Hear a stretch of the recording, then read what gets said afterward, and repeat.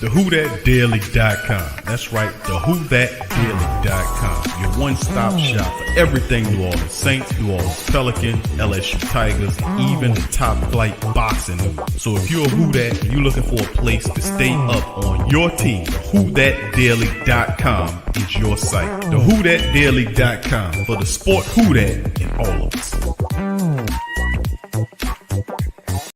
What's up, fam? This is Big Q from the Sports Coma. Much love to the family members. Appreciate y'all. The PRO Media Network is back at it again. Last year, we gave away several PS4s and games. So this year, we're raffling off a PS5. To enter for your chance to win, simply click the link below and fill out all the necessary information to be eligible. Sign up for the raffle. It's $25 to enter. You gain an opportunity to win a system, the PS5 system. Like I said, it's a one remote and everything in it that goes with the full system. These things are hard to come by. It could be yours. Into the raffle today, $25 get you in. There's also a deal when you buy more than one ticket to up your chances of winning. Jump in there. It also benefits the platform as well. So feel free to sign up for the first annual PS5 raffle from the Pro Media Network. Thank you for participating and much love. Big ups to you. Thank you for making Saints Central your black and gold home for the New Orleans Saints.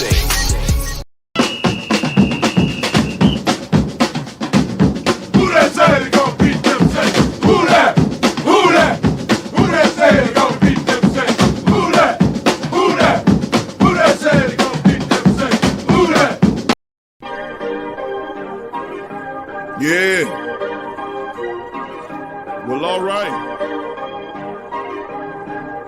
Like you always say, welcome, welcome, welcome. Number one sports talking league. We ain't like the Falcons, we won't blow the lead. Look, all we talk is who that, who got cut and who back. Rookies and the vets, players you should look at. It's the Sports Coma, you don't wanna miss it. Got the pre-game party, post-game statistics. Get a visit from Sway, maybe DC or 5. It's the hottest thing smoking, Big Q and the guys. Go to YouTube Live, make sure you subscribe. Interviews inside the Saints locker room high. Talk to Drew, Jordan, Zach, Payton, New Orleans, Who That Nation. Best believe when I say we bleed gold and black. Ain't a miracle or rivalry could ever hold us back. No, Beastquake, Bounty Gate, let the truth be told. It's the Sports Coma, all we know is say Super Bowl. Yeah. You're listening to the Sports Coma with Big Q and the guys on the PRO Media Network. Who that to the black and gold family, man. Game day is going down. Week 2, Saints versus Panthers. The watch party is provided by the Sports Coma. Much love to the great Saint think tank and the rest of the Who That Nation as we up in this thing for another installment of the Coma, baby. It's game day, baby. Baby, it's game day, and it's time to get it on, baby. As the Saints travel up to Carolina Panthers to take on those Panthers, man. Listen, to our Panther family listening to live stream, you guys got a pretty good team, but you're not there yet. Now, looking at the fact that we're dealing with the Saints, man, in this one, a lot of stuff I want to share with the family members before we jump into the live stream. A lot of stuff happened on Saturday that I'm going to cover on this stream. So much love to the great Saint think tank. And like I've been saying sometime, welcome, welcome, welcome. You're now rocking with the Sports Coma with Big Q and the guys, where we have intense, entertaining, educating, and enlightening sport talk from your favorite sports family. I'm Big Q, the host, and you guys are the great Saint think tank, the Who That Nation, the best of the nation is well represented here, and I salute you guys, and thank you for joining us. Please feel free to hit the like button. If you're not a subscriber, hit the subscribe button, and by all means, share the show's link on your social media feed. It helps us out. So big ups to the fam as we have about a 30-minute pregame before we get into the actual game. And yes, we will be going through the entire game, pregame, into the actual game, into the breakdown at the end. Then we end the stream, come back with a post game. So it's going to be fun today. So big ups to the fam. Appreciate y'all chiming in up in this thing. Kevin Conley, who that to you? Brother Torrey Shepard Sr., who that to you? Good to see you, fam. All right, what's up? New iPad. What's happening, fam? Who that to you? Troy Miles. What's up, brother Troy? Who that to you? Kyle Davis is in the building, brother Kyle. Who that to you? What's up, brother Willie? Willie's in the building as well. Swag fan in the building. Who that to you? All right. Who else we got chiming in this thing? Much love. All right. Josh Goat 23. Who that to you? What's up, Tyra, baby? T Mama in effect in the building. Much love to the queen. Devin C. Who that to you, fam? Appreciate you. Brother Byron, the Who That Tornado is in the building. I call him the Who That Hurricane. Brother Byron, who that to you? All right, who else we got chiming in on this thing? Much love to the entire Great Saint Think Tank. What's up, Brock? Brock's in the building as well. Brock Pace. Jamal Keller, what's up, brother? Jamal, who that to you? T, who that to you? Kenny Sutton, who that to you? What's up, Kashan? Who that to you, fam? Appreciate you. Latrell, who that to you? Good to see you. What's up, Hooded Jew? What's up, fam? Who that to you, fam? Good to see you in the chat. Appreciate you. All right, who else we got chiming in here? Ant, my ninja. It's in the building. Who that to you as well, fam? Appreciate you. What's up, Natasha, baby? Who that to you? Much love to the queens. All right, who else we got? Robert Clark in the building. Who that to you, fam? Tyrese, the last Saints in the building. Who that to you? SPBD7. Who that to you, fam? Appreciate you being in the live stream as well. All right, much love to you. All right, much love. All right, what's happening, fam? Let me see. Be Kind is in the building as well. Who that to you? Damaris is in the building. Who that to you? What's up, UEP? Who that to you, fam? Appreciate you being in the building. Adrian, who that to you? Good to see you, Adrian, baby. Much love to the queens as always, man. All right, who we got chiming in this thing as well as we keep going down? Mitchell, who that to you, fam? All right, what's up? FBA 504, who that to you, fam? Arch, who that to you? Good to see you, fam, in the building as well. The Kamara Crunch, huh? What's up, Carlton? Who that to you, my brother? And big ups to the entire Great Saint Think Tank. If you didn't hear your name, give me a who that, and I got you, baby. I got you. So we're gonna do this thing. A few news and notes for some of the family members asking about some of the players. I see you guys, and I got a report that I'm gonna cover that's going to explain everything, the inactives up into the moment. So if you give me just a second, please feel free to hit the like button. If you hadn't hit the like button, and share the stream, subscribe if you're not a subscriber. So give me just a second, and I'm going to pull up the inactives directly from the Who Dat Nation website, NewOrleansSaints.com. Let's get into it right away. All right, and this is the Saints Panthers inactives for week 2. Of course, Marshawn Laddie and Chauncey Gardner-Johnson were surprised. Well, I knew Laddie Daddy would not be there, but Chauncey Gardner-Johnson was a bit of a surprise. But, you know, we just got to do that thing. All right, New Orleans Saints inactives versus the Panthers. Defensive tackle Montravius Adams is not playing. Ian Book, of course, we know he's not going to be in there. Chauncey Gardner-Johnson, a surprise that the nickelback will not be in for this game. Laddie Daddy, we knew he wasn't going to be in there. Passanio was a big part of what we do out there, is not going to be there as well. We knew McCoy wasn't in. Pete Werner is out. So 2 really big, intriguing names for the Saints is out right there. One being Tanu Passanio, the other one being Chauncey Gardner-Johnson. Both of those guys, Chauncey, plays a pivotal role at that nickel position. And people saying, well, Q, who you got there to replace Chauncey? And dare I say it, you might see that old handshake coordinator right there. He might not start, but you're probably gonna see that old handshake coordinator somewhere around there, just to say, you know. But Marcus Trufant, we'll see what role he plays in this thing as well. But something tell me that old handshake coordinator is gonna be at that position. As you can see, I'm very excited about that. But perhaps let's see what PJ could do. Chris Richard does control that group. But let's see if there is an improvement in PJ's game like it was in Ken Crawley's game. Perhaps. We'll see. All right, so let's get to the rest of it there. As you see, like I said, I'm going to go over for the family members just popping in as well. The rest of the fam. King Logic, I see you, fam. Who that? John Stewart, I see you, fam. Who that to you? Brother Prime is in the building as well. Who that to the fam? Montravius Adams, very, very seldom used. Guy Ian Book is not going to be active. Chauncey is the big name now. We knew Laddie Daddy wasn't going to be available. Passanio is a bit of a surprise because I really wanted to see him in this game.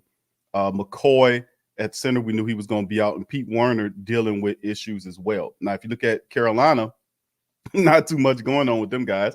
They're like skipping through the forest with no props.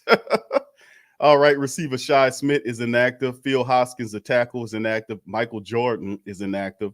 Wish they had Michael Jordan. Deontay Brown is inactive. Trent Scott, tight end Colin Thompson, and defensive end Darryl Johnson. So most of their big name players are going to be active for this game. The Saints on the other end of the spectrum dealing with a lot of things, man. We dealing with the C-19 madness. All of that stuff. It's just a big test, fam. Like, Hugh, what is going on with the black and gold? We getting hit with injuries. We're getting hit with the C-19 stuff. We're getting all that. And this is just a part of being a good team. Like, sometimes you're not going to have those idyllic situations where you're going to just be like, okay, yeah, we're going to just go in there and do what we got to do. Sometimes we're going to be banged up, but regardless or not, we still will have to have success. Now, do we have enough components to get the success in there to get it done? I really do think that we do. Now, let's get into the rest of the news, fam. And while I'm doing that, I want the family members to put in the chat while I'm covering the stories, the score for the Panthers game. What do you guys think the score for the Panthers game is going to be?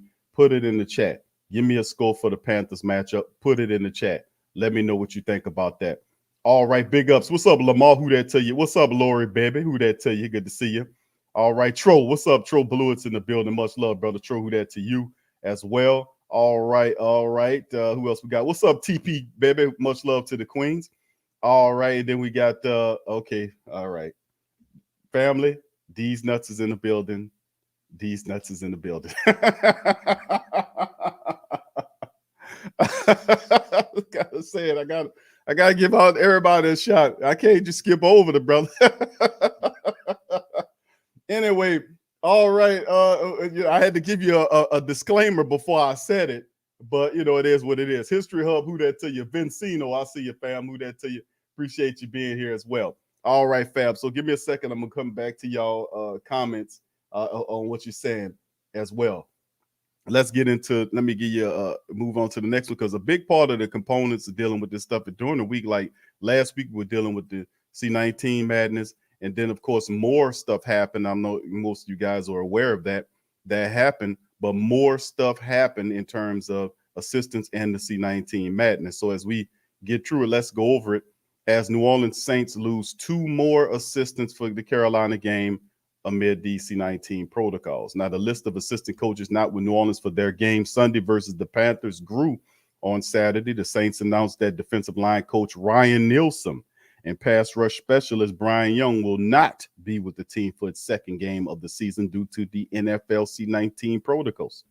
Now, Nielsen and Young's duties will be divided among the defensive staff, the team said, adding that offensive line coach Brendan Nugent will be with the club in Carolina. So we lose Ryan Nielsen and Brian Young, but the team is saying that Brian Nugent will be with the club in Carolina, the offensive line coach, after previous reports saying that he would not. Gabriel Thomas, who that tell you? Fly Trace social media. Big ups to you. Tragic 504, who that tell you as well. Much love. All right, so as we keep going, Saturday's announcement brings the team total to 8 coaches that are unavailable this week, and the Saints will be missing at least 3 starters because of injuries as they look to improve to 2-0. Defensive end Marcus Davenport's shoulder, linebacker Quan Alexander's elbow were both placed on the short-term IR Friday, meaning they will be sidelined for at least 3 weeks. Center Eric McCoy has a calf situation. Backup linebacker Pete Werner's dealing with hamstring issues. Chase Hansen with a groin situation were also ruled out for Sunday's game. Hansen was officially placed on the injury reserve on Saturday. Pro Bowl cornerback Marshawn Laddie Daddy Lattimore was inactive after undergoing thumb surgery this week. Lattimore has been listed as questionable after practicing on a limited basis Thursday and Friday. And Coach Payton said he would be a game time decision. So it is what it is on that. Let's keep it going. The coaches, meanwhile, were ruled out after testing positive for C-19 earlier this week. Wide receivers coach Curtis Johnson, tight ends coach Dan Richard, running backs coach Joel Thomas, offensive analyst Jim Chaney, offensive assistants Declan Doyle, and special teams assistant coach Phil Galliano were all among the first names announced as out on Friday. Payton said earlier in the week that all the coaches were, had got their shots, so they can return to work once they have 2 negative tests 24 hours apart. Critical minds would ask the question, but I won't get into that in this one. Saints left tackle Terron Armstead and left tackle Terron Armstead said that Payton is, quote, kind of getting back into his early days, end quote, this week while doing more hands-on coaching with various position groups. I love it. And, quote, he's running around. He's coaching every position. Armstead said, I think he's having a great time embracing the challenge and missing some great minds in our coaching staff. He's leaning on some of the older guys and veterans to help out where he sees fit, but his energy's been up, and that's Sean. He's never they call him Sean. I call him, I would just have to call him Coach Payton. That's his title. He's never one to use any situation as an excuse, and that type of coach rubs off on the team, end quote. Yeah, Coach Payton is putting in work. Lattimore is vital to the Saints defense against a division rival that features standout wide receivers DJ Moore and Robbie Anderson. However, the Saints will have veteran cornerback Bradley Roby in the lineup for the first time Sunday after acquiring him in the trade via the Houston Texans last week. And the rookie cornerback Paulson Adebo played well in his debut, intercepting the Packers quarterback Aaron Rodgers. Started safety Chauncey Gardner-Johnson, knee and reserve defensive end to new passing. You'll have Caps were inactive. Reserve back PJ handshake coordinator back was active. All 3 players have been listed as questionable for Sunday's game. Now, also Saturday, the Saints elevated 4 players from the practice squad to the active roster. That's defensive back Jordan Miller, linebacker Wynton McManus, center Austin Ryder, which we talked about, and defensive end Jalen Holmes, the former Ohio State guy. So with that being said, a lot of movements being made by the black and gold to get ready for the situation. Now, of course, we're dealing with the C-19 stuff. We're dealing with injuries. We're dealing with suspensions. We're dealing with it all. But how do you deal with it is the key to success and winning games. Regardless or not, like I said, most situations in life, this is how it goes, are not idyllic. And sometimes you're going to have to go through bumps and bruises and obstacles. This is what happens. But if you have the perseverance, or with the older or experienced generation used to call stick-to-itiveness, you should win. You should and will win if you have stick-to-itiveness. Remember that. We got to bring that word back, man. A lot of our older and experienced people know what stick-to-itiveness is. And it's pretty much you got to stick to it. Stick to it. Hang in there. All right, so that's some of the news notes on that. Also, let's feel free to move on to our next topic of discussion here, family, as we keep moving on. And let me see. This is a report sent by the Saints Wire and John Sigler covering the black and gold. A bit of a news here. Saints targeted Kyle Fuller and Stephon Gilmore before Bradley Roby trade. The Saints were swinging for the fences, man. That's what I was hearing. But it comes out that the Saints were looking at Fuller and Gilmore. How about that? So a lot of the machinations that Saints were linking, they were taking their time doing their due diligence. Let's get into the article according to Sigler. It's no secret New Orleans Saints worked out around the clock to find an upgrade at the cornerback position. As some of their efforts started in free agency, where Richard Sherman wouldn't settle for their offered price. It continued into 2021 NFL draft when the Saints attempted to trade into the top 10, and talks continued in the training camp when NFL Network's Ian Rappaport reported the Saints made overtures for several proven veterans before ultimately landing Bradley Roby. Rappaport clarified that the Saints offered the Broncos a really solid draft pick for Fuller, though general manager Jared Patton decided to hang on to his big free agent acquisition. He adds that the Saints also called for New England Patriots #1 cornerback Stephon Gilmore, but to no avail. And in the end, it's more or less worked out for everyone that the Saints landed Roby, who's expected to make his first start for the New Orleans Saints on Sunday against the Panthers. Now, Fuller stepped in for the Denver after starter Ronald Darby was sent to injury reserve for a few weeks, and Gilmore's out of action on the physically unable to perform list on an offseason injury. So I dare say the Saints are quite blessed, pun intended, to have missed out on both those guys. Maybe Fuller's a better player than Roby, but the Saints may have needed to give up more. They definitely would have done that. Spent to acquire Roby, which was a 2022 third round and a conditional 6th-round pick. Could you believe that? To pry him away, and then Denver helped us out by taking $70 million, over $70 million of his contract, and then the Saints have like $2 million. Really worked out well this year to get him out of there. So they were motivated sellers. The primary, maybe everyone is just where they're supposed to be in the equation. And I agree, man. Gilmore hurt and Fuller. I mean, I'm really happy to have Roby here. And I think he would do a pretty good job. He has a lot of familiarity with some of the guys that are here. He mentioned in prior interviews that he works out with a lot of these guys. Speaking of which, let's look at a little cap money right now, baby. And all of Mickey, you know who we talking about. Talk to Sean. Mickey making moves. And let's look at this story here also by Sigler. Saints open up a little more salary cap space with 2 restructurings. According to Phil Yates of ESPN, reported Saturday that the New Orleans Saints are working around the clock to maximize their resources, restructuring contracts with cornerback Bradley Roby, defensive end Marcus Davenport. The 2 moves ultimately created more than $1.08 million in cap space for 21, which was critical in filling daily roster moves like sending players to and promoting them from the practice squad. Things are tight, but not unmanageable if you're Mickey.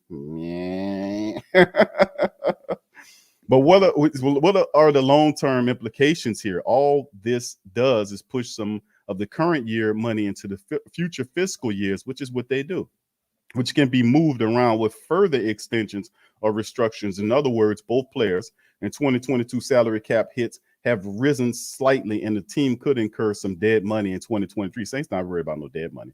If they don't resign either Roby over that, you see him over 500,000 there, or Davenport over 800,000. Now for Roby, the 2022 cap hit is now 10.1 mil, which ranks 11 highest on the books.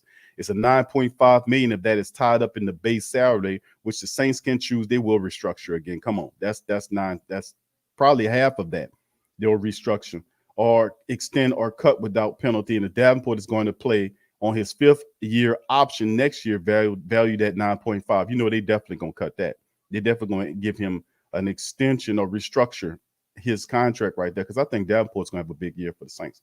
But even if Davenport, like I said, there'll be some restructures. They won't let them sit there and occupy $10.1 million. Come on, that's not going to happen. It's unlikely that that number stays there. New Orleans has a history of either restructuring those 5th-year options to a smaller figure, as with Sheldon Rankins, or figuring out long-term extensions with Ryan Ramczyk and Lattimore. It took a while for Laddie Daddy, but ultimately it did get done. So while the Saints are in the red by north of $54.4 million for next year, it's not nowhere near around what that $100 million was, but they got plenty of options to work around that. Ramczyk and Lattimore signed contract extensions. That's 2 big deals off the books for the black and gold, the restructuring and the re-signings or extensions of Ramczyk and Lattimore into the future. That's 2 big names that you take off of that. Now, there's still quite a few guys there that'll be there, but it'll be the bigger names like Jameis Winston and Taysom Hill. What are you going to do with some of these guys that's coming up next year? So we talked about that, and it's not going to be as hard as it was the previous year, but the Saints are getting on the plus side of that thing. All right, let's keep it going. And made restructure, which can save a combined $32.82 million. Next, some additional restructures for franchise cornerstones like Cam, the Man Jordan, and Elvin 41 Kamara saves another $16.4 million. Look out for that. And then there's another minor move or 2 away from cap compliance, allowing the Saints to work on extensions for free agents like Terron Armstead, Marcus Williams, and so on. That sounds daunting now, but the salary cap is skyrocketing in 2023. So the game is to get to 2023, and the Saints will manage and they will do it. Now, I'm not a fan of the kick in the can mentality, but this is just the mentality of the team. I hope once we get the books back to where we're supposed to, we don't need to have to mortgage the future for the present. But this is the mentality and mindset of how he operates. So anyway, still with me. The point of all this is that the Saints aren't just shuffling debt around from one credit card to the next. They're working with a plan, and they got bigger goals in mind than maintaining cap compliance or building up unspent cap space. The team is talented enough to make some noise in the playoffs, and more smart cap management is going to keep them competitive for years. Very well written article, Mr. Sigler. And I agree 100% with you on that. 100%. I agree.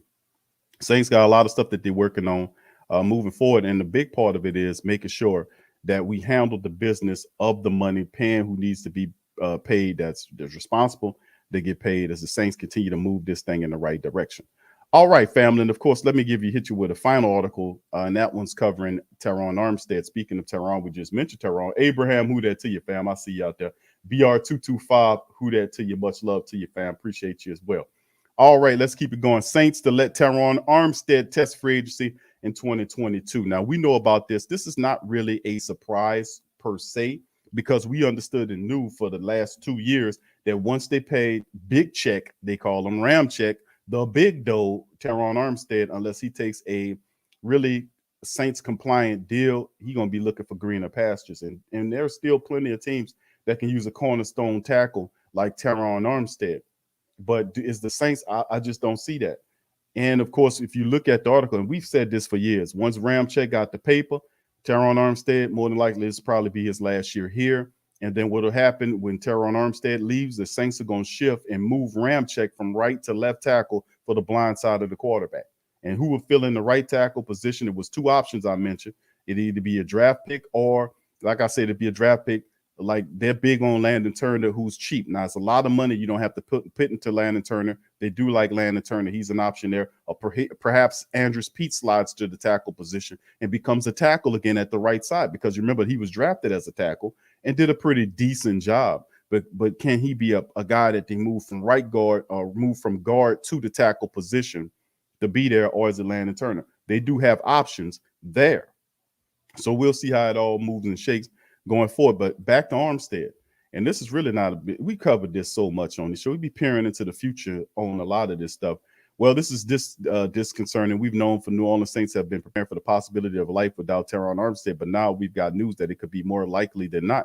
Losing their all-pro left tackle would be very difficult to recover from. Jeremy Fowler of ESPN reported Saturday that the Saints are effectively finishing negotiating big money contract extensions this season after signing star cornerback Marshawn Lattimore to a 5-year deal. Now, months after right tackle Ryan Ramczyk was also extended. Here's what Fowler wrote. He says, quote, "I'm hearing he's set to play out the final year of his deal and hit the open market in March. Armstead is still a premier left tackle at the age of 30, and he can't be franchise tagged because of recent contract restructures, including viable years. So unless the Saints come up with a massive offer, commensurate with the top tackles at his age and price range, they'll need to find a new edge protector next season," end quote. Now, y'all put one in the chat if y'all remember me saying this, because what's up, Javier? Who that to you, fam? Good to see you in the chat. Y'all put one in the chat if y'all remember me talking about it. What's up, Kelvin? Kelvin Washington from Phoenix, Arizona. What's up, Kel? Big ups to you, fam. Good to see you. What's up, Jose? Who that to you, fam? Appreciate you being here as well. Now, listen, put one in the chat if y'all remember this. Me and us talking about this on the Sports Coma. We know that it was an inevitability that sooner or later Terron Armstead would not be here anymore. It's not cap flexible. Once you pay Ramczyk that big ass money, then you knew that eventually he would be gone. We talked about this before 2 years ago. Prior to this year, I was like, man, maybe we need to kind of move on from him. But the Saints are going to look at cheaper options at the opposite tackle position. And I've said constantly that once Terron Armstead leaves, and I said that 2 years ago about Terron Armstead, the Saints can't sustain keeping Armstead here. You know, he's reached 30, and the reality is we got the best years out of Terron Armstead. You can't, and eventually he missed a lot of games. He did change his diet and did a lot better, and he's a monster when he's healthy. But I think time is coming for Terron Armstead. We've said that. We've called that. That's why I was looking at Landon Young. They like Landon Young, and Smart Money says Landon Young is going to be that right tackle. Plus, he'll be a lot cheaper option for the Saints to happen on that offensive line as they kind of create that young, strong line. You got Cesar Ruiz, McCoy, and then I'm looking at Landon Young, a restructuring of Andrews P contract, and that's why I was saying either you can keep him at guard, Andrews that is, or move him to right tackle. And remember, Landon Young can play tackle and guard for you, so we do have options there. And then there's also the draft. If the Saints don't like that option, they can go in the draft and pick up an offensive lineman. We know Coach Payton doesn't have any problems picking up offensive linemen. He did with Ruiz. And we said, man, what the hell are we taking a center for? Now you know. All right, so with that being, look, all them ones in the chat. Thank y'all, man, for that. But listen, let's get back into this article. And we knew this the whole way around, that eventually Terron Armstead was not, was going to be facing this. Fowler has been on top of the Saints news this summer. He was the first to report Lattimore's interest in a new contract before the season started. He reported several insightful contract details in New Orleans. New Orleans deal with backup tackle James Hurst. While Hurst has been a great backup for the Saints, his contract increases in value if he wins a starting job. They also True of Ramczyk if he earns an all-pro recognition at left tackle, and take those two factors together and make sure, and that's, he said, notice recognition at left tackle. He's not like left tackle. He's a right tackle now. So that's in saying that for next year. So it even in the language, they've been through this. Take those two factors together, and it sure looks like the Saints are prepared to let Terron Armstead go while sliding Ramczyk the left side and giving Hurst an opportunity to start at right tackle. It will not be Hurst. Won't be Hurst. Hurst is a good offensive lineman, but he's slowful. He gets beat a lot. It will not be Hurst. More than likely, it'll be Landon Young, in my opinion. But I said this years ago, that Ramczyk, they're going to pay him and slide him on over to the blind side. Said this years ago. The salary cap crunch is expected to continue until 2023, when the new media contract sends the cap sky high. Good players like Armstead are going to get squeezed out. Not squeezed out, squeezed in. He leaves here, goes somewhere else, and breaks the bank for whoever wants him, because he's still a very good tackle. Maybe Armstead considers a hometown discount, but in his best interest to look for a big payday. I don't see him doing that. He's 30, and it's not like he can get another significant contract offer. He can land something comparable to $23 million per year. The top tackles like Trent Williams, David Bakhtiari, and Laramie Tunsil are getting it. He owes it to himself to pursue it, and that's a number that stretches the limits of the Saints' creative accounting. They're right to prepare for the departure. It's been years in coming. But Fowler reporting reflects how the Saints feel in September. It's very possible they feel differently next March after self-scouting and getting a better idea of what 23 salary cap look like. In-season extensions are rare for New Orleans, but let's hope they find a way to keep both sides happy. It will not happen. Terron Armstead is gone. Said that last year. Said that 2 years ago about Terron Armstead. Love him, but he's gone after this year. Same what happened with big Sheldon Rankins. We knew about Sheldon Rankins and all this. It's just what it is. All right, thank you, brother Prime, for the super chat, fam. Appreciate you there. He says they're not showing us in H-Town, but the Buccaneers at 3. I wonder why. Just more Saints hate, baby. All right, big ups to the rest of the family members before we get ready to go. And that's all the stories I'm going to cover for you guys as up right now. We're getting ready to get into the live game aspect of the show. So let me see here, make sure.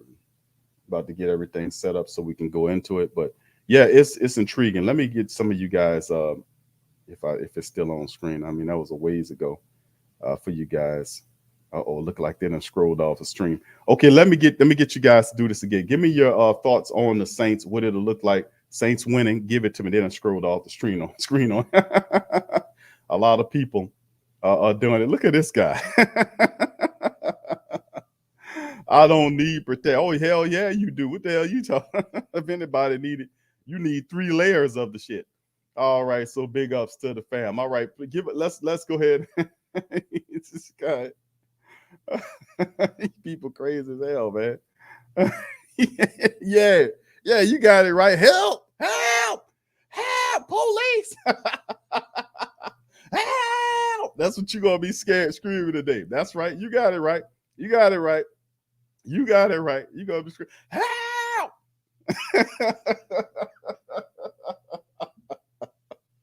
Oh man, people, I love it, man. All right, give me some scores, fam. Let's get ready to go into the game. What's up, brother Wallace? Big ups to you. Wallace says 42-10 the Saints. All right, I said 30-17, family. Are y'all with me on that? What's your score? Give me your scores again so I can put them on the screen. Josh says 31-17 Saints. Thank you, Josh. Appreciate you there. Oh man, this guy must have. Hey Sam, you took too many shots in the head, man. I think you got your numbers all scrambled up there, man. 99-10. Oh man.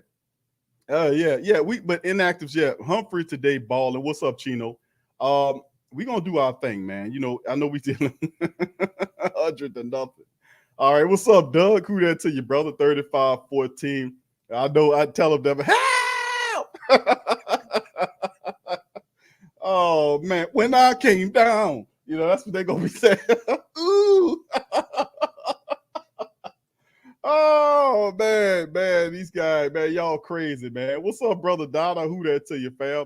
Brother Dada says 27-23 Carolina. Thank you, brother Dada. What's up, Robert? He says 28-19 as well. All right, what's up? All right, Keatville. All right, Governor Alex Keatville. Thank you, fam. Who that to you? 24-17. Appreciate you. No, the hood YouTuber. No, I'm not showing the game, like the actual video footage of the game. They'll block the piss out of you for that. But I will be covering the stream here, and I will be showing like the what you call the screen that we usually do here. And we'll have the game cast. The game cast. We'll do the game cast here. Any other thing you'll try to do, man, they got a system in place. They'll knock the piss out of you. So you don't want to do that. You don't want to do that. They'll knock the piss out of you. All right. So if you can stick around, fam, we be doing play-by-play if you can't see the game, man. All right, Big Sean, what's up, my brother? 35-17. Appreciate you there. All right, let's see what else we got here chiming in on in this thing. Jose says Saints 31-17. All right, thank you, fam. Appreciate you. All right, who else we got chiming in here? All right, Kevin says 62-7. He says that channel, that's my Colts score, 62-7. Okay, he got the Colts score. All right, who else gonna throw a score? No problem, bro. What's up, Ice Cream Man? What's happening, fam? Good to see you, bro. 24-17 Saints, Ice Cream Man in the building. All right, there we go. So with that being said, fam, we're going to get ready. You hear DeMario in the huddle cutting up. You hear DeMario? You hear him? You hear him?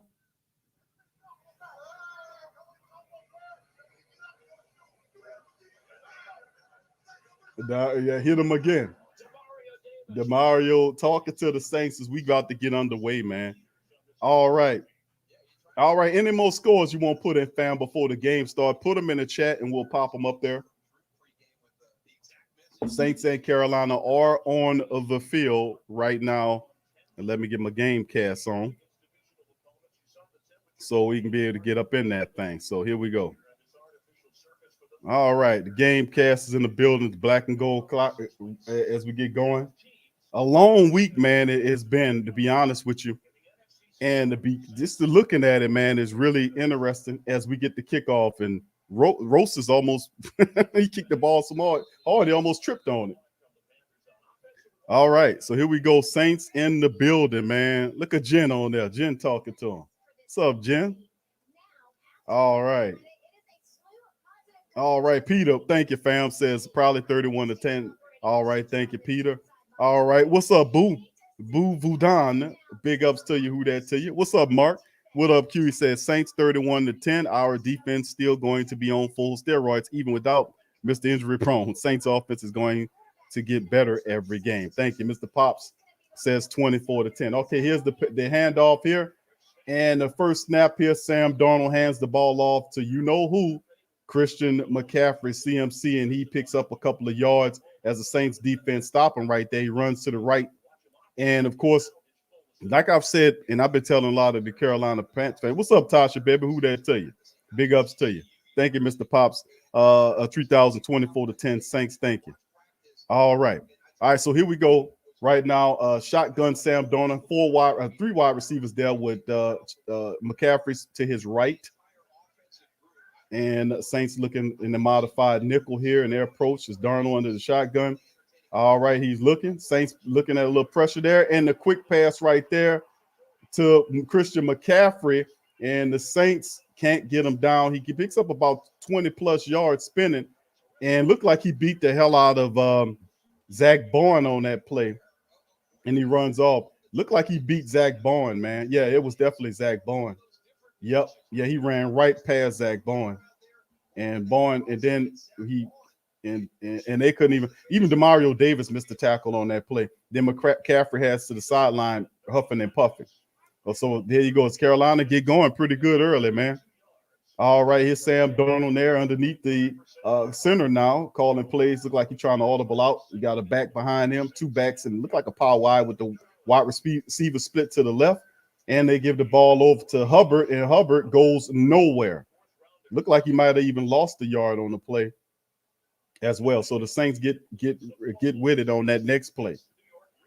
All right. So big game by Christian McCaffrey early. Then they come back with the backup running back. The Saints stuff it. And let's see what we can do here moving forward. All right. So just to let the family members know, on some streams, people are a little bit ahead of me. On some streams, I'm a little behind you. So no stream shaming, please. Do not steal my thunder and my passion because I'm sitting up here. I'm a little behind you. Stop stream shaming. All right, here we go. Three wide receivers to the left. They're in the shotgun with the running back to his left, and he's just gonna stare down the running, and then Drew's in the pocket like we playing zone, and they moving the ball. They find DJ Moore with the pass there and pick up a big chunk of yardage right there. And Sam Darnold looking pretty good early on as the Carolina Panthers offense. Now, if you look at that's PJ Williams right there that he's guarding. I look at PJ on Robbie Anderson, but this guy basically running around, and then he finds the zone right hole in the Saints secondary and makes the play. You can never lose trace of a guy like DJ Moore, man. You can't do it. He'll kill you. All right, here goes Sam Darnold, man, in motion out the backfield. Got the running back there, and then he hands the ball over. It's a play action to the left. He comes back to the right, throws the ball to number 16. Easy touchdown. Saints defense looking real shaky early on. They're looking really shaky. Brandon Zylstra catches the touchdown. That was an easy drive for the Carolina Panthers. Too damn easy. The Saints got to wake up and get this done, man. That was too easy. That was no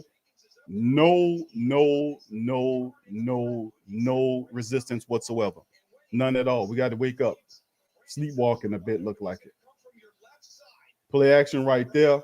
And then you can see him running basically free. Nobody on him. Totally wide open. How does that happen? We got to wake up, man. Come on. That was too damn easy. All right, Carolina up 7-0, man. And we gotta fix that. And I hear what you're saying, Greg. We missing it, but that's never been a excuse for the black and gold. We still gotta wake up. There's no excuse for a guy running that free, bro. And that whole drive, people running free, making plays. That was too easy, man. Too damn easy. All right, so let's keep it going.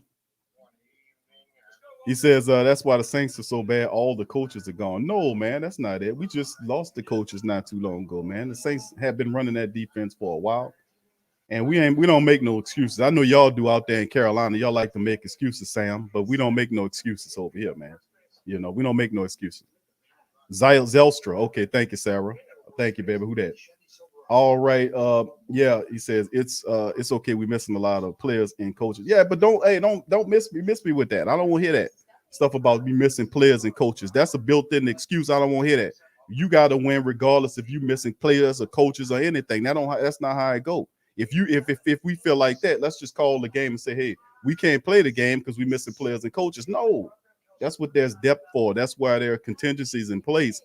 That if you do lose players and coaches to C-19, you still have to show up and represent. That's not an excuse over here. We can't think like that, man. We still have to be able, the guys that are in there still have to produce. That's what the depth situation is. It's what it is. We got to produce. If not, then mail the damn game and tell them, listen, man, we got too much going on. We can't play. We forfeit the contest to the Carolina Panthers. Of course, that sounds ridiculous, but at the end of the day, it's no excuses in success, man. You got to hit it or quit it. Bottom line, that's how it goes. And we don't play that. We don't play that in the black and gold building. We let the Carolina Panthers and the Atlanta Falcon people and all them make excuses for why, well, we didn't have this guy or that. No, fam.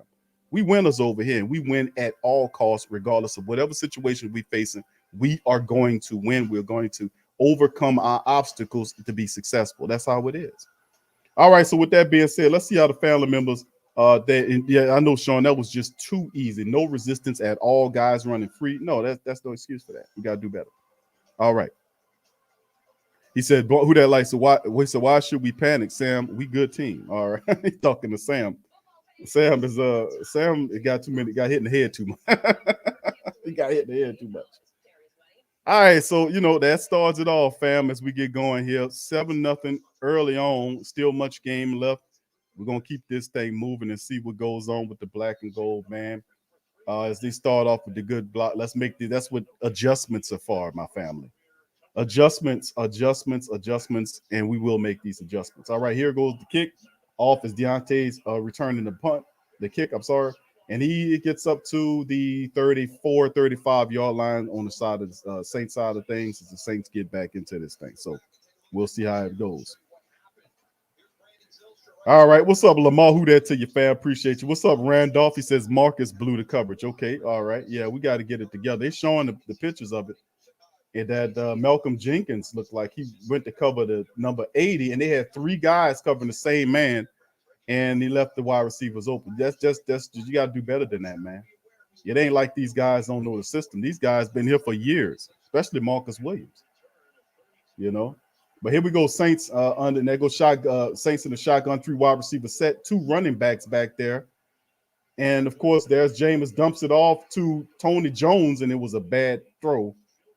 I don't know what that was, but a flag is down. I don't know what it is. Let's see. That didn't look right. There you go. We got a roughing the passer. That helps out. 15-yard penalty as Elvin Gentry's brother gives us a break. Elvin Gentry's brother gives us a roughing the passer penalty right there. Let's see what happens and who hits him. Man, come on, bro. Well, yeah. See, they're not, and see, you're gonna get that most of the time anyway. And Matt Rule losing whatever little hair you left. How's that a roughing the passer?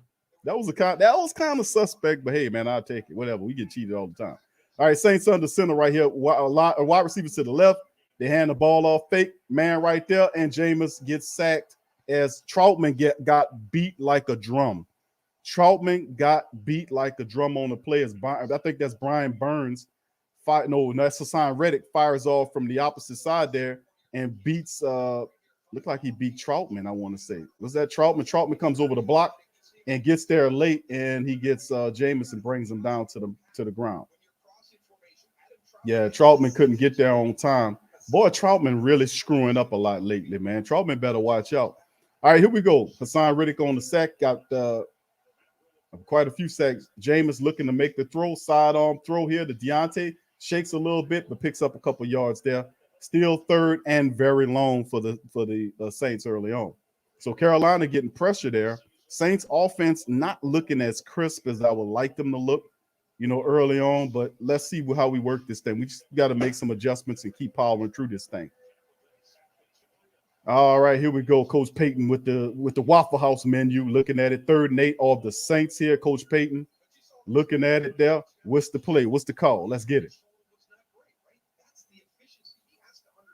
All right, look like a timeout. Yeah, Coach Payton calls a timeout. All right. Coach Payton said, listen, we got to get this together, man. We don't look right. Yeah, Coach Payton said, man, we got to get this together, man. Let's get it together. Yeah, the Saints, we got to settle down in here. All right, big ups to the fam here, man, as well. Much love.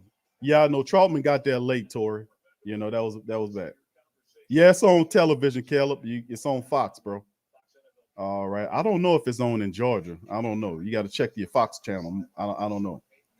All right. What's up, Sideshow Rob? Big ups to you. He says, that's Hassan Reddick. Okay, yeah. Reddick beat him. Both of those guys, Reddick and Burns, they're pretty good, man. Like linebackers playing defensive end. They fast and they can move. So the Saints going to have to adjust to those guys. We said that in the thing. You got to watch out for those guys. They're pretty fast. All right, here we go. 3rd and 8 right here. The Saints had to take a timeout to settle down and kind of refocus here. All right, here go Jameis Winston in the shotgun right here. Got look like a bunch formation to the right. Got players there, a little movement there. All right, Kamara drops back next to Jameis on his right, and we got a false goddamn start on Terron Armstead. Come on, Armstead. We just picked up big yards, man. Come on, man. You're telling them to be quiet. No, you be quiet. You out there screwing up. Come on, man. That's it. Okay, here we go. 3rd and 13 now, man. False starting all over the place. Saints got to settle down, man. What the hell?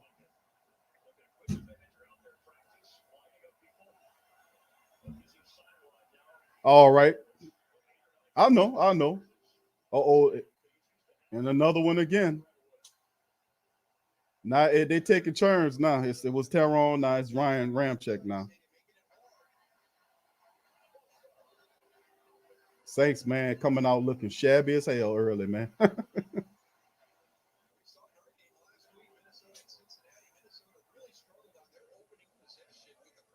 Looking shabby as hell. Get it together.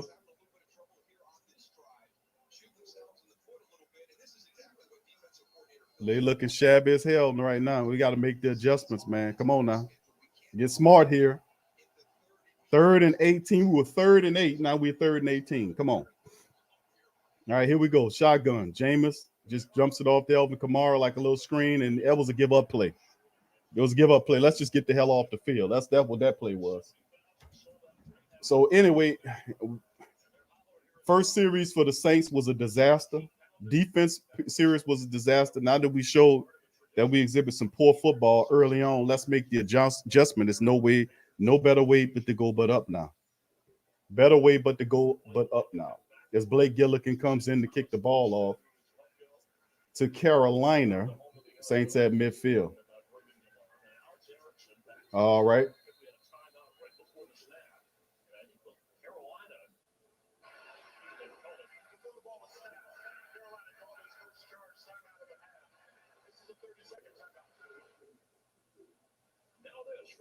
Why would you call a timeout there by Carolina? I don't know, but it's a timeout by Carolina on the play, fam. Very, very strange start by the black and gold, man. We're going to see. Let's just they don't look good to me right now. A couple of bad series. Let's see. We got to clean this up.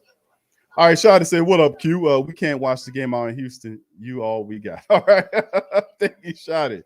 All right, fam. I'll do my best to represent the family members that can't hear the game, man, and that's what we're here for.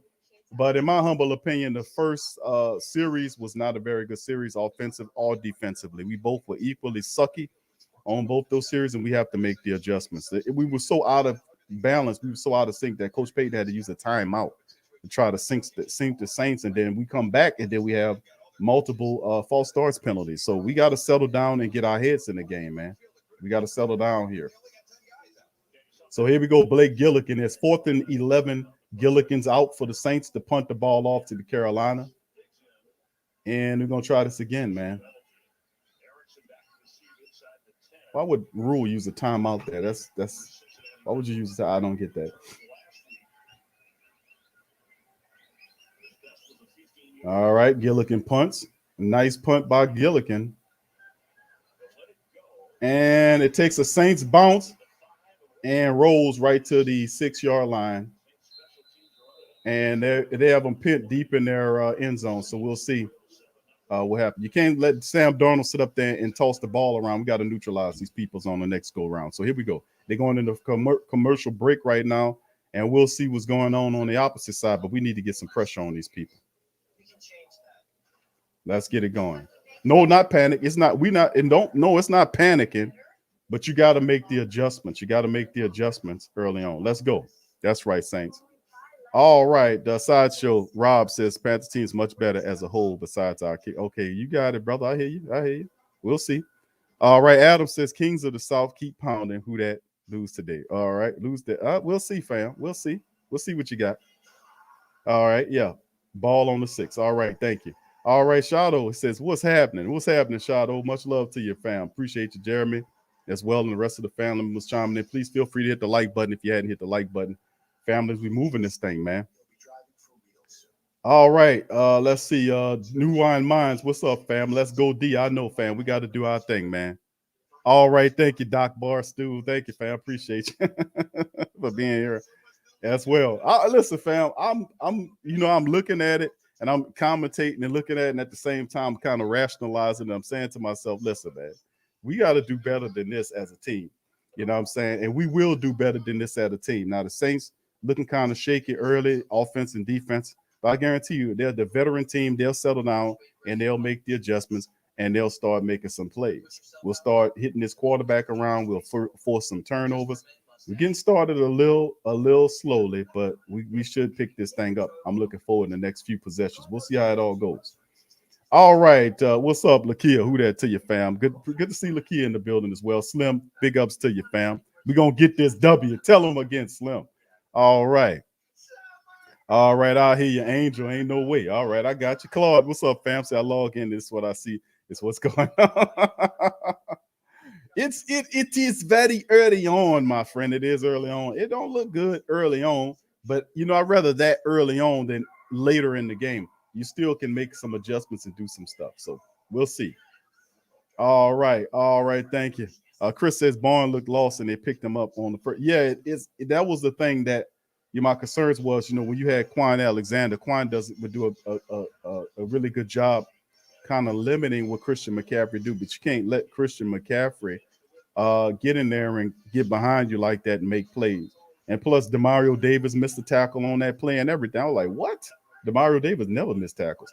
All right, fam, that's right, Slim. All right, there we go. There's McCaffrey again. The Saints swallow him up on the first play coming out that thing. Big play there. Nice stoppage right there. As it'll be second and short as they show on the offensive line. Irvin, Elfin, Paradis, Miller, and Mouton up front protecting the likes of Sam Darnold. And, of course, they got really terrific wide receivers in DJ Moore, Robbie Anderson. We know about Christian McCaffrey. And look at Dan Arnold's sorry ass out there. All right, here we go.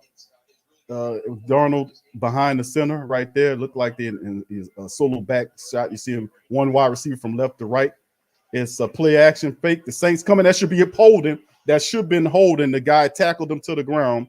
But the referees, did they be a flag? Should be a flag on that play. And it is.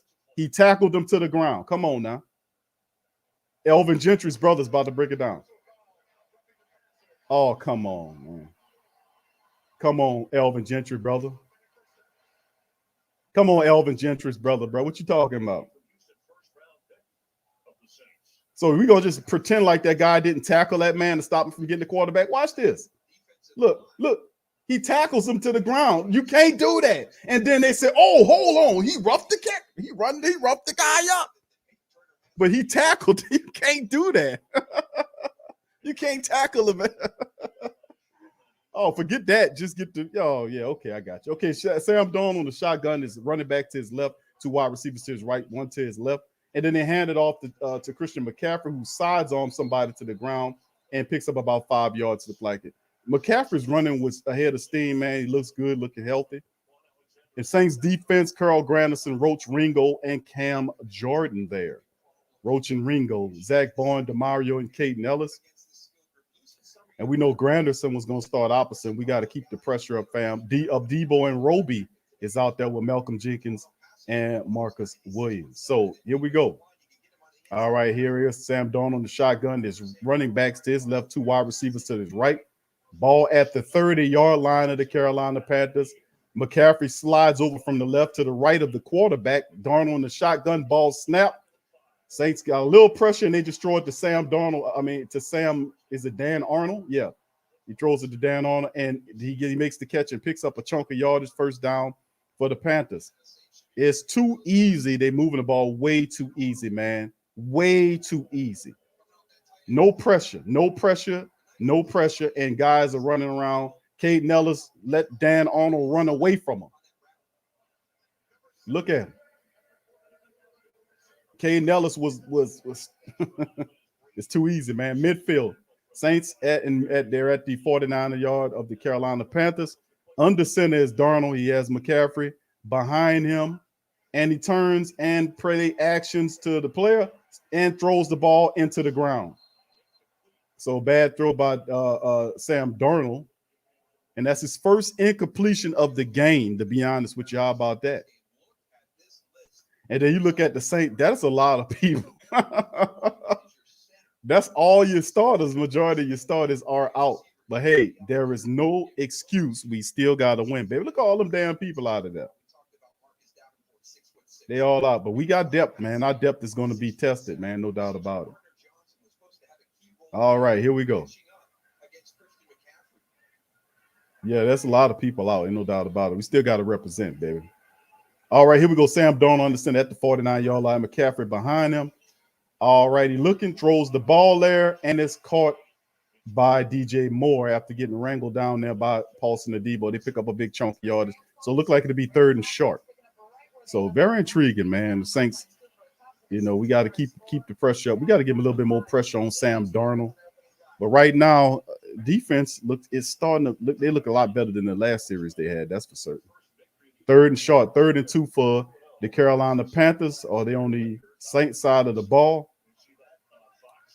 All right, here we go. Sam Darnold on the shotgun. Christian McCaffrey to his left. They're at the Saints 44. McCaffrey goes into motion from left to right.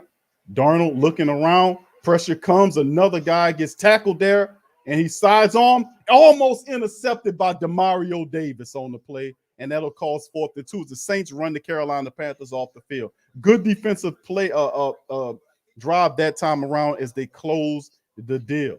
They got a little bit more pressure on Sam Darnold on that top, but they keep tackling the guys to the ground. You can't do that shit.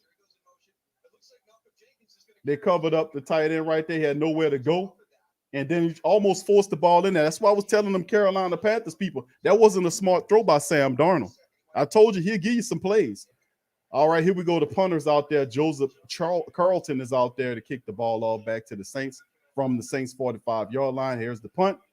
It's up, high punt, and it'll be at the 10-yard. That was a really good punt by him, high, and drops it in at the 10-yard line. Saints will start deep in their own territory here.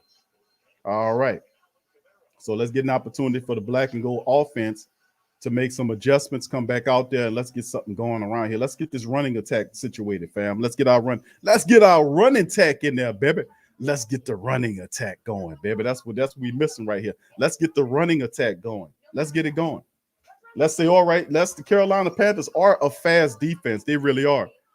But they're smallish. You got those linebacker defensive end types. Let's get them big guys like Terron Armstead and Ryan Ramczyk to say, I don't have to chase you around blocking you. Let me just put my big paws on you and just push you on up out of here.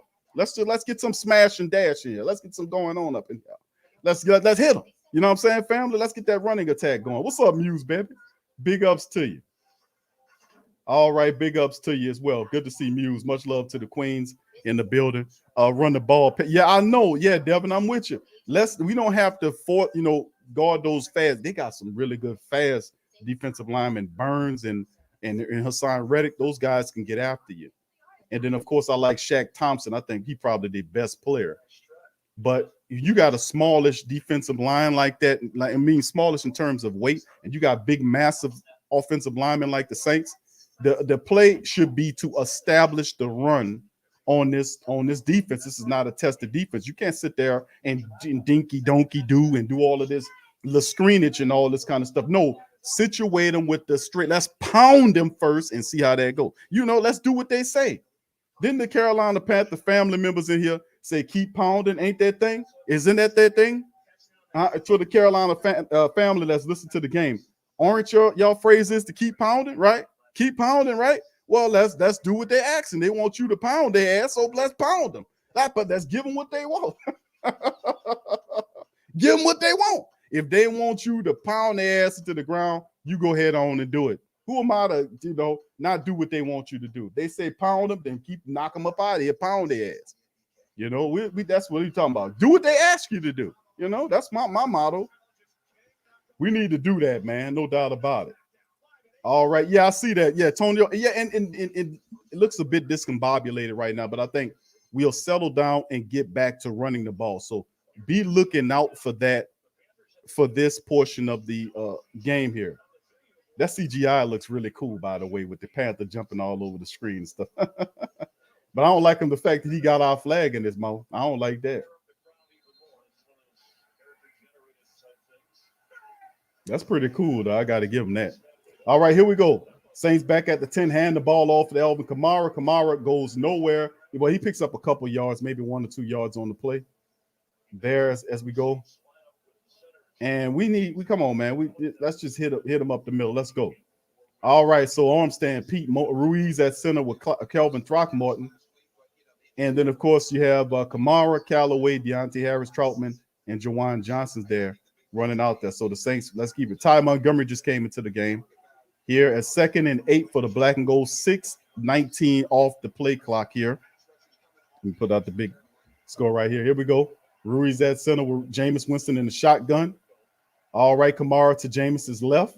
Pressure comes right on through and misses Jameis. Jameis throws the ball, and he gets a couple of yards. But the guy just had a clear sack, a shot at Jameis, came running through there free and missed him.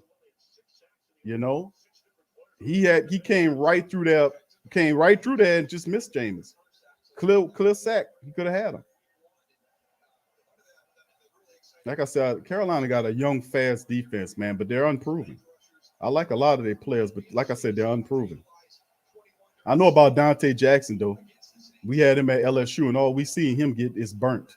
He likes to pretend like he's a top-notch cornerback, but he be getting toasted. I've seen some plays where he got toasted last week. All right, shotgun Jameis. Looking, the ball popped up in the air, and that'll be 4th down as the ball deflected at the line of scrimmage, and that'll bring in 4th down there as Carolina coming in with the hands up, and they batted the ball away. And Jameis throws the ball, and the defensive lineman astutely pushes up and hits the ball. That's what you're supposed to do. Carolina stops the Saints on that drop. 4th and 4, Gillikin back out. Saints not making much headroom offensively speaking. You know, a couple of offensive, one run there situation where he was no fullback behind Alvin Kamara. He was just running naked by himself right there, and they stopped it for a couple yards. And we'll see. Taysom Hill is out there on the kick, on the punt, and there's the kick by Gillikin, a boomer. Hell of a kick back inside the 25-yard line. Guy returning it, and the Saints bring him down right near their own 35-yard line. So Erickson, great punt by Gillikin on the play. Nice punt. Right now, 7-0. Carolina Panthers on top of the black and gold right now. Right now, 7-0. So Saints defense showed a better series. Saints offense still trying to find their way right now, but it's just 7-0. All right, so let's keep it going. Let me go to the chat to see what some of the family members think. Y'all put in, you guys, what do you think about the game thus far, family? Drop some science on the chat, man. Let me know what you guys think about it. We got well over 400 people in the chat. If you can do us a service by hitting the like button, that will be well appreciated. And also, please feel free to share the show's link on your social media feed. Hit that like button. If you're not a subscriber, hit the subscribe button. Let me hear what you guys think about this matchup, man. Let me know what you guys think about this here thing. Let me know. Tell me what you guys think about this thing. All right, 504 code who that to you, fam. Says take your time, Jameis. Don't force nothing. Panthers will make a mistake. They're throwing a young team. You know, I think he's there. A young team got to run this damn ball and put pressure on Darnold. Thank you. I got you. 504 code. Thank you, fam. What's up, brother Larry? Who that to you? Say Sean Payton about to get pass happen. No, I don't think so. I don't think not. That last drive that you seen the black and gold do was interesting, but listen, we need to settle down and we need to get back to running of the ball and not naked like that. Let's use a fullback. We do have Adam Armstead activated. You know, let's use some fullbacks in here. Let's put some of the tight end packages together. Let's start running this ball. Let's settle down and run the ball. We get harmony and rhythm that way. It's too much of the little screening stuff and all that. No, forget all of that, because really the screening stuff, it'll be kind of minimized to a degree because the Carolina Panthers defense is very fast. They'll eat that up. So you going sideline to sideline with a very fast defense, that's not a good look. But when you're young and fast, you can run on this team. You know, like I said, they're a good defense, and we need to test that theory. We need to test that. All right, Trey, y'all know run the football, please. This is a part of the game what we got to do. Where they can't get the ball up the field, run the ball. Let's do it.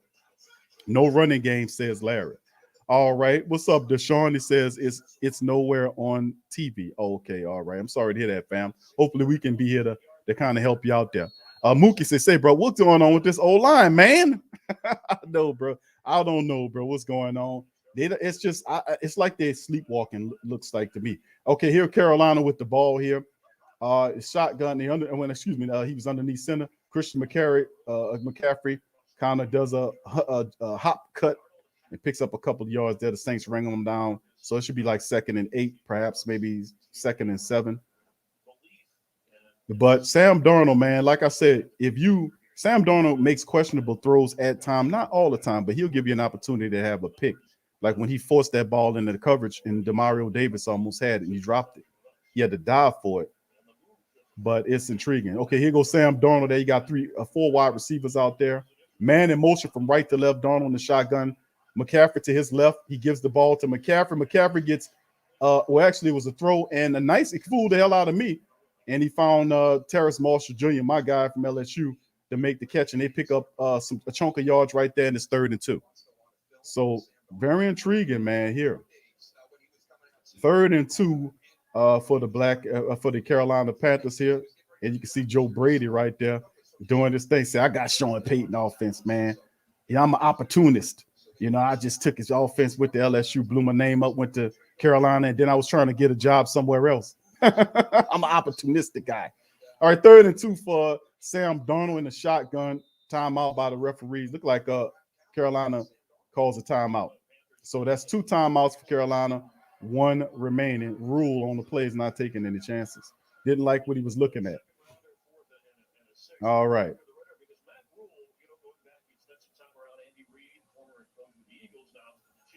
So we'll see what's going on there.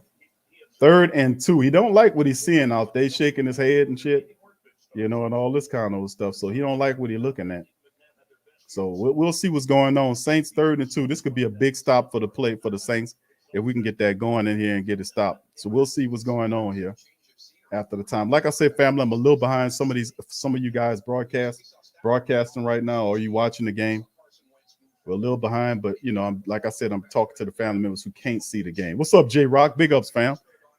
Yeah, I'm here, fam. I'm gonna do my best for the family members. All right, here we go. All right, here we go. 3rd and 2. Carolina is 3:51 on the clock. Darnold at their 40, around their 40. Shotgun. McCaffrey to his left. They hand the ball to McCaffrey. McCaffrey gets stopped short of the first down for the black and gold. He gets stopped short. Well, let's see where they spot the ball at. But McCaffrey saying it's a first down, but looks like to me he was stopped short. Let's see where they spot the ball at. And by the cheer of the crowd, they said they get the ball. I don't see how they gave him that first down.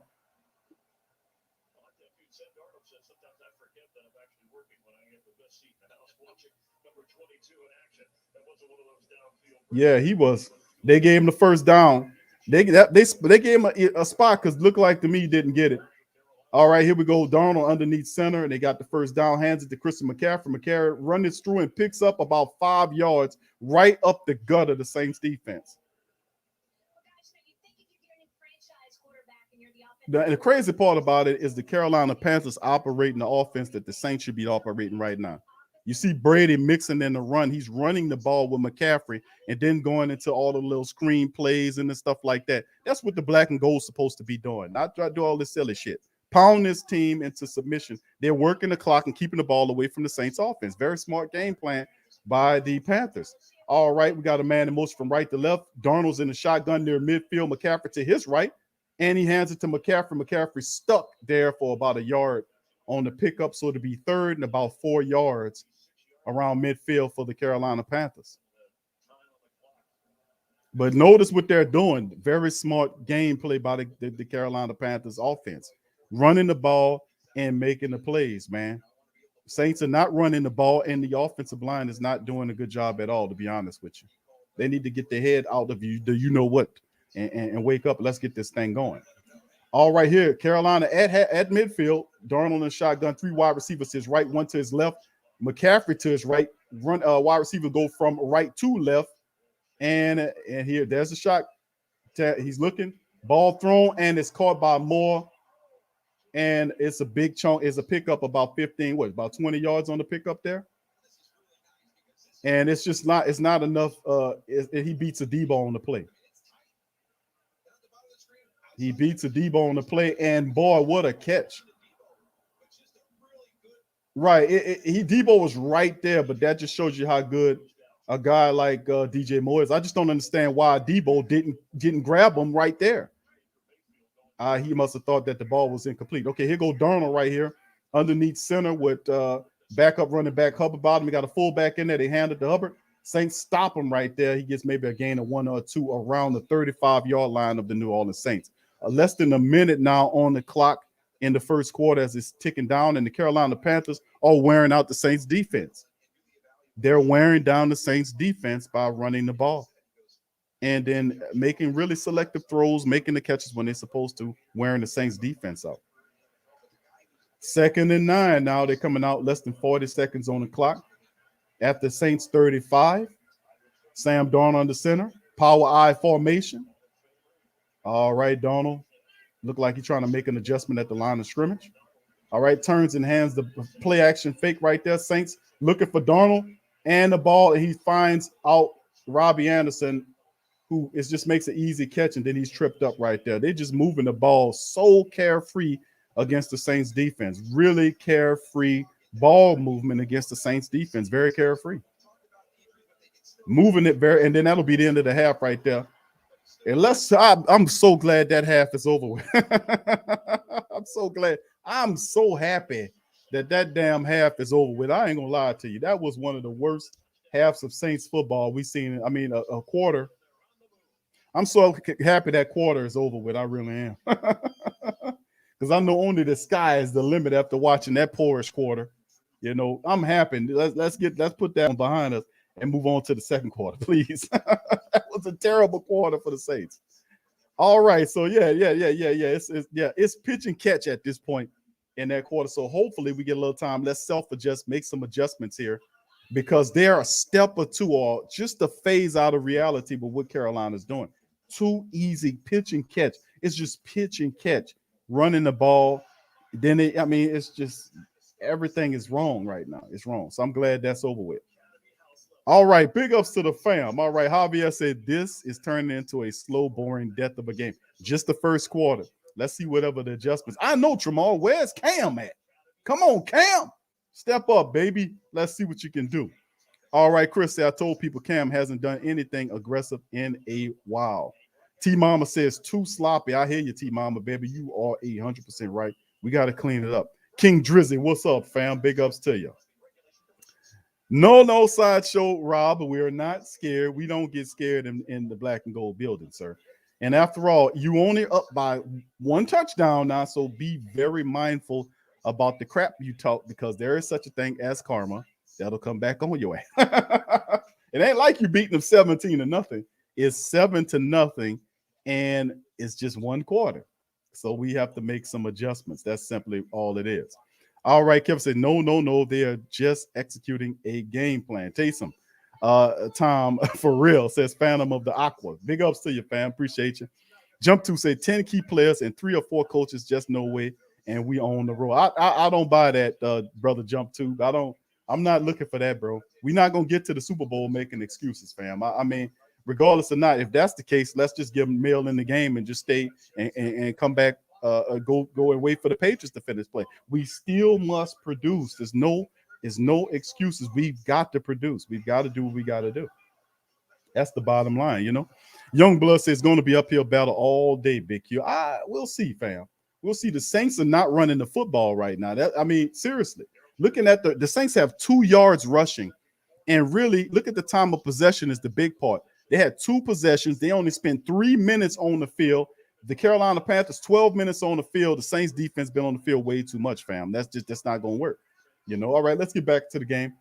All right, now, here we go. They're inside the Saints, sitting at the 17-yard line. The Saints, Darnold, the shotgun, hands the ball off of McCaffrey. The Saints defense wrangle them up for what looks like to be a 1-yard loss, but the referee spots him at the line of scrimmage.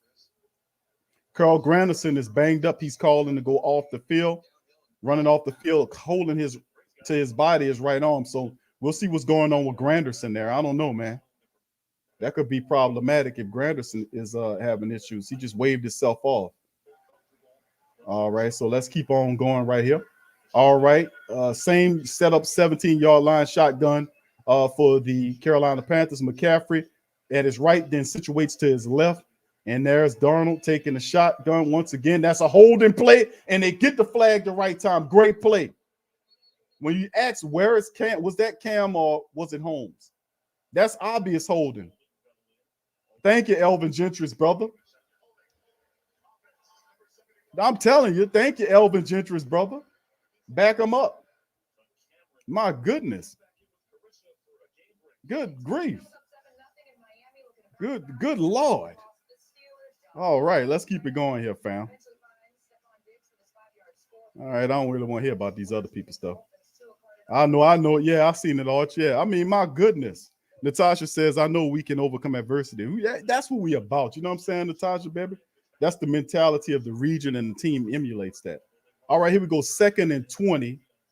They backed up to right around the, what is that, 28-yard line. Darnold in the shotgun, 4 wide receivers.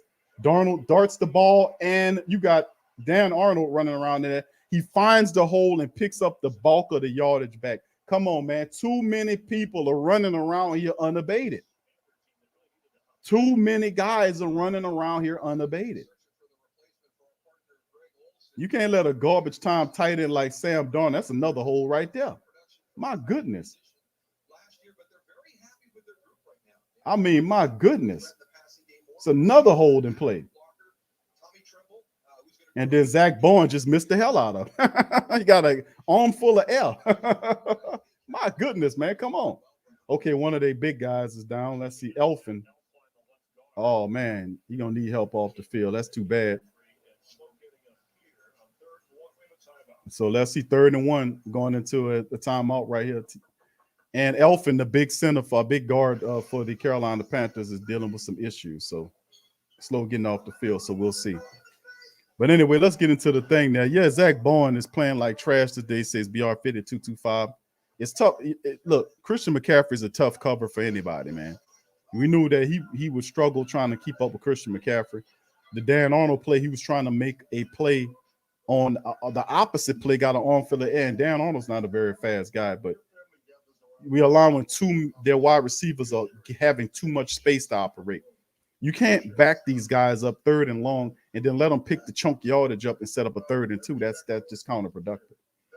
Yeah, this game really no rhythm right now, fam. We got to get the running attack. But the Carolina Panthers are doing a fantastic job of keeping the Saints offense off the field. They're kind of doing that Green Bay Packer thing in reverse by denying the Saints the ball. 3 minutes, the Saints had the ball for 3 minutes. Thus far, defense been on the field for a very long time. So we got to watch that. Hopefully, when we get the ball back, we can be able to, kind of sit on that thing a while. All right, fam, we got over 500 people in the building. Please feel free to hit the like button if you're in here. Subscribe if you're not a subscriber as we keep going. Jay Ben says backup linebackers look lost on passing downs. New Orleans native says, are you kidding me? How do you set them up yeah, I know, bro. I hear you on that, New Orleans native. I got you, bro. You do all that to get it set up and then you give it back to them. I mean, yeah, I know. Not smart football right now. Not smart football at all. And a lot of it's starting to be attributed to the fact that the Saints are getting worn down on defense because they've been out there for the game as it stands, bro, for like over 12, 13, 14 minutes. And it's just Carolina's operating right now with very smart, high IQ football right now. This is what the Saints were supposed to come out and do against their defense. We were supposed to come out and hit them with the run, and then set up the pass off the run. All this screening and all this little cutesy stuff. No. You do that after you set up the run, and we got to test that Carolina defense. There's no reason, and they're not showing me from a defensive standpoint any reason why we shouldn't listen to them when they say keep pounding. So they telling you, Coach Payton, keep pounding. Thank you, Who That Logic. All right, here we go, fam, as we back out there. All right, so okay, here we go. Here you go. Inside the 10-yard line, Darnold hands the ball off to McCaffrey, and McCaffrey picks up the first down. He gets it. He gets the first. Saints getting worn down on defense, man. They're wearing them down. What's up, brother Crusher? Who that? Thank you for the super chat. Says with Chauncey out, Zach has been, asked to cover more. He should take his snaps at the edge rusher, but he has to cover better. He is getting exposed. Yes, and that's a part of it. And they know that Saints will have to some kind of way make an adjustment. Chauncey Gardner-Johnson's absence is a big one because Chauncey Gardner-Johnson covers a lot to help the Saints do a lot of positive stuff, but they get the first down at the Saints 7-yard line. Darnold under center turns and does play action fake to McCaffrey. Pressure's coming from the Saints. He scoots out looking to throw the ball, and out of bounds it goes, setting up a 2nd and goal. Good defensive stop by the Saints as the pressure came, and they did a good job of covering up, and Darnold smartly throws the ball out of bounds through the side of the end zone. So good pressure and a good play by the Saints to force the incompletion. That's pretty good. Oh, Chauncey's out right now with an injury. I'm thinking it'd probably be just 1 year. Thank you, Sayo, for your super chat, my man. Appreciate you. I think that's a super sticker. I'm not certain, but thank you and much love to you. All right, here we go. Darnold, same play, 7-yard line, turns and hands the ball over to Christian McCaffrey. McCaffrey up the side running, and he gets stopped right at the 1-yard line, close to the goal line on the play. So look at the numbers for Sam Darnold. He's 9 of 12 for 154, 1 touchdown, no interceptions. And they're just moving the football. Look, and you see Granderson had him. He ran right around Granderson. And then Malcolm Jenkins trips him up. And boy, that could have been a bad look for Christian McCaffrey because he was falling forward and the Saints just jammed him right there. like shot on his around that neck helmet area. That could have been bad right there. All right, here we go. Goal line and Darnold under center, power I formation. They turn and hand the ball over to McCaffrey. The Saints eat him up at the goal line. No gain for the black and gold. No gain. I know. I see the field goal. They kicked the field goal. I'm a little behind. But the Saints, obviously, by I'm looking at the statistics, don't feel the Saints are going to force them into a field goal. But this was a good stop right here. And this is psychological, too, because the Saints did a hell of a job, Shy Tuttle and others, of getting that, bunching it up, and then eating up Christian McCaffrey on the play to stop them from doing that. And listen, that breeds other things. We go 4th and goal there, and they kick the field goal. Of course, they get the 10-0 right now. So maybe this could breed something else, family, going forward as they go up 10-7. And celebrate while you able to, our Carolina friends, because Coach Payton looking saying, man, listen here, we got to get this together over here, man. We got to fix this in here, man. We can't let this fly this way. So right now, Carolina up 10-0 on the black and gold right now. The Saints have had 2 possessions and so far as has little over 3 minutes of time of possession versus Carolina got all of the time. So the very least you want to do is come out here and have a long drive, set up a long drive so you can at least let your defense rest. They earned that. Have a long drive, culminating with a touchdown in my preference, but at least long enough where you can be able to get that defense out there, let that defense rest, because my goodness, they've been on the field for a very long time. All right. Yes, I love sports podcasts. Said we need to score now. Yeah, I got you, fam. Yeah, this is one of those drives. Saints got to do it, man. We can't be screwing around on this play. All right. Yep. We needed that stop, man. It's Uncle Paul is in the building. Great Saint Think Tank historian says, hey, Big Q, Dennis Allen's got to call a better game. He got the defense looking like trash. Well,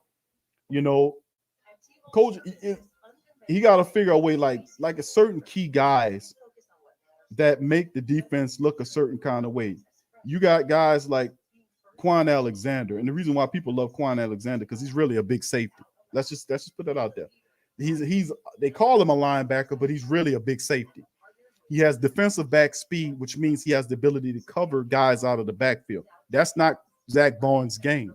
He's athletic, but he's not that's a tough cover for him to ask him to cover Christian McCaffrey.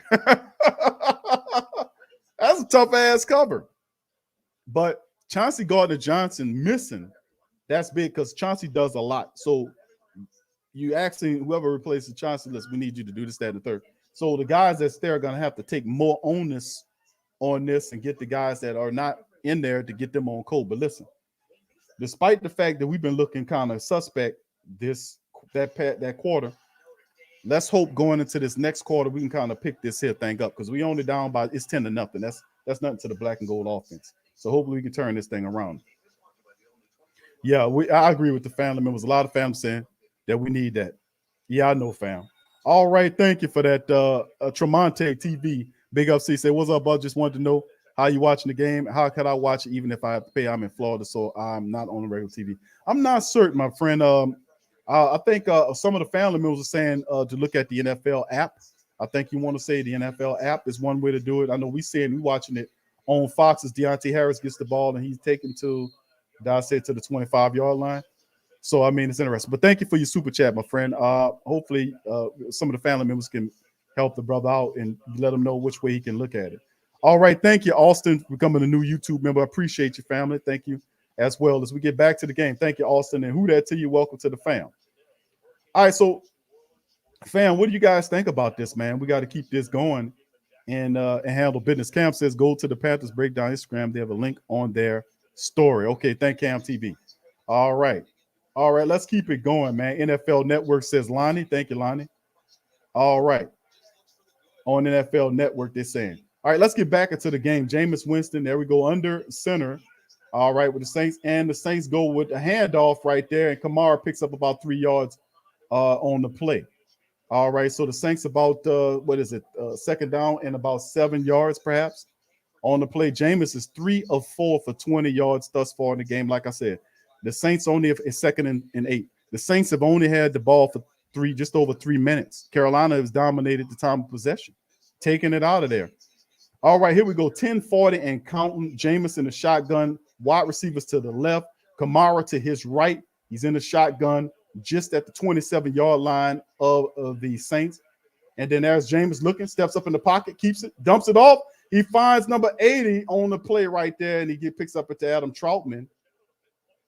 No, that's Hogan. I'm sorry. Hulk Hogan picks up the play and finds a hole in the defense and picks up a good chain of yards. Good play by Jameis. Watch Jameis feels the pressure around the pocket, swipes up, steps in the pocket, and delivers the ball. And then that should have been a flag because the guy hit him late right there. But never mind that. Let's keep it going. All right, here we go. Saints, good possession right there. Let's keep this thing going, man. Let's slow drag this thing. Let's do this. All right, Kamara behind Jameis under center.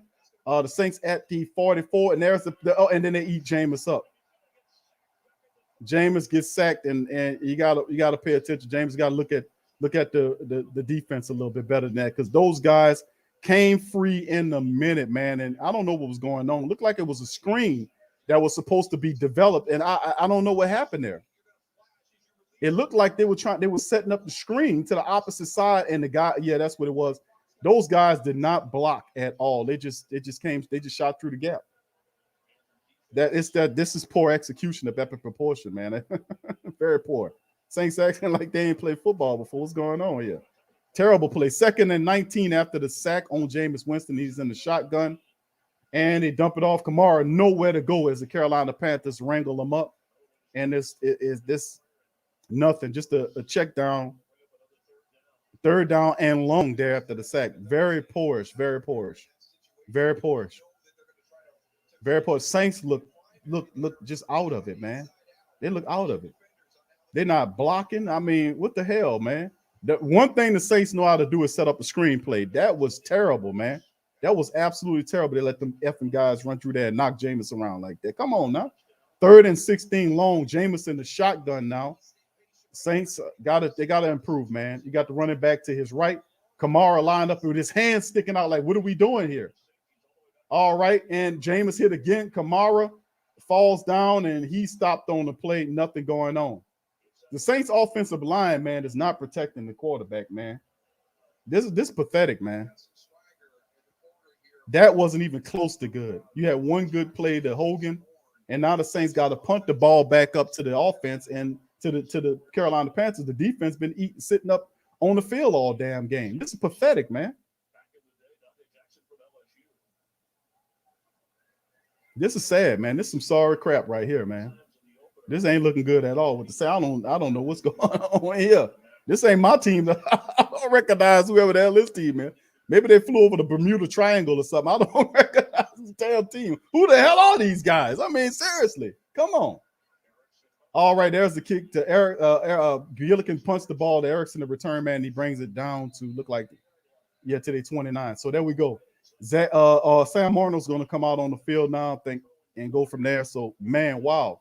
Saints offensive line is offensive. They are really not looking good at all. I don't know what's going on with that. I don't know what's going on with the Saints offensive line, man. I don't recognize those guys. That is absolutely not looking good at all. All right, he said, hey, Biggie, the Saints are making an national media right about them with this plan. Yeah, we got to fix this, bro. We definitely got to fix it. We need a miracle turnover, says Slim. Latrell says, yeah, the O-line not playing, man. You could tell the O-line got their head stuck up there. You know what's right now. I don't even recognize them, man. I don't recognize them. It's one thing the Saints could do is run a screenplay. They look like they never ran a screen. I'm like, what the hell? We're going to have to wait and see. They got to fix it. All right, Javier, slow, boring death of a game. No momentum on both sides of the ball. Too many people out today. All right. Jump 2 said Panthers had 6 sacks last week. They must be legit. Well, we're not testing them. Think about it like this. We're not testing the Saints. We're not testing the Carolina Panthers run defense. We really not. And stop doing naked shit. Stop running the ball with Kamara against them. Put a fullback in there. Put some tight ends in there. Let's pound these people. Stop doing all this silly shit. Let's get mano these people. Let's test that offensive line. Stop all this other stuff, man. We need to give our defense an opportunity to rest. That was not good enough. We setting up the defense to fail like that. All right, Trapper Man says, I said it. I never said it wasn't the time. Of course, he said it is. He said, I miss Drew though. Drew would be getting killed right now under this pressure, man. They're not doing what they're supposed to do. It's still early on, fam, but for what I'm seeing right now, it's not a good look right now. We need to get this cleaned up. Nicholas says Saints D gonna be out of gas by halftime. Yeah, the offense has got to help the defense out. You cannot have a 2 or 3 minute drive and then kick the freaking ball back off to the defense that's been on the field already during the game for over 13 minutes. That's a recipe for disaster. And Carolina, we got to present problems for Carolina's defense. We can't just let them move the ball on us like this. I mean, these people acting like they don't even know how to play football. They can't even block or set up a block. Saints O-line looking like the Packers O-line. They switched on us, huh? All right, let's go back to the game, man. Here, let's get some sacks, some turnovers, some something. Let's get something going. Come on. God damn it, let's wake up out here. Y'all need to wake up. All right, here we go. Saints, God damn it, wake up. Shit. All right, here we go. All right, Carolina on this side of the ball at the 27-yard line. Darnold in the shotgun, 4 wide receivers and the tight end there. Got the Saints all spread out. Saints are blitzing 4. Ball out, pitch and catch. He picks up about 5, maybe 6 yards on the play. Pitch and catch. Saints spread the Saints defense out, and it's just pitch and catch. They pick up a chunk of yards, 5 or 6 yards on the pickup by the Panthers. 2nd and 5 was 7-16. Half the quarters done disappeared. Saints had the ball for one time in this half right now. They just stealing the clock. They sitting on the clock. No surprise what they're doing here. Sitting on the clock, and they're going to run the ball, and they're going to take the clock away from the Saints. Saints need the turnover here. All right, man in motion. Tight end goes from right to left. Darnold under center. McCaffrey behind him at the 32-yard line. He hands the ball over. McCaffrey 8 up, 2 yards back of the line of scrimmage. Good play by the Saints as they collapsed down and took the running lanes away from Christian McCaffrey. So that's one to build on as we go 3rd down here in about 6 yards. Now we need to close out. All right, here we go. 3rd and 6. Saints need to wake up, man. We need stops and we need turnovers, and the offense needs to start running that goddamn ball. Put a fullback in there. All right, here we go. All right, here we go. Come on. Darnold in the shotgun. He got a bunch formation up top of the screen to his left. Running back McCaffrey is to his right. Also, he got one wide receiver down there. 3rd and 6. Clock almost down. They wait till the clock get to 1. Them people trying to eat that damn clock. Saints not giving them any. And there's more. DJ Moore easily pitch and catch. Saints just walking the ball down on the Saints. Just walking the ball is too easy. Where is the resistance on this shit, man? Come on. You can't let DJ Moore just walk the ball down on you. And Debo went too far. He beat him, and then he got – yeah, that's not good, man. Come on, man. Come on. You can't let them walk it down on you like that. And then Carolina taking the time of the clock all the way down to 0. They eating the hell out the clock, man. Stealing it from the Saints. All right, here we go. Near midfield. Darnold on the center hands the ball over to McCaffrey. McCaffrey picks up a big chunk of yards, gets about 13 yards on the pickup. This is absolutely pathetic. It's pathetic. Come on, y'all. We got to do some gap blitzes. We can't let Christian McCaffrey pick up 12 or 13 yards on you. And look, and Roby just got chucked. I mean, he just leaped right over Roby. Look, whoop. He ain't getting nothing. Man, come on now. Come on. Y'all got to do this right now. Come on now. Wake up. Wake y'all asses up out here. Come on. You're sleepwalking. All right. And that's time. Look like the Panthers going to use their final timeout of the first half. Yeah, they're going to let it tick down and call a timeout, right? But listen, I got to give credit where credit due. Carolina is doing an excellent job in taking the ball away from the Saints. The game plan, just keep the ball away from the Saints offense. And let's use McCaffrey to set up the run and the pass and do this. The defense they're allowing Carolina to move the ball way too easy. It's pitch and catch at this point. There is no pressure from the defense on the offense. There's no pressure. Sam Darnold standing in a comfortable pocket, going through his progression, dumping the ball over. And DJ Moore and Christian McCaffrey, they're getting gains. And these are two of their better players. You can't let that happen. You will not have success that way. And then, of course, the offensive line is offensive right now. They have to make some adjustments. Coach Payton might have to throw some fire extinguishers around. You might have to take a fire extinguisher off the wall. Coach Payton start beating the hell out the door or something, man. Something to jar these people awake. They are flipping zombies out here today. I mean, this is not, they look like they just took the week off. I don't know what's going on with this. I mean, really, they are sleepwalking out here, man. I mean, you might be missing some people, but still in all, you're still supposed to know how to tackle some plays and make some plays. All right, here we go. They're at the Saints 37-yard line, I want to say.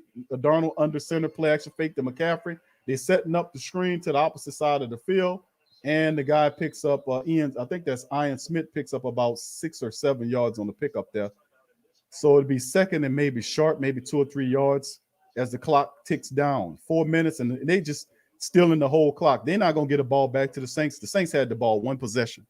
And if they keep playing it like that, you're gonna have difficulties because they're not allowing the offense to get any rhythm. Smart fundamental football is what Carolina's practicing right now. Because the Saints are too incompetent to set up the game plan to run the ball. Here we go.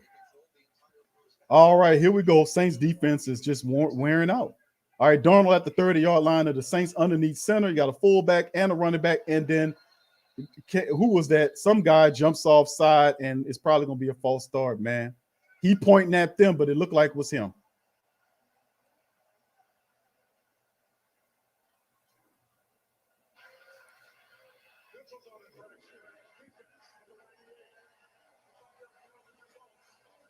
Gave him the first down. Peyton Turner.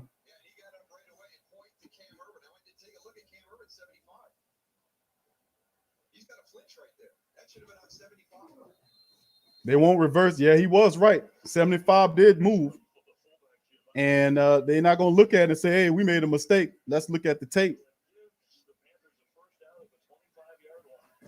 I mean, you would think they would look at something like that, wouldn't you? Damn.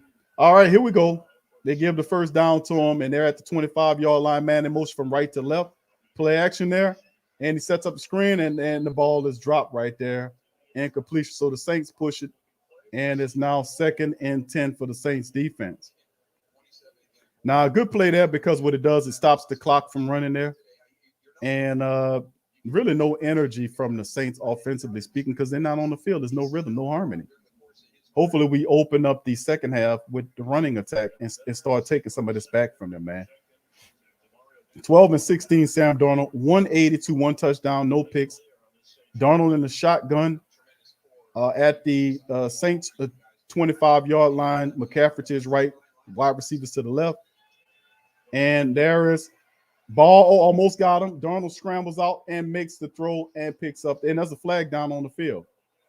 So Darnold, after the play, was in trouble. Almost looked like somebody was going to get the strip off, but he was able to pull it down, scramble around, and make a throw up the field. There's a flag down. And usually when that happens, it's going to be against the secondary.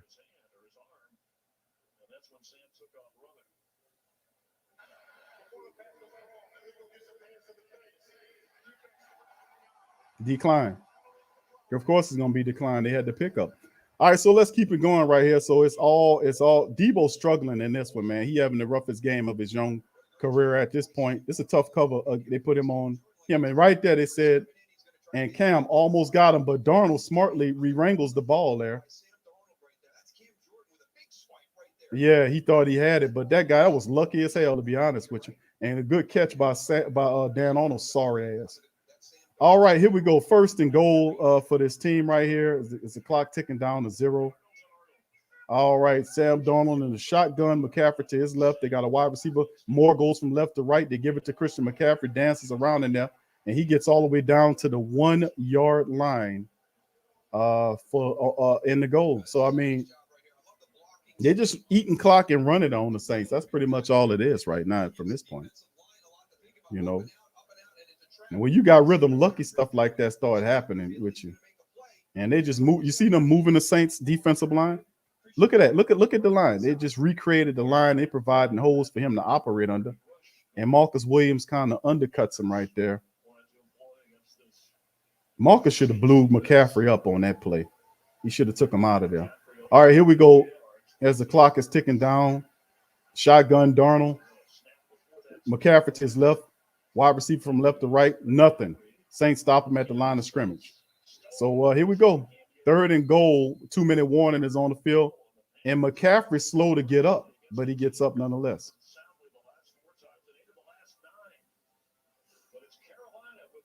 Carolina is doing, you got to give the Panthers they do, man.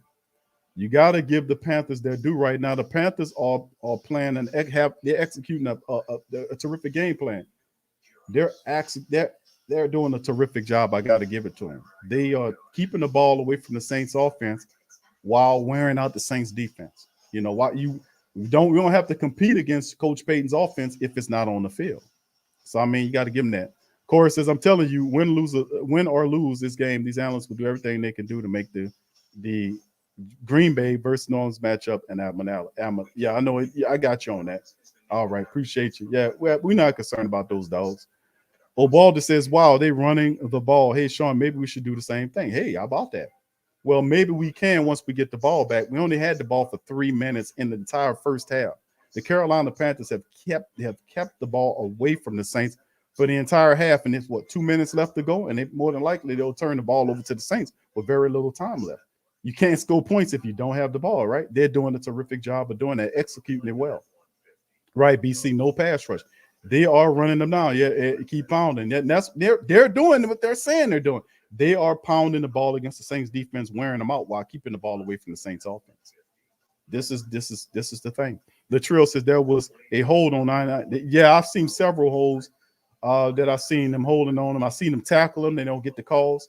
But, you know, you should expect that when you playing in somebody else's building, they're going to give them the call. Like that false start penalty, Peyton Turner pointed at the guy, said the guy flinched. And you go back, look at the tape, he did move. But could you have investigated, referee, per se? Well, that guy, number 98, dropped. He was pointing at the other man. Did you go and find out if the other guy, perhaps he could have moved? No, we just whatever. So it is what it is. But we got to keep doing this in the thing. All right, big ups to the family. Let's keep it going. Dada says 6 starters out on defense. That's not easy for nobody. All right, we gotta face reality, says Jerry. We have faced reality. Still, Jerry, they still got a full half of football and adjustments will be made. There's still a full half of football. I mean, so this is just the end of the second half right now. It's 2 minutes left in the half, and it's still a whole drive of football left to go. And you're not losing by about 10 points as it is right now. So it's still a full half of football to go. I'm not going to turn it in on the 10-point lead, and you got to have the football going. You know, the Saints have the potential to be a quick strike offense. We've shown that. A couple of plays, and then, of course, here we go. It's Carolina, and then I seen it. Yeah, Carolina did get in there just now as I was talking. All right, here we go. Shotgun, Darnold and shotgun. McCaffrey goes from left to right, and, of course, he then finds and he toasts Adebo. DJ Moore just been wasting and toasting Paulson Adebo all game long. You might want to take Adebo off of DJ Moore and put Roby on him or somebody. That's going to have to be made because he walked. Adebo is getting his ass handed to him by DJ Moore, the slick veteran. You got to take Adebo over and go put him on Robbie Anderson and put Roby on him because he just giving it to him. Look at that 1-on-1. And DJ Moore put the move on him, got inside, beat just like that. Beat just like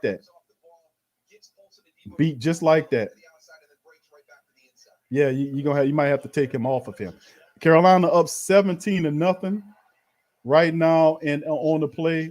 And right now it's not looking good. 2 minutes, less than 2 minutes. Can the Saints have a strike in the offense to set up and move forward? We'll see.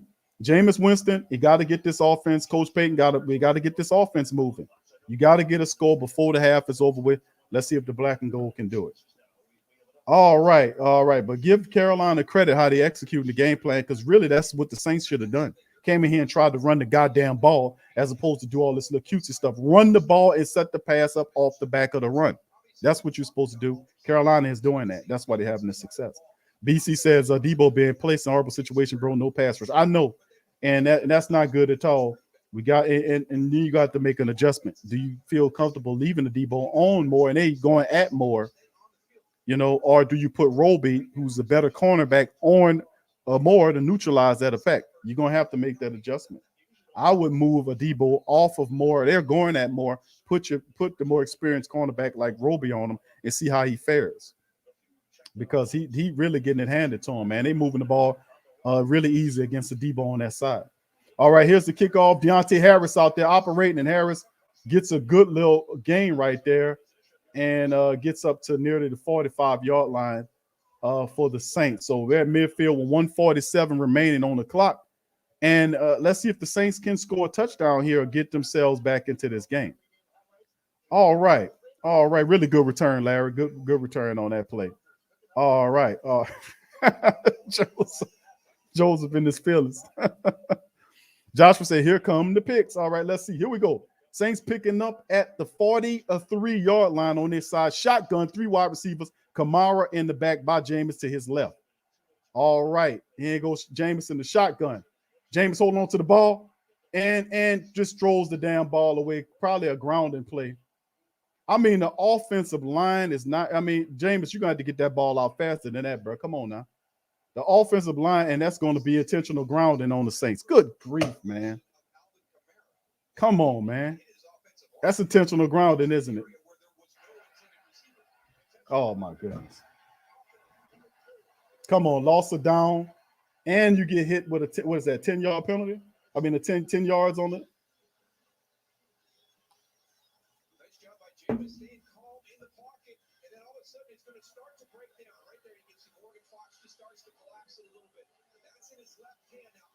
He walked Andrews Pete right back into the guy. Andrews Pete, you got to do better than that. Get your ass together, Andrews. Walk them right back there. Shotgun again, 4 wide receivers spread out, and then there's a timeout for the Saints. 2nd and 17, 1:42, and officials blow the play dead as they're talking about something. Oh, they got to fix the play clock. Coach was like, what's going on?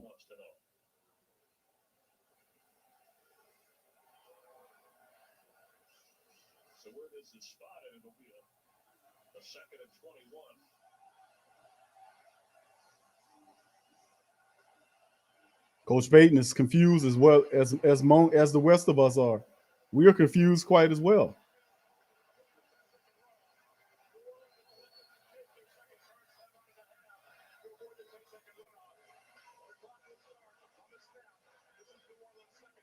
Oh, that's some BS there.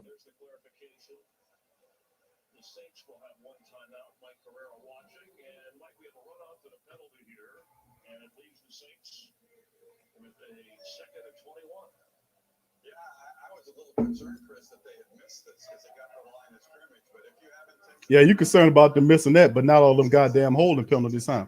I just don't like. Prepare was a piece of garbage. He always been a piece of garbage. He ain't nothing but a bureaucrat. Bureaucrat with a whistle.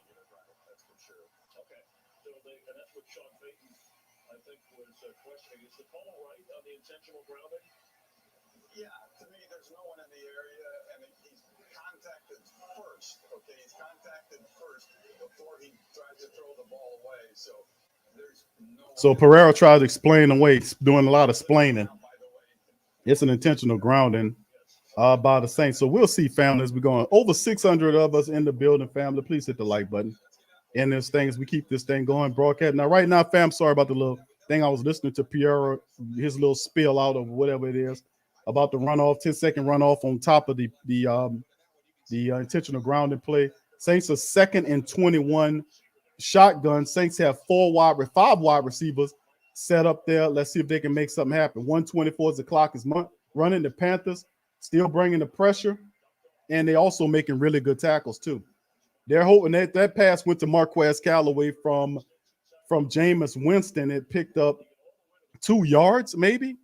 3-yard pickup there, 3rd and 18, and nothing's going on. So it's penalties. The Carolina Panthers defensive line is causing the Saints offensive line all kind of problems. And you can see Jameson at 3rd and 13 now. Saints at their own 35, shotgun, and the Jameis steps up in the pocket, looking and throws, and it's caught. It's caught by, who is that? Big LaJordan Humphrey, who's wrangling to take the whole damn team to bring them down at the 40-yard line. The Saints got 2 timeouts left in the players we got going on. So the Saints pick up the first down and get downfield. and used that timeout there to stop the clock. So 42 seconds on the clock. Jameis stepped up in the pocket and found big LaJordan Humphrey, and it took damn near half the team to bring him down. And makes a terrific catch right there, steps up, gets the first down, and gets tackled right at what appears to be like the 38 or 39-yard line. Look like 38, maybe the 37-yard line for the Carolina Panthers in their side of the field. Big LaJordan Humphrey. Big guy. It took all half the team to bring him down. All right, timeout. Here's the Saints are getting it. Jameis talking to him. Let's get this together. Maybe this right here helps the Saints out family to a degree here. Gain a little rhythm here. We just need a little jump start, just a little juice in that old battery to get it started. Now, let's see what the Saints can do on the back of this in here. All right, here we go. Jameis Winston in the shotgun on the Carolina Panthers side of it. Look like they're at the 37-yard line. Jameis in the shotgun. They're showing blitz. Jameis looking. Jameis throws the ball. It's dropped by Callaway, but it was a badly thrown ball. Badly thrown ball because Jameis was being pressured as the safety came in to hasten the throw. So Callaway had tried to make a difficult throw. It was a bad throw by Jameis, and he drops it off of his hands. Had kind of a weird motion that he had to try to catch that ball. That was a very tough try there. All right, here we go. 38 seconds on the play clock here. 2nd and 10 for the Saints at the Carolina Panthers 37-yard line. Jameis in the shotgun. 4 wide receivers and Kamara to his left. All right, here we go. There's the blitz coming. Kamara took out 2 and he just throws it away. The pressure is coming from the Panthers, and Kamara picked up 2 guys, and the guy blew Kamara up on the play. I hope he's all right. Kamara had a hell of a block on the play and really kind of stopped 2 guys from coming at Jameis from the right side, and Kamara got blew up on the play. Look at that. He just got blew up on the play, but he did give him a little time to throw the ball away because that would have been another sack. All right, 3rd and 10, 33 seconds on the clock. And it's just the body language of the black and gold is not good at this point. Let's see what they can do. Jameis in the shotgun. All right, here we go. And the pressure comes right up the center. Jameis looking, throwing, falling down, and he throws a pick. Terrible decision by Jameis to force that ball up there. And it was basically a punt anyway. So this is not how we've got to get the game going. This is terrible. Offensive line, guys, this is horrible. This is horrible. Horrible. Jameis did bad decision, falling down, throws the ball up into coverage and into an interception. Horrible. Terrible. Terrible. That's a bad decision by Jameis Winston to do that. Look at the pressure shoots right up in Jameis Winston's face. Ruiz, what are you looking at? Ruiz, and then this was terrible here. Just run the damn ball. Run. At least you give the Saints an opportunity to set up for a field goal. Now you have nothing. This is not smart football by the black and gold, man. Come on now. Not good at all. You cannot compound the mistakes by doing this desperation type stuff. So, Carolina gets the ball back. Saints had 1 possession that quarter, and 2 possessions, and then both of them in alternate. That could have been a field goal there. So, Saints, no pressure there. McCaffrey gets in and then runs out of bounds right there. 17 seconds on the clock for Carolina. And then they hit him with a flag saying that it was a late hit. Boy, they coming with it now. They coming with it now. They're going to say that's a late hit? That better not be no late hit.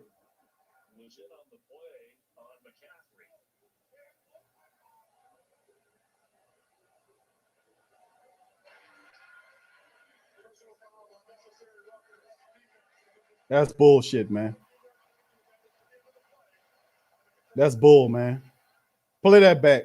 That's bull, man.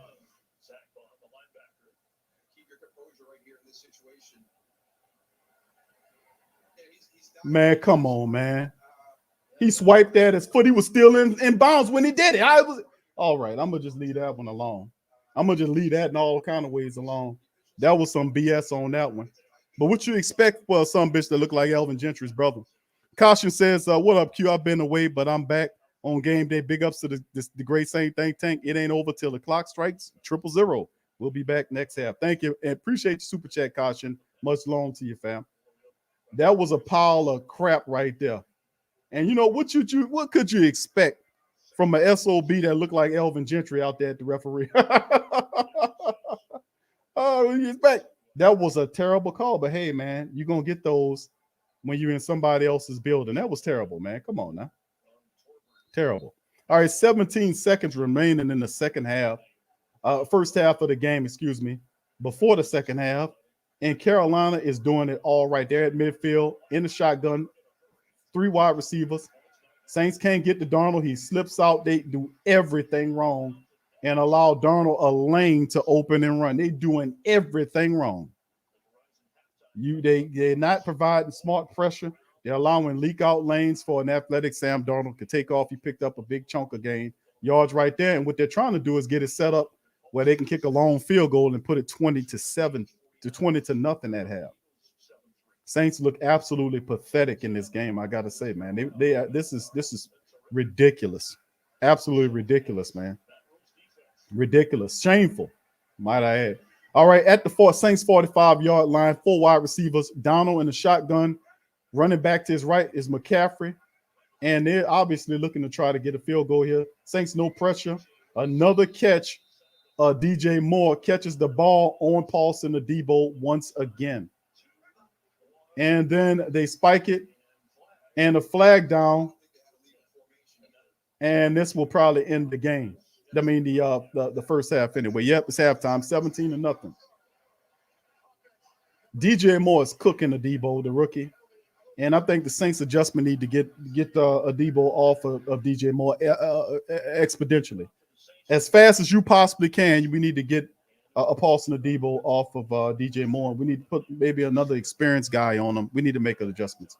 All right, here we go, fam. So, disappointment, fam. I hear you on that. And let's look at it, too, as we get ready to do the halftime. We in the halftime. This is not ideally what you want to see with the black and gold looking like this. But this is very disappointing. In Matthias got it. What's up, fam? Good to see you, fam.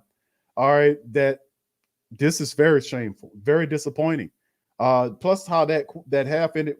If you wasn't going to get a touchdown, you could at least kick a field goal, and it would have been at least 17-3, but not have any pointage in the first half. Totally shameful, ugly, garbage time, bull crap football by the black and gold. Absolutely horrible and shameful.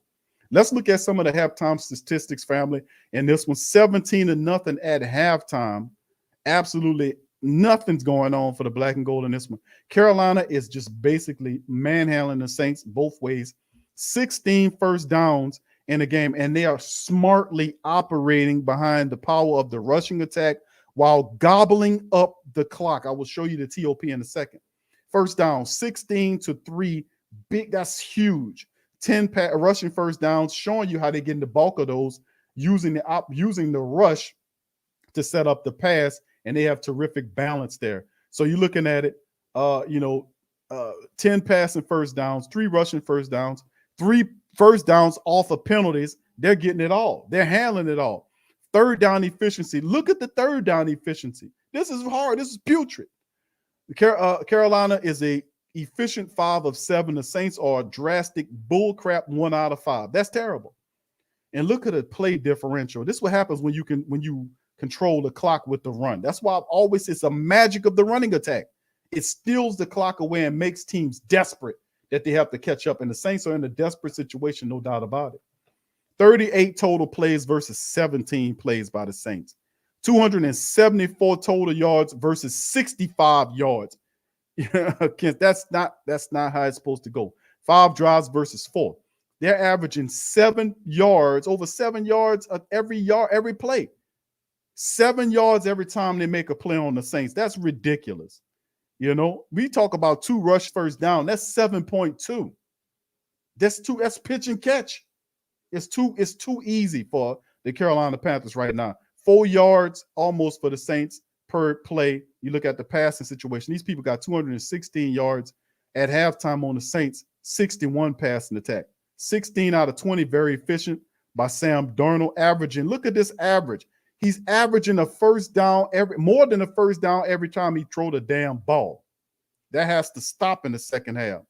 And of course, we know about the 2 sacks. They're sacking the Saints. They got 2 sacks right now. They're rushing on the Saints. Look at this bullshit here. You got 4 yards on 2 rushes. You ran the ball twice in the game, and that's because you're trying to throw the ball to create a balance. You got 2 rushes. You got 4 yards on 2 rushes. Carolina, 18 attempts for 58 yards, 3.2 on the average. That is laughable. But you got to give credit to Carolina because they're doing that to the Saints, and it's creating a bit of desperation in Sean Payton's eyes that he got to force the throw. You got to stick to the run. That's how they beating you right now. Always off the back of the run. The run is the answer. So when we didn't come out with that, Carolina jumped on it, utilized it, and that's why they win in this game. They used the run to set up everything else. Penalties. Saints eating up 6 penalties for 56 yards, thanks to Elvin Gentry's brother over there. And then you got 3 for the Panthers for 30 yards. So all of the momentum and everything is flowing for the Panthers. Everything's flowing for them right now. Saints turning the ball over. The Panthers are not turning the ball over. They're not allowing you to sack the quarterback. And look at the damn time of possession. The Saints defense has been on the field for over 20 minutes of this game, wearing them down. Offense 9 minutes and can't get a damn thing going. Can't get it going. You got 4 yards off of 2 rushing attempts and then got the nerves to have 13 attempts throwing the ball. It ain't going to work, fam. It ain't going to work. All right, let's look at the individual statistics in this thing. Sam, looking at the Saints, Jameis Winston, 18 of 13 for 77 yards. Threw that dumbass pick. That was terrible, man. You cannot do that. You can't do that kind of stuff. 2 sacks on him already, 46.1. Offensive line straight trash right now. Playing like trash. Elvin Kamara only 2 carries for 4 yards. What happened to Tony Jones Jr.? Not even a thought in this thing. You look at LaJordan Humphrey, 1 catch for 27 yards. Kamara's the top receiver, 3 catches for 17 yards. Nothing else going on. Biggest grab there was LaJordan Humphrey's 27-yard catch in which he rambled down the field. And then, of course, they couldn't pick up the momentum after that because Jameis falling down, throwing interceptions. We can't do that, man. That's not smart. And then, of course, you look at the defensive side of it. Malcolm Jenkins and Demario Davis has tied up with sacks, tackles. Marcus Williams has 5. Adebo has 3. Bourne has 3. Peyton Turner has 3 in the game as well. So not much going on for the Saints on this side. Deontay Harris, 3 kick returns, 95 yards, averaging 32 yards on return. Hopefully we can get something going with Deontay. Maybe we can catch fire and get a return, man. That'll be nice. We need something to spark us. Blake Gillikin, 3 punts, man, averaging almost 49 yards per punt, 146 yards on his punt, and he put 1 of the 3 inside of the 20. The longest was a 60-yard punt by Blake Gillikin. My goodness. All right, at least a few bright spots. Carolina, Sam Darnold is an immaculate 16 of 20 for 216 at half. If this keeps going up, this going to be problematic. We got to adjust. 11 yards every time he throw the ball, which is pitch and catch. 2 touchdowns, no sacks, and his rating is 145.0. It's clean. He got a clean pocket. He making plays. He looking like an all-star out there. Christian McCaffrey, 15 carries for 50 yards, 3.3 on the average. And they have balance. DJ Moore is the guy. He's toasting Adebo. 7. Listen, and this is why I'm saying adjustments have to be made. You got to get Adebo off of DJ Moore. It's not a good look. They've thrown at DJ Moore 8 times, and he caught 7 of them for 70 yards and a touchdown. And every time he catches the ball on Adebo, he gets a first down. That's 10 yards. They're letting Dan Stinking Rotten Arnold run around and make plays on him. 4 targets, 3 catches, 55 yards. He's averaging 18.3 yards per catch. McCaffrey has a couple of them for 41 and 20.5. Brandon Zelstra, I hope I pronounced his name right. He had a touchdown on a 20-yard strike there. Robbie Anderson, 1 catch for 18 yards. Maybe that's why I was saying move Roby over to Moore and let Adebo play Robbie Anderson. You got to have to make that adjustment there because you can't let Moore keep doing it. Look what he's doing to him. So move the rookie off him and let's make that adjustment, number 1 and foremost. And then, of course, we look at the defense. Breweris is their top guy along with Hassan Reddick. They both have 3. And then you look at the sacks right there. A sack and a half for Hassan Reddick in the game, a half a sack for Morgan Fox.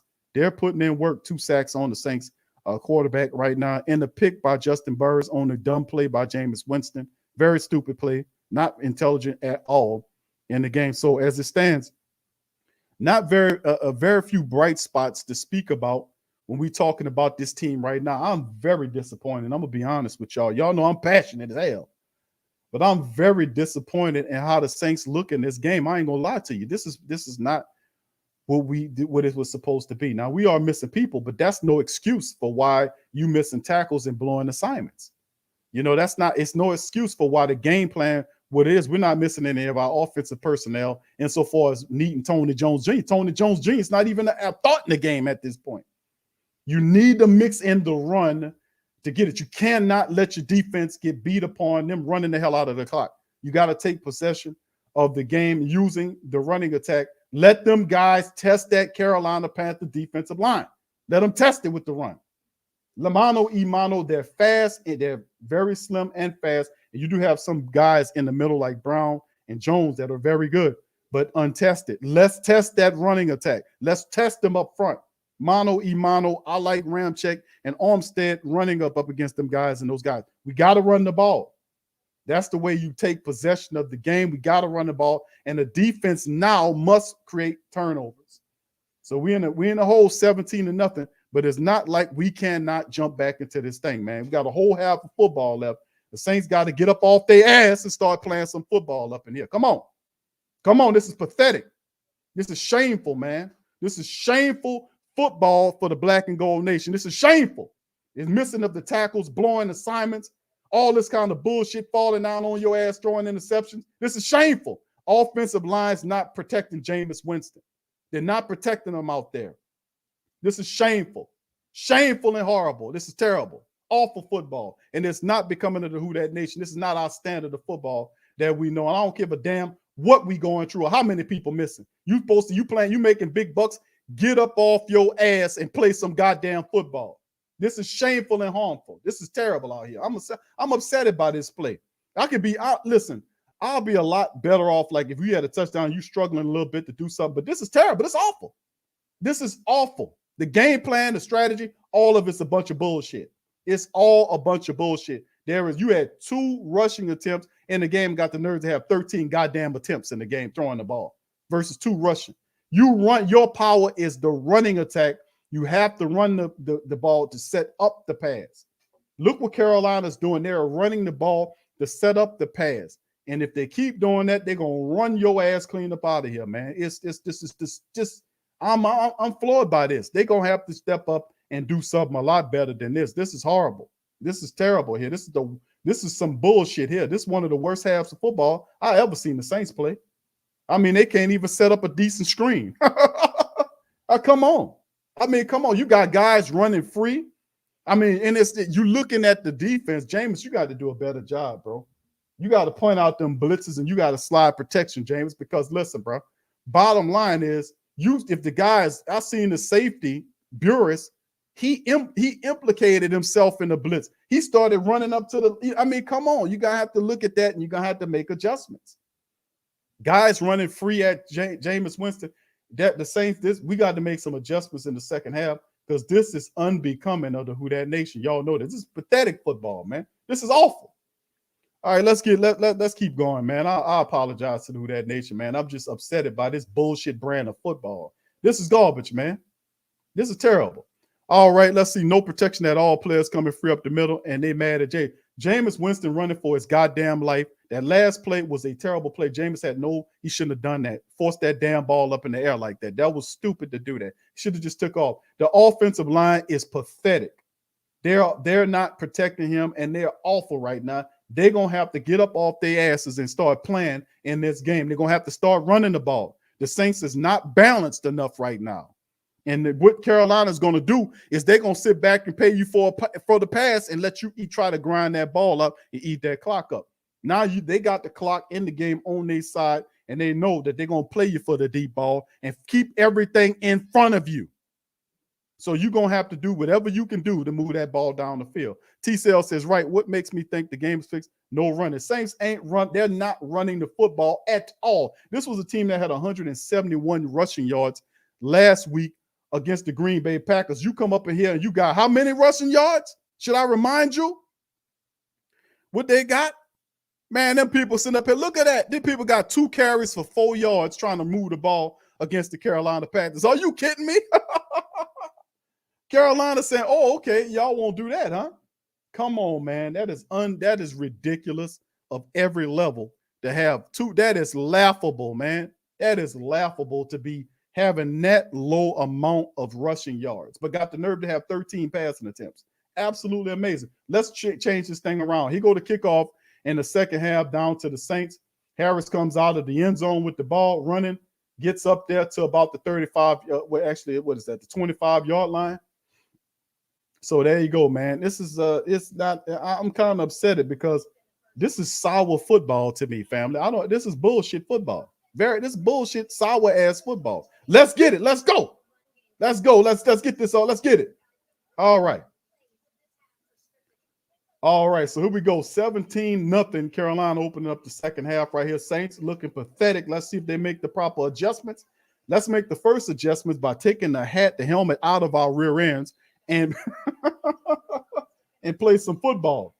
All right, here we go. Saints and it looked like a power wide formation, man. Right, they're gonna hand the ball off to Kamara, and they don't get nothing on the play. No blocking, man. No blocking there, man. Come on. It's an attitude, man. It's an attitude. You got to play with an attitude. You got to have attitude, man. I don't like how their body language look. Come on. What the hell Andrews Pete looking up at the goddamn time clock for, man? Get the attitude. Come on. So let's see. 2nd and 10. No gain after the rush. Jameis underneath the center at the 25. Kamara in the backfield. Man goes into motion. They give it to Kamara again, and nothing there. I mean, Ramczyk just got freaking pancake, man. Ramczyk just got fucking pancake, man. Did y'all see that? The guy just pancake Ramczyk. Look at this. Look at the play. Look at Ramczyk get pancaked. Nothing going on. They can't get out to set up the blocks, and then and he makes a good open field tackle.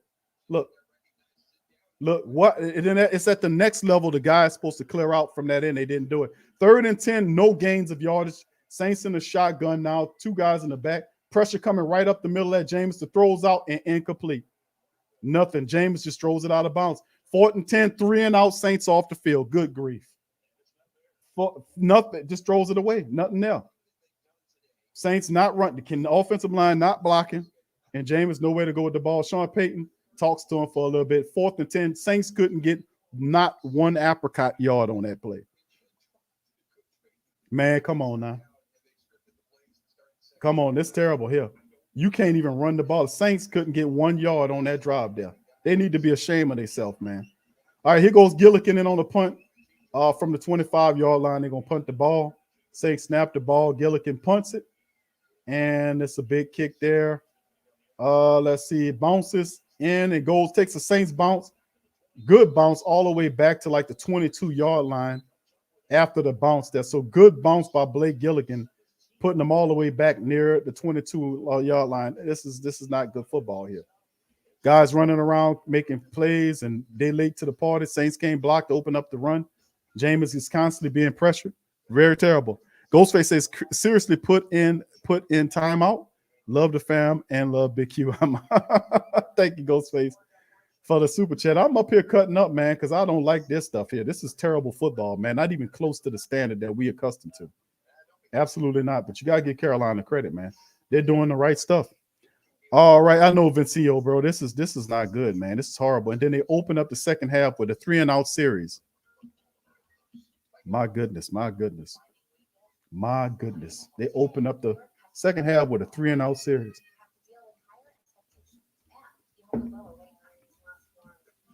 Terrible. Terrible. All right. Who that? He said, who that? I mean, I don't know. who that? I don't know who they is. Yeah. Who is that? Yeah. Who that? Oh, I'm saying, I don't know who y'all is. Yeah, I don't recognize these guys. We got some imposters in the black and gold uniforms, bro. because I don't recognize none of them guys out there. I really don't. There's nothing going on with Cam. There's nothing going on with DeMario. There's nothing going on with none of the Jenkins. I don't recognize these guys, man. Not none of them, bro. I don't recognize none of this. Elvin Kamara looking real, looking human. They can't get Kamara in space. I mean, I don't recognize this at all, man. So I got you. Who is that? That's what you say. I got you. I know Phillip, not one damn yard on the play. I know that's horrible. You got Andrews Peak, big sorry ass, sitting up there looking up at the clock. What are you looking at the clock for? Dominate the guy in front of you, man. Come on now. It's an attitude, man. It's an attitude. See, these people can't block. Y'all talking about run. These guys, listen, the Saints on elite level rushing attack. I don't know they can't block or run. They can't run, block, or pass block today. They're not doing nothing. So you might have a point on that.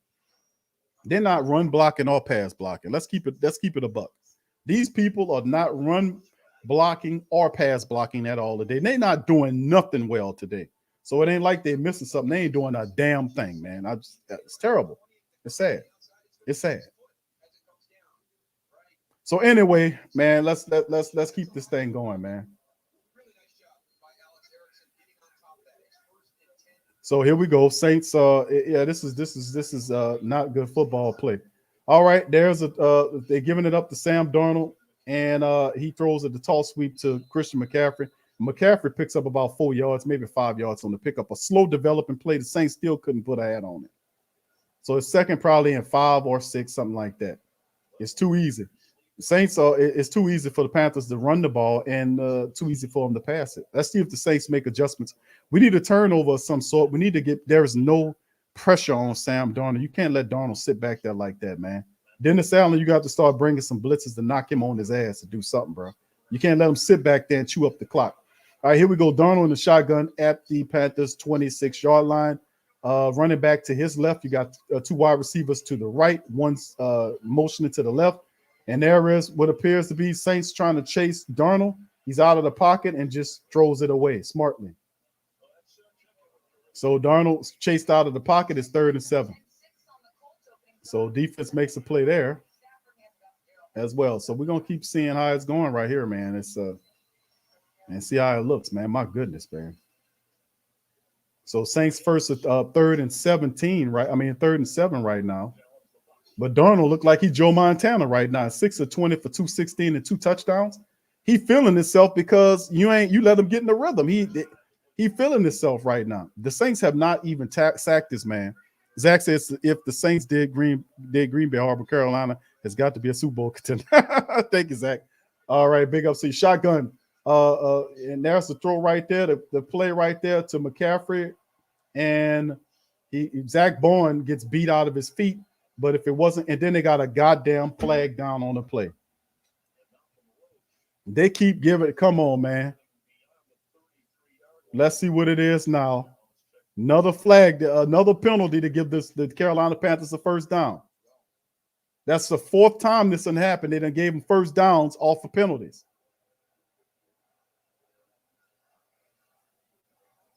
Zach Bourne got shook out of his goddamn shoes on that play. Guy had to come over. It better not be no helmet to helmet. It better not be no helmet to helmet.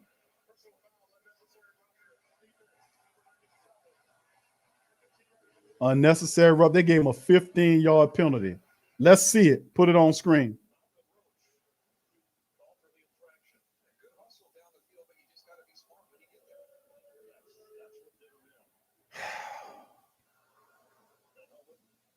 That is helmet to helmet.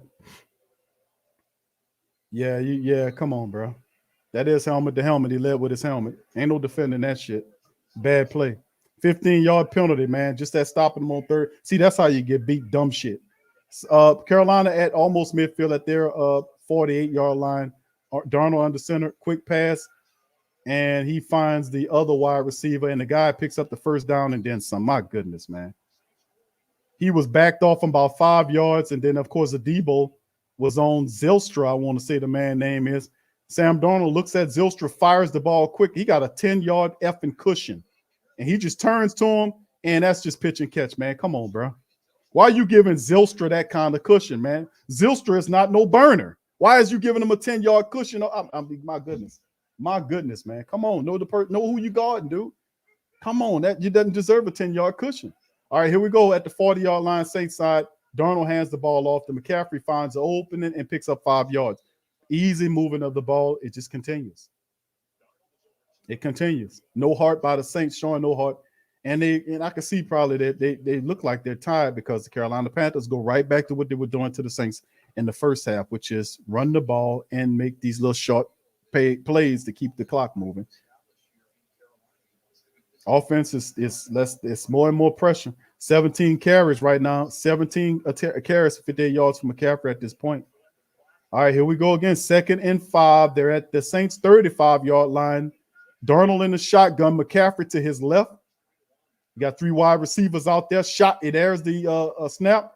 No pressure, and then he finds McCaffrey underneath, who just gets the first down. 7 yards on the pickup. First down, Carolina. Easy. Pitch and catch. Pitch and catch is what's going on here. Saints are no resistance. No resistance at all. No pressure. Sending 4, and there's no pressure. Darnold got a clean pocket. They're keeping him upright, and he just makes an easy throw to McCaffrey, and he picks up 7 or 8 yards on the pickup.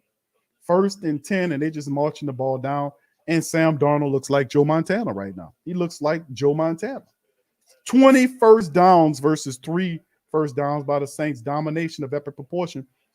Sorrowful. All right, here it is. Shotgun with Darnold there, looking. Clean pocket again. Deep ball up and overthrown, incomplete. So there it is. It'll go 2nd and 10 as they take a shot at a Debo down the field.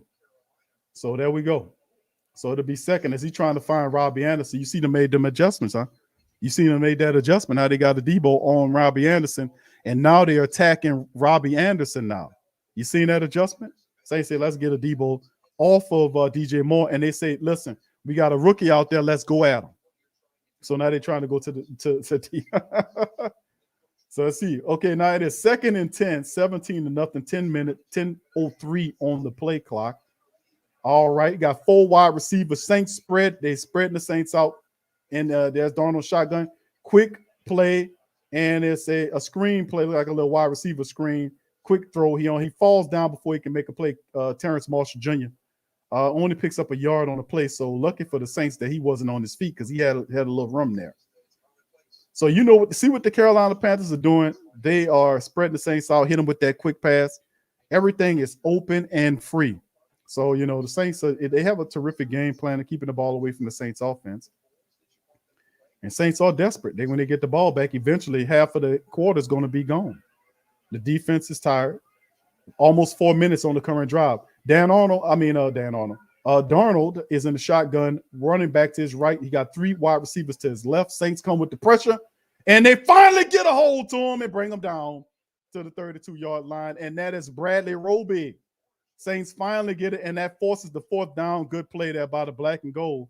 Bringing the blitz because the front folk can't get there. The Saints had to send some help, and they finally got to Sam Darnold on the play to force the first down. And my goodness, Mouton had hands to the face on Carl Granderson, and they don't see that shit though. But Roby was able to tackle Big Sam Darnold to the ground. All right, 50-yard shot right here by the kicker. Zane is up there to try to give the field goal, and here it goes. And it's blocked by the Saints. Saints blocked the field goal there, and Zach Bond is trying to run with it, and he cuts back up the field and gets tackled right there. So the Saints blocked the field goal. All right, come on. Is that the shot we need? And, of course, big ups to the Panther Nation podcast because Brother Rashad was saying about the kickers. He's like, every damn day. That's a big play by the Saints. They blocked the field goal of Zane Gonzalez right there.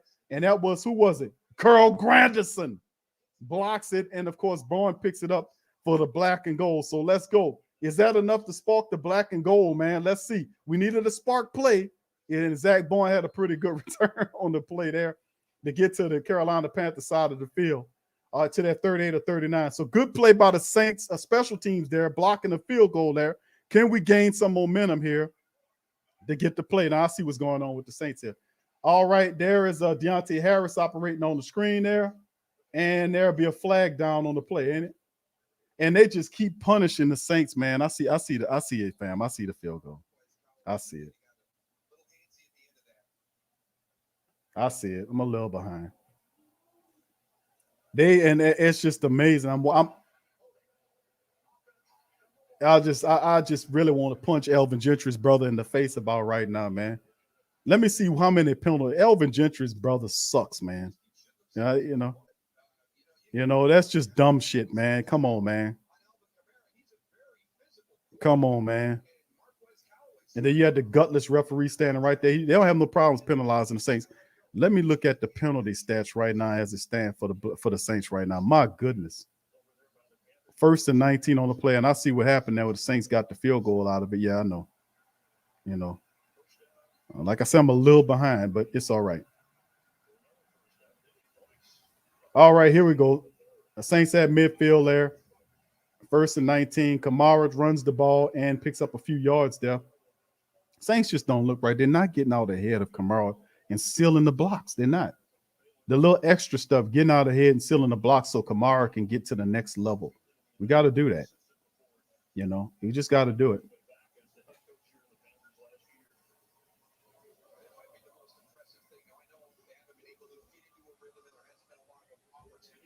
It's something else, bro. I'll tell you one thing, fam.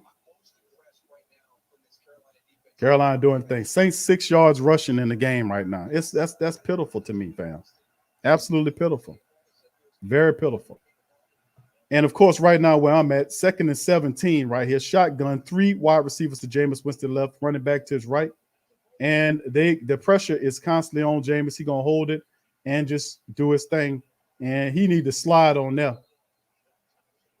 He need to slide on that. You don't take hits like that, Jameis. Slide shit. That's not smart right now. I mean, it's not smart football.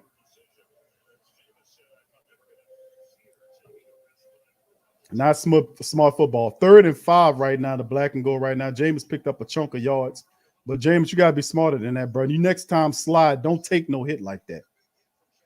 Yeah, that was dumb, man. Come on, bro.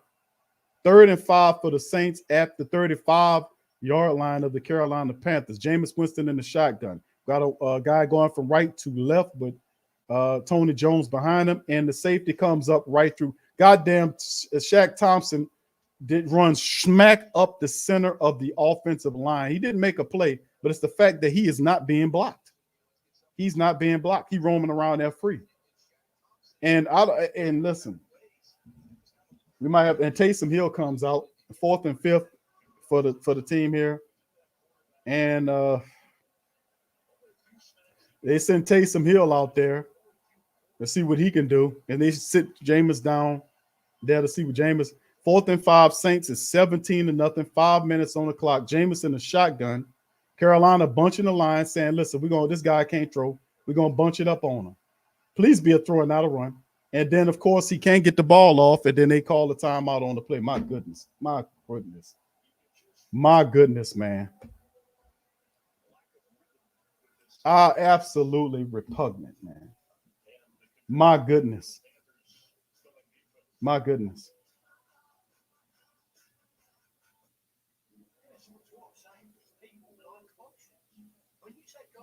My goodness.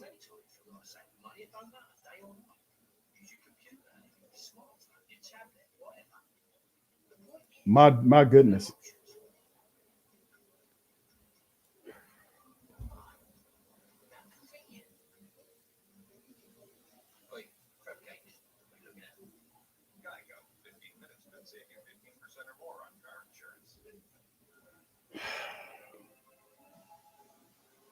Terrible. Awful. This is, yeah, Tyra. That's the word I'm searching for. This is pathetic, man. This is pathetic. Pathetic football. Shameful. Shameful football. Incredibly shameful. They playing with no heart and no intelligence. No brains and no guts. No brains and no guts. Where is your pride? Where's the pride? Where's your guts? No brains and no guts. My goodness, man. My goodness. Awful. Totally awful. All right. Jermaine says, yeah, look like a bad day for us. The Saints look awful, man.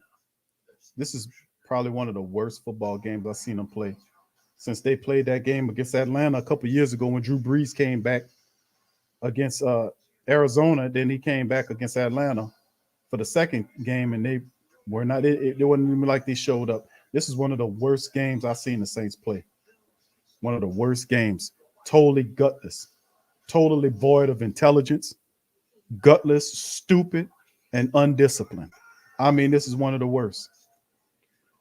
Yeah, this is terrible on all accounts. It's just not the guys on the field. It's also the scheme is bad, man. If anything, you should have been running this ball, man, early on. But now the offensive line, they cannot protect. You got guys blitzing in there, running free, not being touched or blitzed. The protections, it's non-existent. And they just running there doing whatever they want to do. All right, here we go.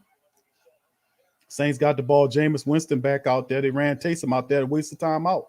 4th and 5. The Saints with the ball, 2 backs in the shotgun. Saints looking, Jameis looking, and then Jameis gets sacked on the play. My God, man. Holding the ball too damn long because nothing out. Just get out of the pocket. And they turn over on downs. You could have kicked the field goal for all that, coach. You'd at least settle for the field goal. That'd have been at least you was down. Now, this gives them all the momentum in the world now. I mean, my goodness, man. And you could not capitalize off of the momentum of the block punt. And Jameis Winston holding on to the ball too much because the coverage was good. This is absolutely repugnant.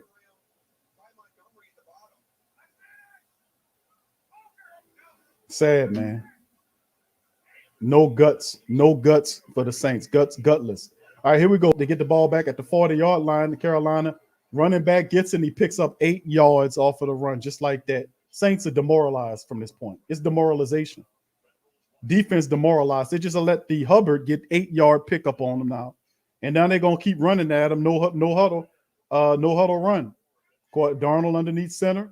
He's going to just give it to Hubbard again. Why not? They're picking up gashing the Saints on yards. Just keep doing it. Saints, come on, let's get some gap blitzing in there to knock these people on their ass. Dennis Allen not doing what he's supposed to do. The defense looks pathetic. They look shitty. They look garbage. All right, here, play action fake. Peyton Turner chasing Darnold. He zips it out. Great play on the play by number 31, Marcus Trufant, batting the ball down.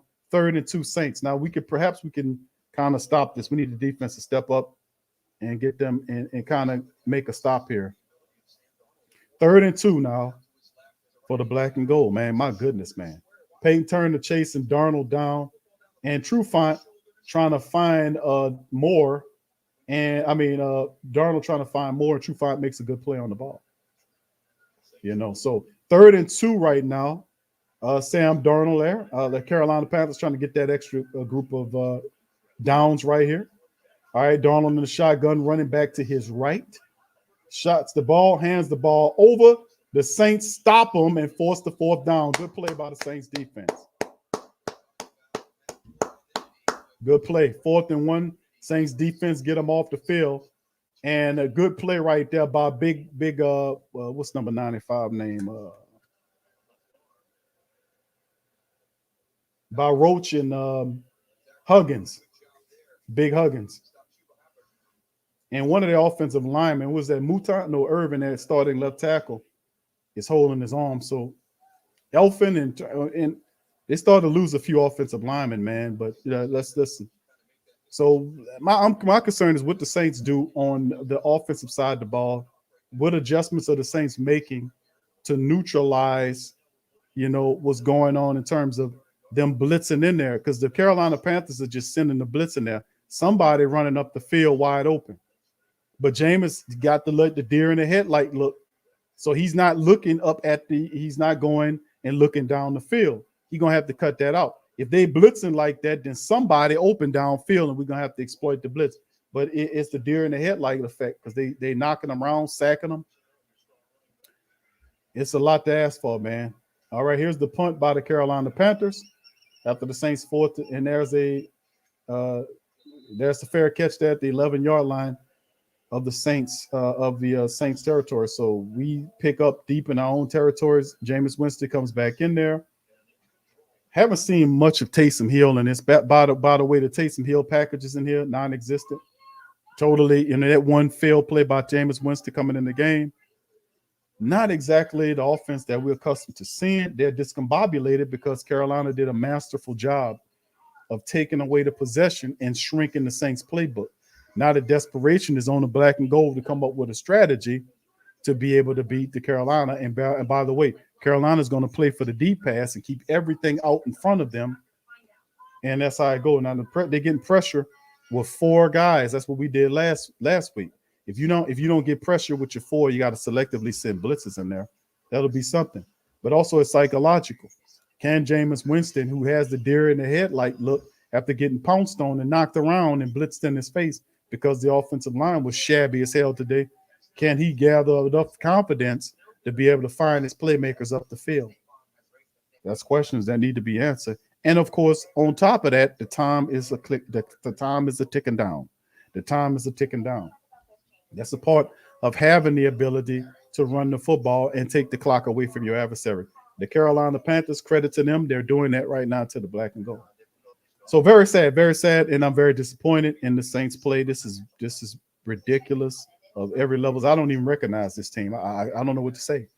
Swagged Out says, it ain't over, champ. Yeah, it's not over until it's over. We got to commit. We got to do something this upcoming drive. Ain't no doubt about it. The Saints need to score, and they need to score often, getting the ball. All right, Swag said, we've been here before, people. Michael Real says, Jameis scared to throw another INT.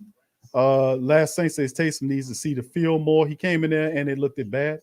Who that for life said, we keeping this game close. Come on, Saints. All right. The defense is keeping it within 17. It's not too tough of a mountain to climb with a quarter and a half of play. It's very doable, but we got to get them moving.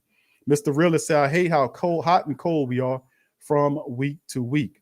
We need a quick drive and some chunk plays. Yeah, no huddle offense is what I'm thinking, fam. Why aren't the Saints going into their no huddle offense? You don't have rhythm. No huddle offense gives it to you. No huddle offense. Let's get it. You don't have any rhythm. Let's hit them with the no huddle. I mean, come on. We need to shake this up. Latasha, let's keep it real. Defense finally showing up in the third quarter. Thank you, fam, as we get back to the game here. There's the shotgun. They give it to him, and there's nothing going on. They came and opened up lanes for the man to run. He got met by several linebackers, Tony Jones Jr. on the run play. Not one game.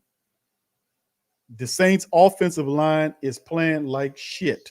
1 yard pickup and 2 drives, not nothing. They are not opening up any lanes or nothing for them guys to run through. I mean, that offensive line need to be ashamed of themselves, man. Them guys making way too much money to put on performances like this. Taysom Hill in the game right now for the black and gold. All right, let's see what happens here. He's in the shotgun, man in motion, which is Tony Jones, the bottom screen. And then, of course, Taysom Hill takes off with the ball and picks up about 7 yards. So Taysom picks up about 7 on the run. There you go. So intriguing, very interesting. All right, Taysom gets the chunk yardage behind the line, and does Coach Payton keep him in there? He gets 7 yards on the pickup there. Jameis comes in, so it's 3rd and short for the Saints, 3rd and 1 to be precise. It sure would help to have Latavius Murray about right now. I'll tell you what. I would, to be honest with you, it wouldn't hurt to have Latavius about right now, huh, fam? All right, here we go, 3rd and 2 with 2:40 on the clock, ticking down, man in motion. James under center, toss, sweep play to Kamara, trying to get around the corner. He gets the first down. Boy, those linebackers are fair. 53 was right on him, and Elvin turned the corner, but boy, that guy was right on him. They're saying it's not a first down, it's a 4th down.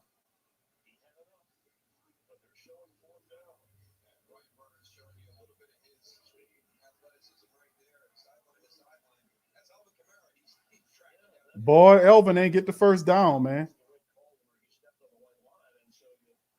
Oh, terrible. You got to get it, man. You got to leave him in there and go get that effing yard, man. Come on, this is terrible. Now, Coach, you got to leave him in there and tell him he's going to punt it off, man. He don't even have confidence in his offensive line to get a yard. Then they're going to take a time. What is it? It's that player of the game. That's the delay of the game right there. My goodness.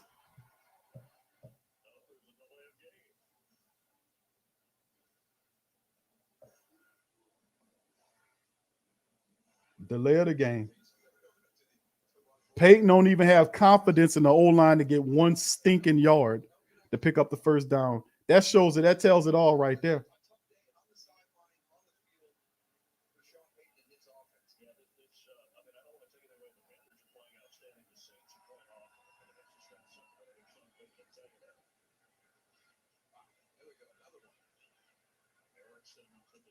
Nice hit by Ty Montgomery. He ain't dropped the son bitch, but good hit on it.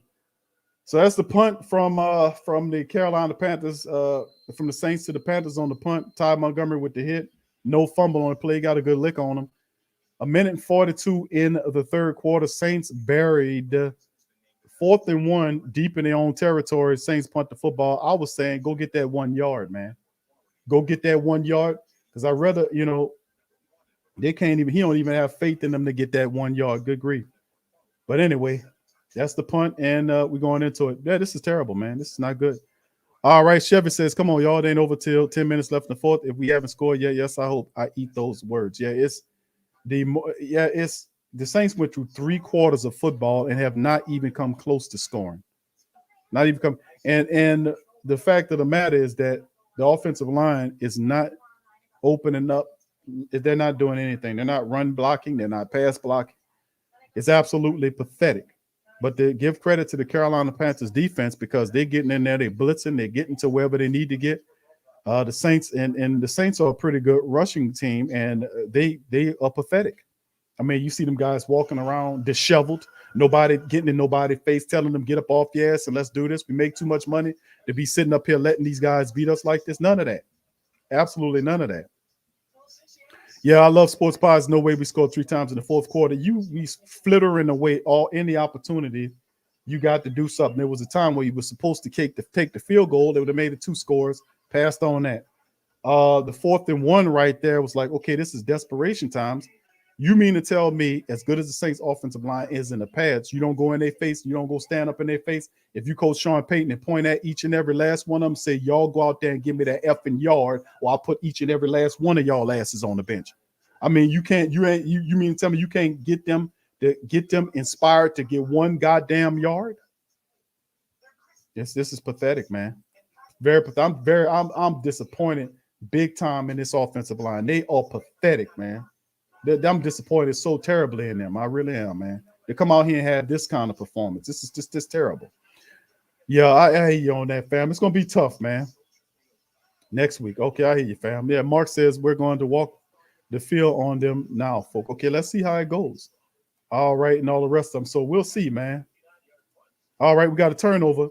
The family said turnover. I'm a little behind, y'all, so I'm gonna just keep going and doing my little thing here until I catch up to where y'all is on that play. So hopefully we got the turnover. Maybe we can then turn it into something. So let's see. Let's go. Okay, here we go. Sam Darnold underneath center at their own 25-yard line.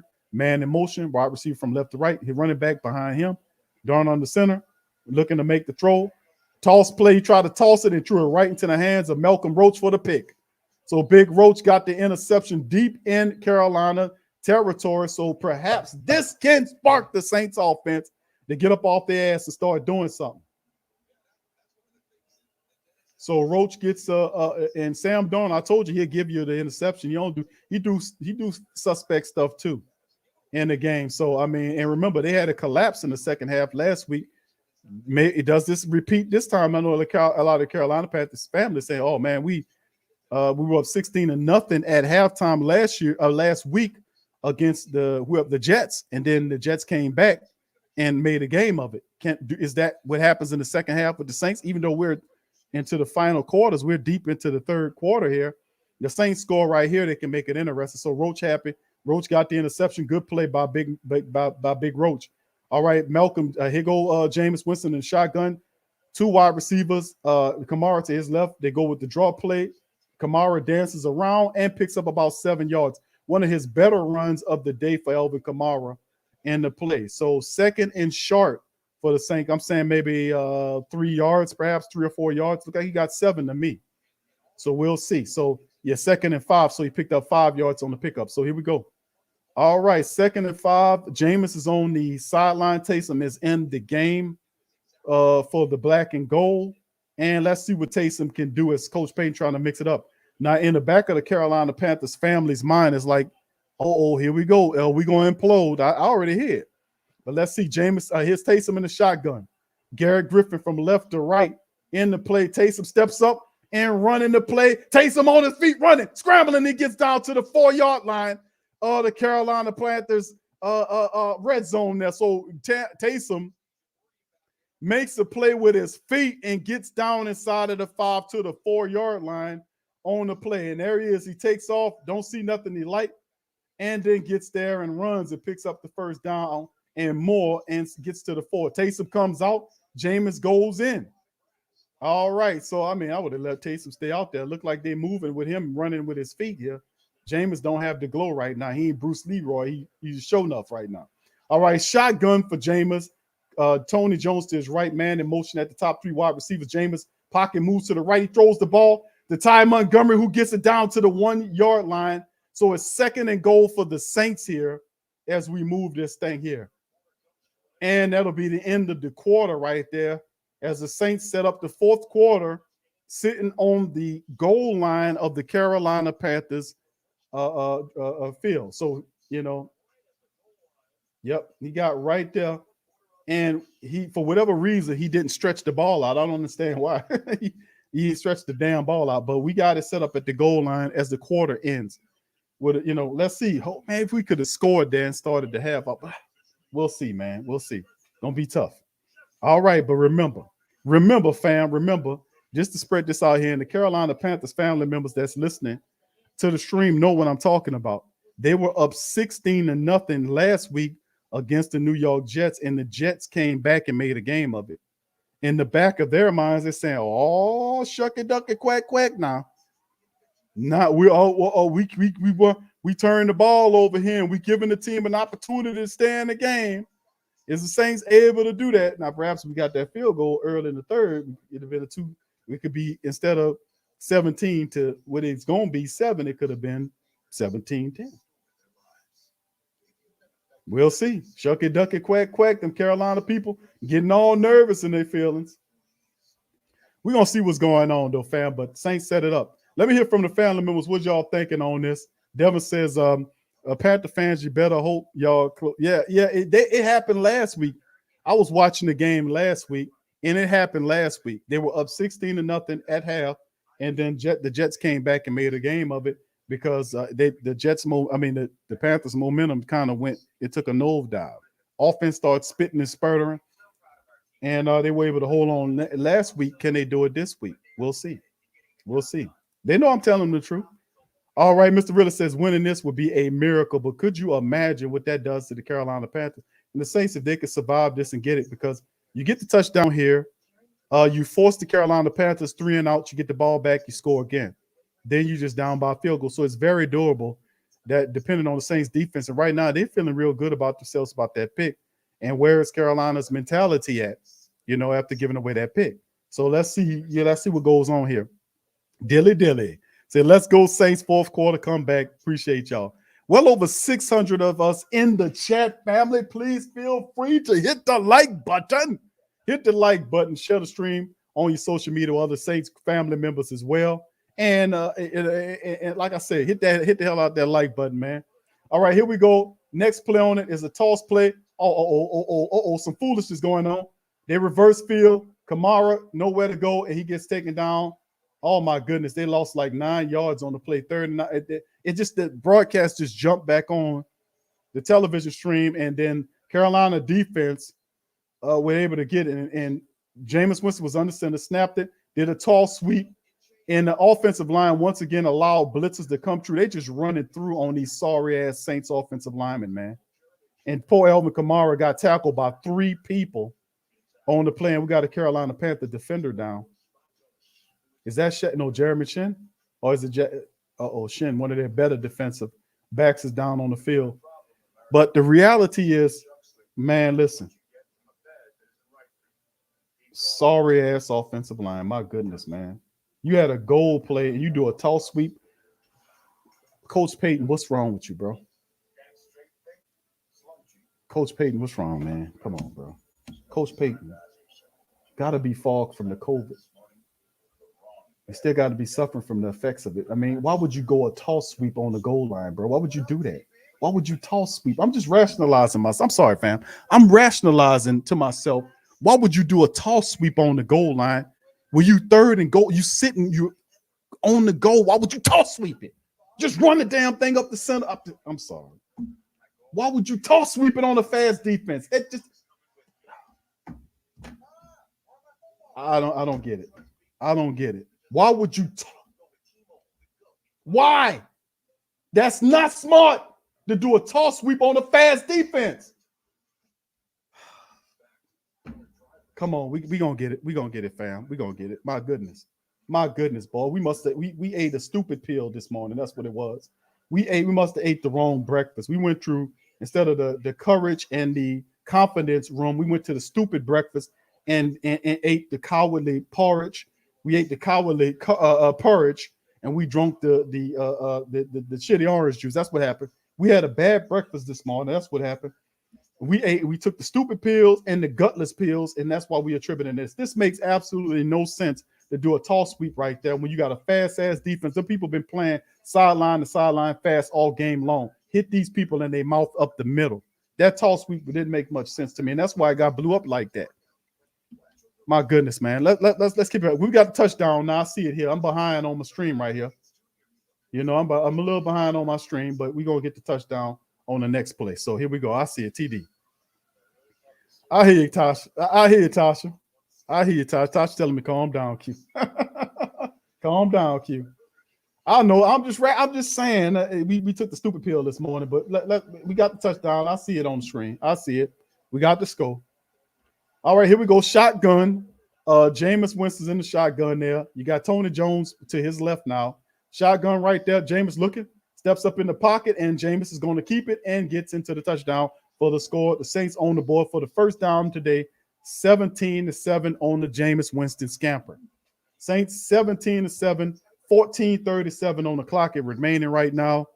So, and plus the extra point by Eldrick Rosas, the Saints are now in the game 17-7 as it is right now. So there it is. So we did get on the board. Andrews Pete made a good block on that play, and good call by Jameis, because everything was wide open, and Jameis said, "Oh, I got something here. Look, wide open." And you see Burris gets there late, and Jameis just falls in. Good play by the Saints on that play. Jameis using his feet to get the touchdown. All right, 17-7, family. We got 4:37 on the clock. Every and anything is possible if the Saints defense can come out and force the Carolina Panthers into a quick 3 and out. And then the Saints move and score again, we could have some rhythm right here. So hopefully this is enough to kind of jumpstart stuff as we move forward. But let's have some smart football here. No more dumb football. Come on, fam. I can't take no more of it. Let's have some smart football. All right. All right.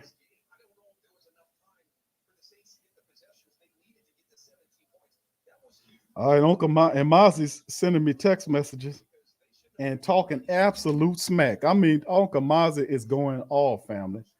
You got to call him Rated R Mazi now. But that goddamn text he's sending me, that's Rated R Mazi right now talking. What's up, right back? Who that to you, fam? Good to see you. All right, family, let's hope the black and gold. Let's get our Saints together defensive-wise. We had a good stop right there, getting that interception with Big Roach. They had a roach in the house. And he got in there. He got got a snack up out of him. Let's hope the defense can force a turnover or get a 3 and out on Carolina. And let's make this point very clear as the kickoff by the Saints there goes into the end zone. Remember, Carolina have problems in the second half. Last week, it was the same way that I'm seeing it in this game. They have not scored any points. They kind of died off in the second half against the Jets. Jets was able to come back into the game and make a game of it. Can the black and gold do the same thing, but do what they couldn't do last week is winning. So we'll see. That was a problem with them last year. Last week they kind of lost momentum. Can the Saints keep the trend and the pressure on? Here we go.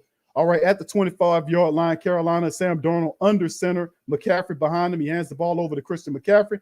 McCaffrey is stopped. He picks up about 2 yards on the pickup. Second down and about 8 as the Saints defense, Cam Jordan on the stop, locks up Christian McCaffrey. All right, here we go here. Here we go as well. So 2nd and 8 for the black and gold right here. All we need is a stop right here or a turnover to get the ball back in the hands of our offense. So let's see. I think we'll get an opportunity. Here we go. They're showing Dennis Allen on the screen as he's looking. All right, here we go. Sam Darnold, shotgun. You got a wide receiver going from right to left. Wide receiver to Darnold's right. There's the snap right there. Darnold looking. Quick throw out there. And then, of course, Paulson to Debo wrestles down. No, that's PJ Williams wrestles down Anderson, Robbie Anderson on the play as that old handshake coordinator took him down. All right, so we're coming up on it. They picked up a few yards on that play. And we'll keep it going as Coach Payton getting a little antsy, walking with that Waffle House menu. All right, so let's keep it going. It's showing Chicago returning a turnover for a touchdown, Roquan Smith. All right, it's 3rd and 4, family. 3rd and 4 right now. The clock is ticking down. 3rd and 4 on the play. Saints need to stop. All right, you got 2 wide receivers to Darnold's right. He's in the shotgun with the running back to his right. All right, there's Darnold. And looking, the throws right there, and a great catch right there by Christian McCaffrey for the first down. Darnold threw the ball kind of low, but McCaffrey with a one-hand grab, his left hand at that, scraped the ball, looked like off the ground. That was a great catch by McCaffrey, kind of using his left arm to stick it back to him. Great catch by McCaffrey because that was a poor throw by Darnold, but McCaffrey made the play, man. First down, Carolina on the play. So the Saints got to start it again.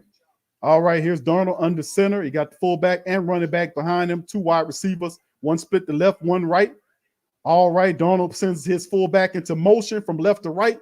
He snaps the ball, play action, man in his face already, darts it out, and it's a first down throw to Zylstra, whatever his name is, whatever his name is, and he gets the first down. So Darnold makes the throw, and it's a first down. One throw, first down with the pressure in his face. Quick read by Sam Darnold. He got a rhythm going about himself right now.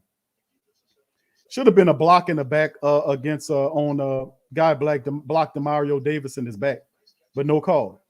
And then he finds Zylstra, and who makes a terrific catch right there on the play. All right, first down at midfield now. Is Carolina starting to move the ball? Shotgun, Darnold in the shotgun. Got a running back to his right, wide receivers 2 to his right. One just went to his in motion from right to left. And then they hand the ball over to McCaffrey. He's ate up by Big Peyton Turner for not even a gain. I don't think he got anything on it. As Peyton Turner was right there to kind of hold him up. Pulls on outside. It might be 2nd down and 10. I don't think he got a gain on it. I don't think he lost anything either. All right, 2nd down and he lost 2. Okay, 2nd and 12 for the Saints. Good play right there. Peyton Turner seen it the whole way. Burst through it and made the play. That was a really smart play by Peyton Turner, man. Damn, he looked like Davenport, man. Big old guy. All right, so hit timeout for I want to say it's the Panthers calling a timeout. No, it's Coach Payton. Timeout for the Saints here. Okay, no, you got an offensive. No, it's not on anybody. It look like it's an offensive lineman for the Panthers that's walking off the field. Boy, I mean to tell you, listen, man, the Carolina Panthers offensive line, boy, their guys, before our very eyes, the Carolina Panthers are getting banged up. Do you see that? They're not scoring. They are doing some positive stuff, moving the ball right now, but their offensive linemen are coming off the field. I see Irving went back up in there, but my goodness, boy, they're really kind of dealing with some injuries right now to the offensive linemen right now, and that can't impact them positively, man, because the Saints defense is starting to pick up a little bit of momentum here. So 2nd and 2 right here at their own 48-yard lines. Darnold in the shotgun got 3 wide receivers to his right, and then of course Christian McCaffrey's to his right as well. There's the shotgun. Saints coming, no pressure there. Ball is almost picked off by Marcus Williams on the play, but it didn't happen. Good coverage there. Williams looked like he might have had a play. 3rd and 12. Saints forced the 3rd and 12. Marcus Williams, he put his hand in there and poked it out. Good play by Marcus Williams on the play. Got his hands in there. 3rd and 12 for the Carolina Panthers at midfield. Saints got them where they want them. We just got to stop them right here and get the ball back. Shotgun. You got two wide receiver. McCaffrey lined up like a wide receiver. Then he comes back to the side, left side of Darnold was in the shotgun. 3 wide receivers. Saints come with the pressure. Darnold step up. He goes down. He's sacked. Payton-Turner with the sack. And the Saints close out the possession with a sack on it. 4th down as Payton-Turner comes up and sacks Sam Darnold and forces the Panthers to punt at midfield. Big ups to that's a great play there by Payton-Turner doing his Davenport imitation. Comes through, just pushes the guy over, pancakes the guy, and then gets the sack on Sam Darnold. Just pancakes the hell out the son of a gun. And then went and then pulled big Sam Darnold down. Payton-Turner, nice play, man. 4th and 16 as they get ready to punt the ball off there. Man, listen, that was a really good play by Payton-Turner, the rookie, man. Good play there. Saints getting it. There's 10 minutes left. Saints getting the ball back. Let's see what they can do. All right, here is the Carolina 4th and 16 trying to punt. Let's see if there's no trickery here. Nope. They're going to punt, and, of course, there's a whistle there. Something going on there. Look like it's going to be against Carolina. Backing them up. Elvin Gentry's brother really didn't want to give Carolina that penalty. He was hesitant. I don't really want to do this. I'm trying to punt. I was trying to save this one for the Saints. Damn it. He fired my brother. All right, so 17-7 right now. Carolina gets hit with a penalty. They get backed up even more. So right now, and listen, this is implosion. Remember, this happened before last week against the Jets. They started kind of imploding, not scoring any points, and the defense of the Saints are going like this. Can the Saints offense then catch up? Plenty of time. Saints get a touchdown here, then force another punt situation. This game could look different.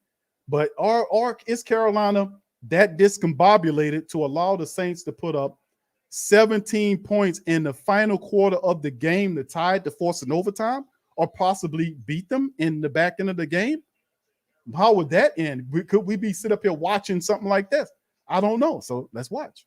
Here we go. Carolina 4th and 21. They're in the punt once again. Saints look like they're trying to bring that block, trying to block that some gun, which even be really fire.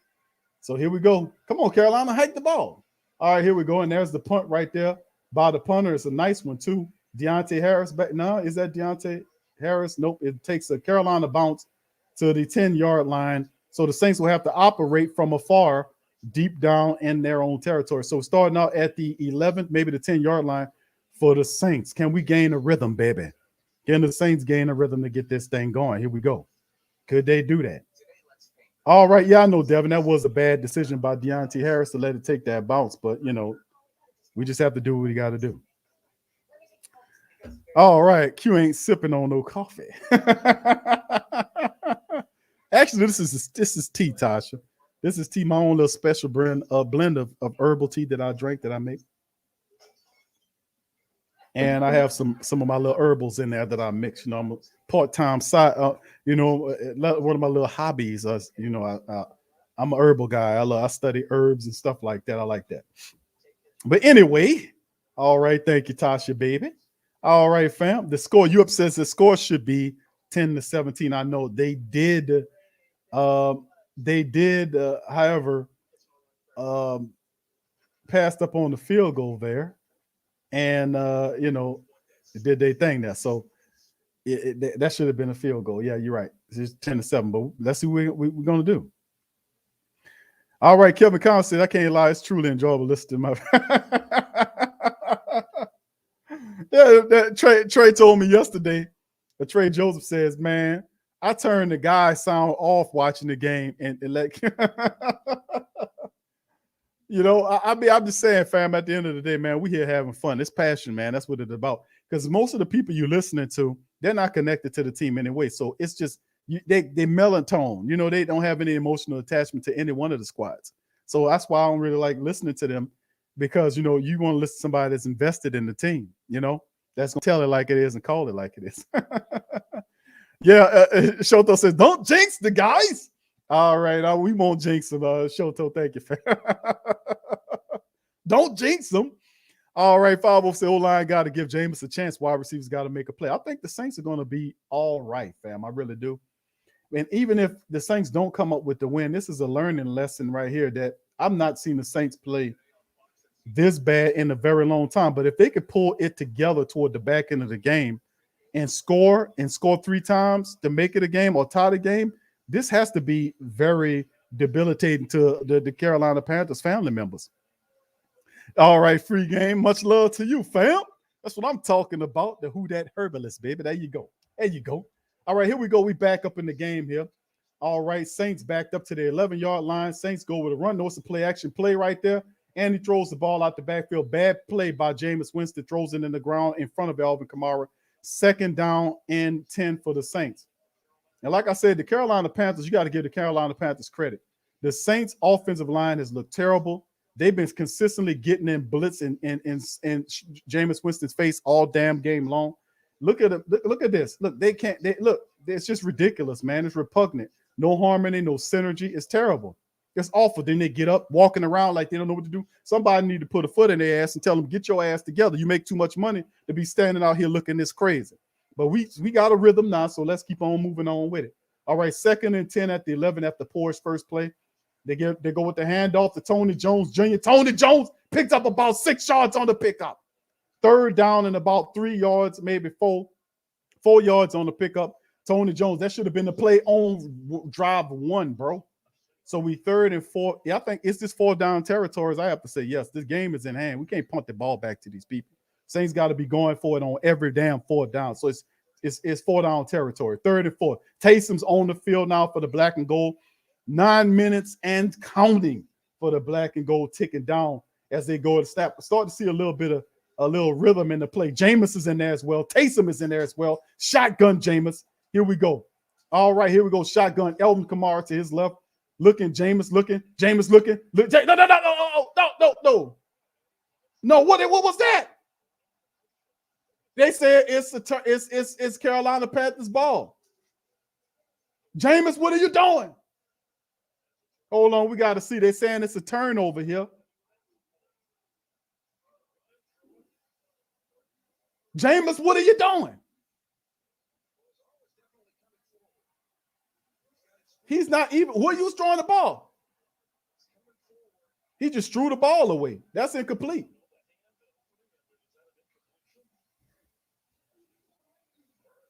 That's an incomplete. Well, listen, man. That's my goodness.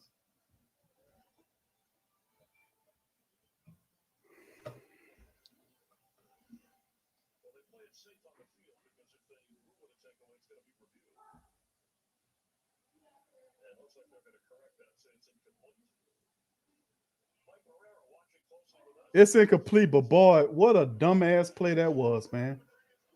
And watch Elvin Gentry, brother, give him the turnover. They're saying it's a fumble. They're trying to challenge, say it's a fumble. Dude, that's Jameis. What the hell is you doing, bro?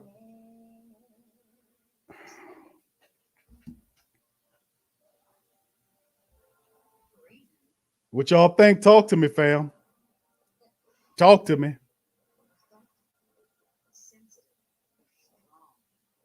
Mookie says, shaking my head. I know he got the hot emoji up there, but yeah, I hear you, bro. You know what? Find one of them emojis. They got the hot face and got the nuclear puff next to it. That's where I'm at with mine. I know. Look, 2Actor says literal confusement. My goodness. Is this not terrible, family? Isn't this some of the worst stuff? I mean, my goodness. My goodness. Devin says, man, I can't do nothing but laugh. What the hell was that, Jameis? That was absolute. What was that? Why? Why? Why? Why would you do that? That don't make any sense to do that.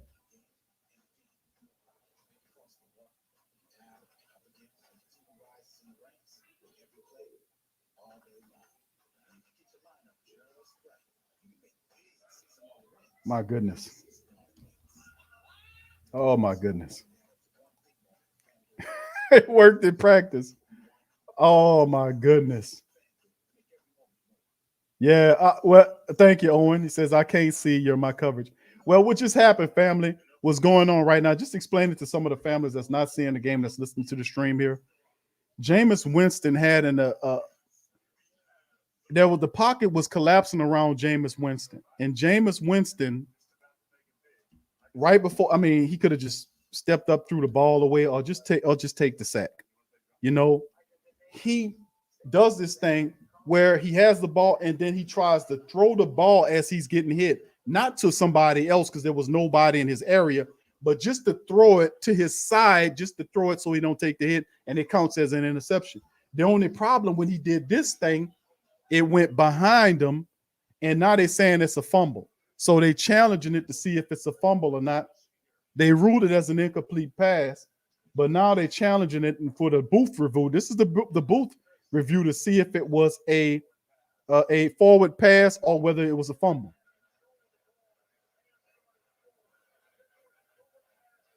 Okay, so the referee, Alvin Gentry's little brother, just named it as a incomplete pass, and it's not a turnover. So the call reverse, it's a porous play. Jameis Winston looked like absolutely garbage, but I can't be mad. His offensive line is mirroring that fact. This was just a terrible play. Look at Kamara right there, and Jameis runs into three people right there and just throws the ball, and it just throws the ball haphazardly. He gets hit and just haphazardly throws the ball behind himself, and they lucky that wasn't a fumble. So Elvin Gentry's brother actually gave the Saints a break on that. And here we go. The Saints have to punt. It was 4th and 4, and the Saints they're punting the ball back to him with 8:48 in the clock. I mean, my goodness, man, that how that play acted with me, and that was not a good punt right there as it bounced out near the 45 for the Carolina Panthers. They basically started at midfield. This is pathetic. And that right there, from as far as I'm concerned, done me in right there on the game right there. After seeing him do that, and that's a done data. Unless they put Taysom Hill in there, Jameis Winston is out of it, man. He done checked out mentally, man. He done got hit so much. His game is gone for this game. His game is he done for this game. In his mind, he done checked out from what I'm looking at. All right, here we go. Sam Darnold they're at midfield at the 47-yard, they're on 47-yard line. He's under center. You got McCaffrey behind him. He snaps the ball, looking around. Saints bringing pressure, and he's just going to throw it out of bounds. 2nd and 10.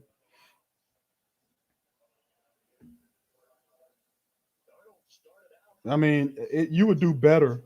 You would do better to put Taysom Hill in this game. Jameis is not there. That's just terrible, man. He done got hit so much and frustrated so much. He ain't even got his game on. He ain't gonna help you moving forward. And I could be wrong, man, but what I'm seeing, I think you need to go with somebody else. Put Taysom in there, do something else. It's not gonna work. Sam Darnold in there, back to that, still at the 47-yard line on this side of the field. Him in the shotgun, 2 wide receivers to his left, running back to his left as well. Ball is snapped. Saints get him, and he gets the ball out to McCaffrey, who gets pushed out of bounds and then there's a flag down, and more than likely probably gonna be roughing the pass. It better not be. Elvin Gentry, little brother, it better not be no goddamn roughing the passer.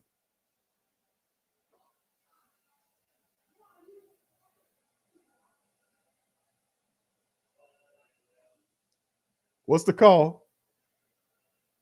Elvin Gentry, little brother, what's the call?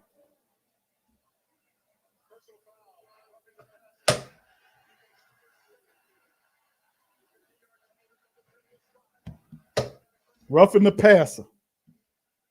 15-yard penalty, putting them over into Saints territory on the play. Roughing the passer. Roughing the passer. That is not roughing the passer.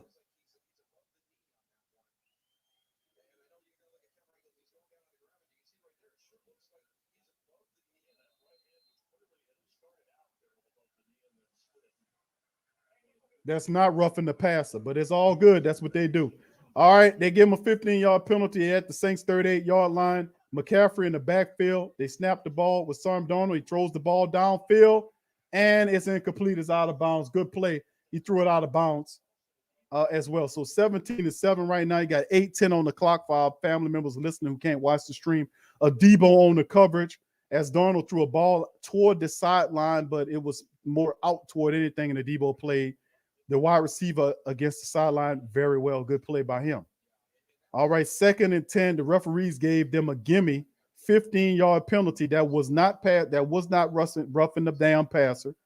They gave him a gimme, and that's what they do. Shotgun, 2 wide receivers, 3 wide receivers to his left, 2 to his right. McCaffrey goes into motion up to a wide receiver. Darnold in the shotgun looking and throws it to Christian McCaffrey. That was telegraphed the whole goddamn way because he stared McCaffrey down. If we would have been on that, it probably would have been a pick, but it's all good. 3rd and 10 now.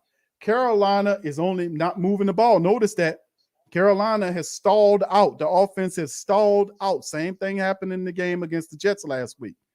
The only thing is the Saints can't capitalize off the stallment. Jameis Winston looking terrible as hell. Maybe we need to go with somebody else in the second half to spark the team because, man, he ain't looking right. Shotgun, we got 3 wide receivers to the left. It's a spread, 3 to the left, 2 to the right. Man in motion at the top. He comes to the slot. Darnold in the shotgun, snaps the ball. Saints pressure coming. They drop the ball. First down. He pick up 10 full yards to Terrace Marshall Jr., who picks up 10 yards to first down and puts them in field goal position. And they don't care. As long as they keep eating the clock, that's all that matters. So the Saints rush forward, can't get to him. And then, of course, Terrace Marshall runs free and gets the catch. Just the sidearm action right there. Easy throw. Easy throw. And the clock, that's all they want. They don't care about scoring. They just won't keep the clock running. So here we go. Sam Darnold, after they pick up there, they're at the 26 or 27-yard line of the Saints. Underneath center, Darnold hands the ball off to McCaffrey, who gets upended down by Carl Granderson. Probably 2nd and 10. No gain on the play.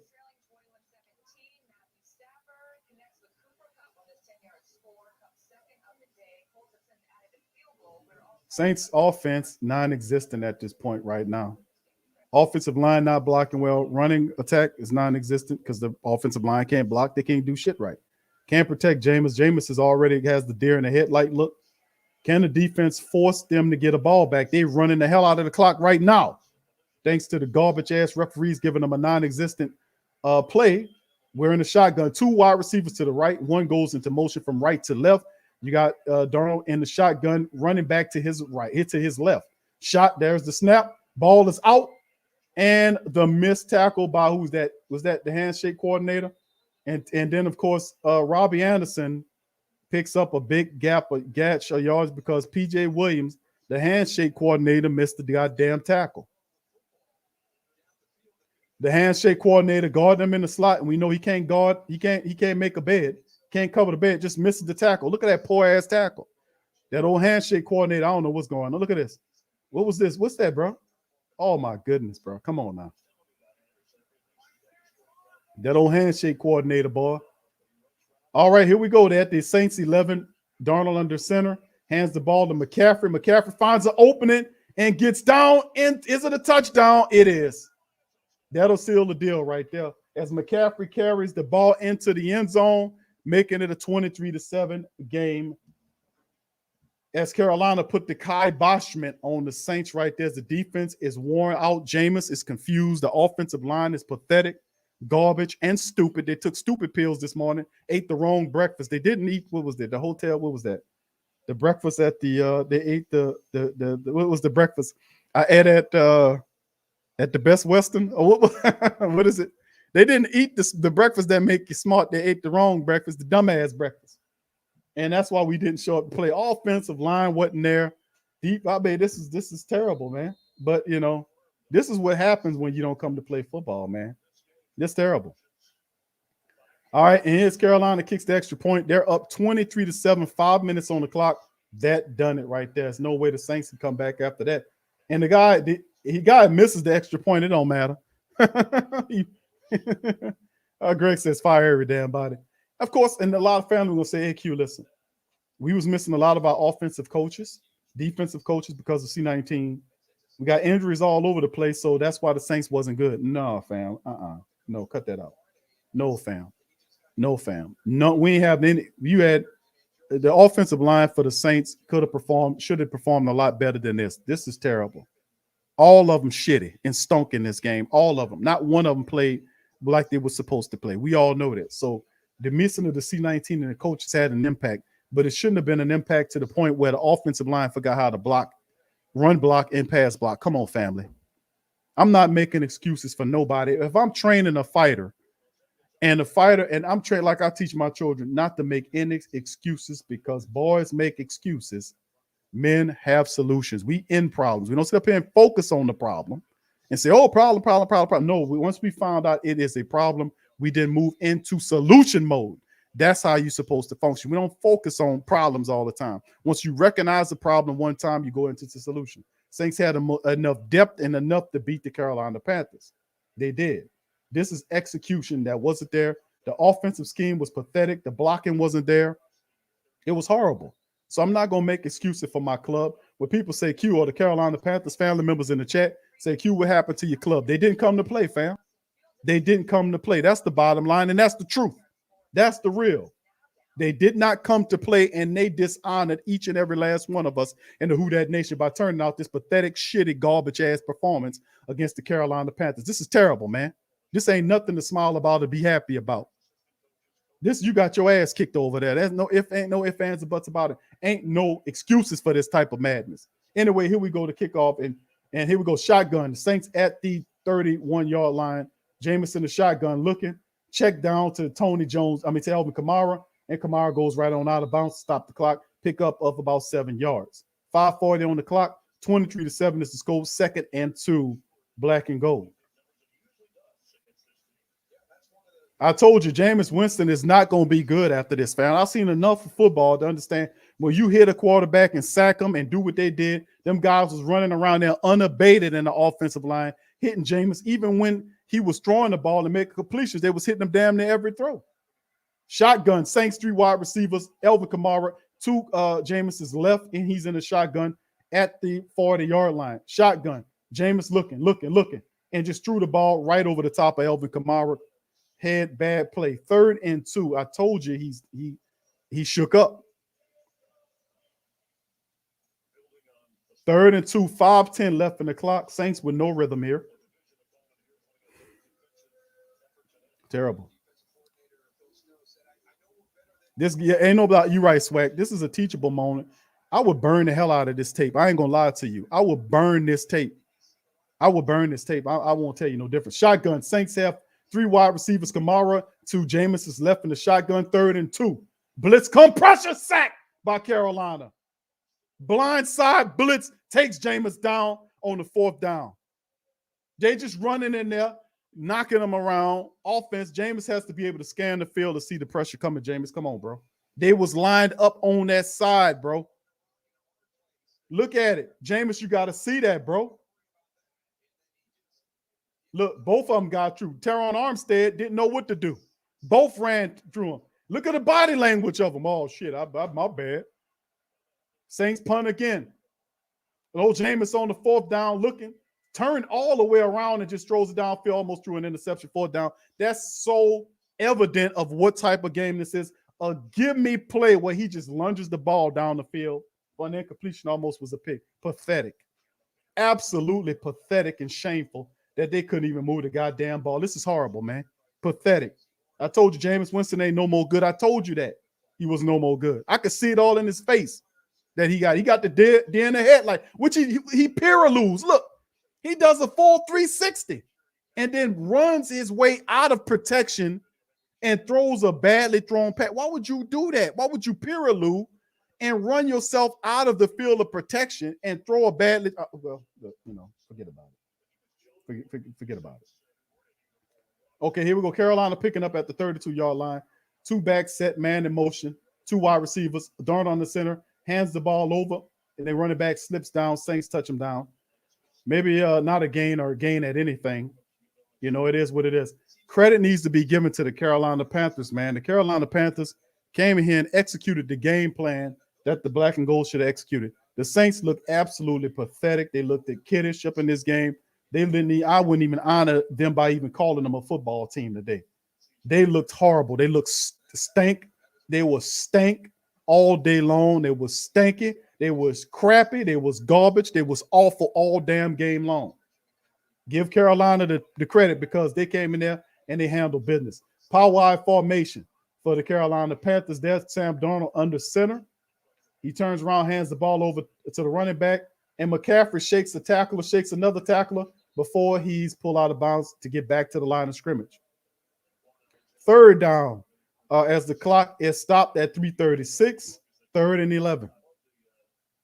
Hit the like button, family. If you're in here, over 500, almost 600 people up in the live stream, hit the like button, subscribe, and watch the show because we'll be back doing these watch parties all time, keeping it real. I'm disappointed, man. They made this guy look like Joe Montana. Sam Darnold, 25 of 37 out there making plays doing his thing. Carolina, credit to the Carolina Panthers, man. They came in there and they executed the game plan, kept the ball away from the Saints offense, and then dominated and controlled the line of scrimmage, especially on the defensive side of the ball because the Saints offense didn't have any guts and no heart today. No guts and no heart. No guts, no heart. No guts, no heart today for the Saints offensive line. No guts and no hearts, and might I add, no brains. Throw no brains up in there. No brains, no heart, and no guts today. No guts. And they all need to get a fucking check back and don't take no money for this game. It was you stealing from us if you collecting a game check off this. This was some bullshit, man. Give your goddamn check to charity. You don't deserve a check after this game. No guts, no heart, no nothing. No nothing in this game. Feel like I wasted 3 hours of my life watching this pathetic garbage ass shit here. No guts, no heart, no check. How about that? No guts, no brains, no heart, no goddamn check. Shotgun for the Carolina Panthers, 4 wide receiver set, running back to his left in the shotgun. Shotgun right there, and then of course down he throws the ball and the pitch and catch scenario on the Debo as the Debo's back on more again. Why? All he do is catch passes on the Debo. 3rd and 24 on the play here as we keep it going.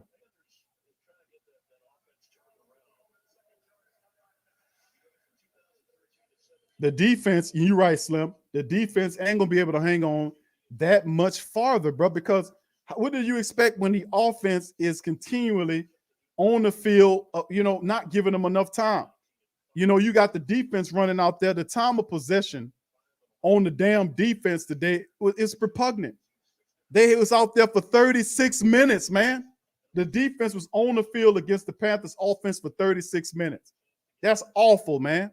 That is awful. The defense eventually is going to wear down if you don't get them off the field. And the Saints didn't have enough long offensive possessions, the rest of the defense, so they can be impactful.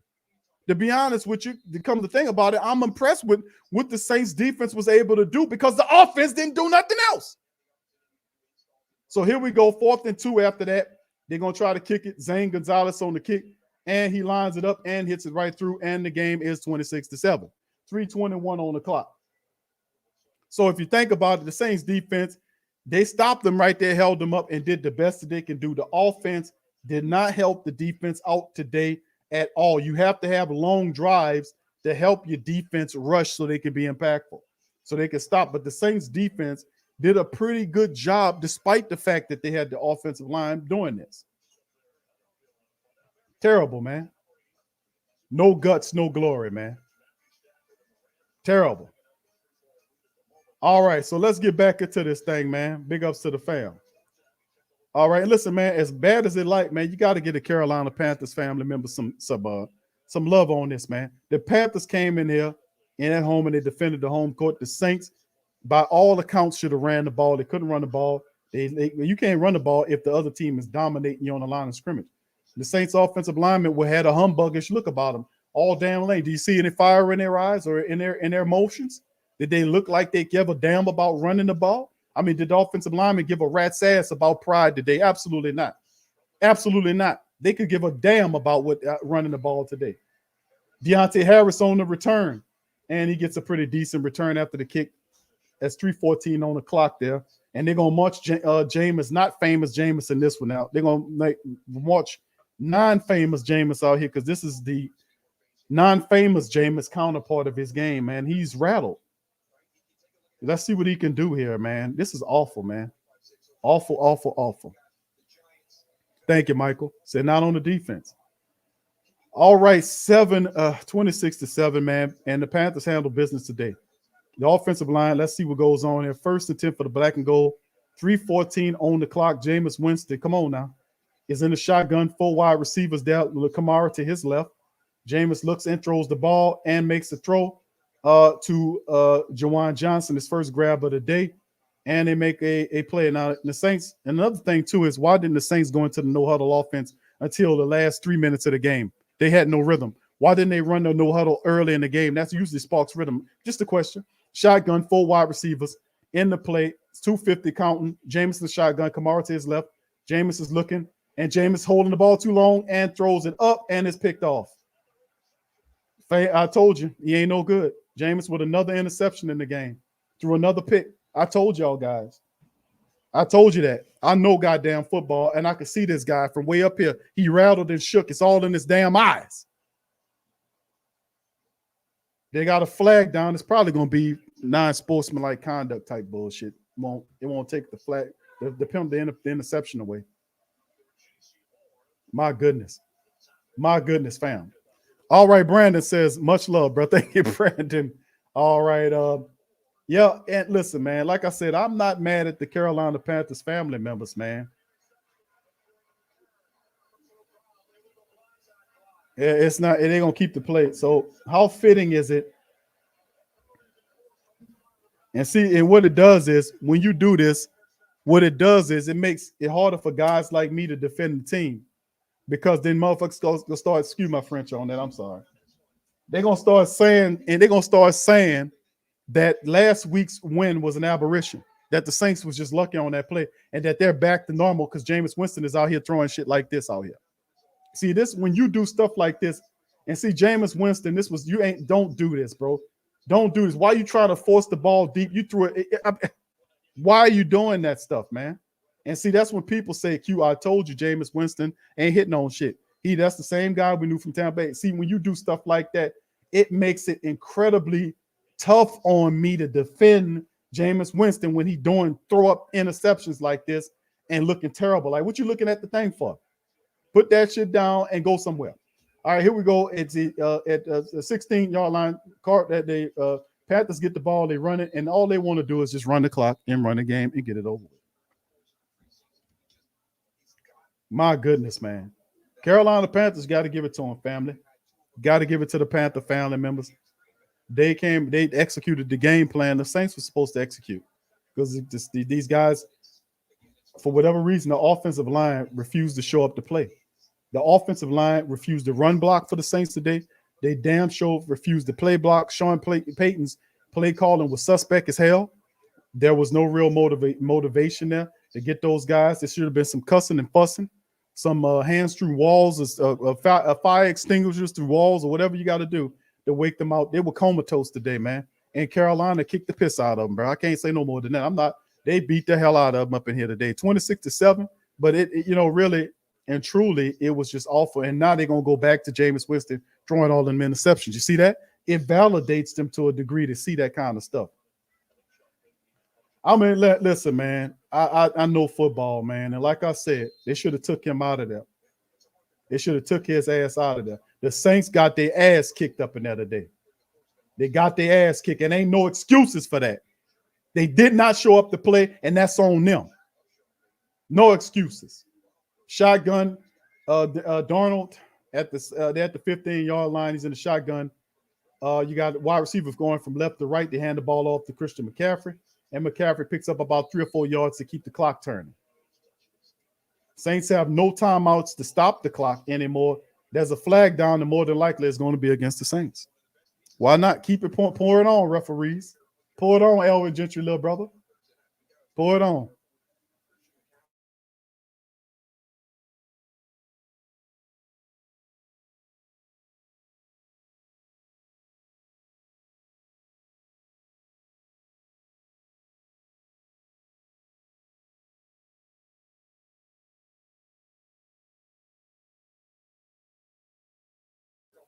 Terrible. Flag down.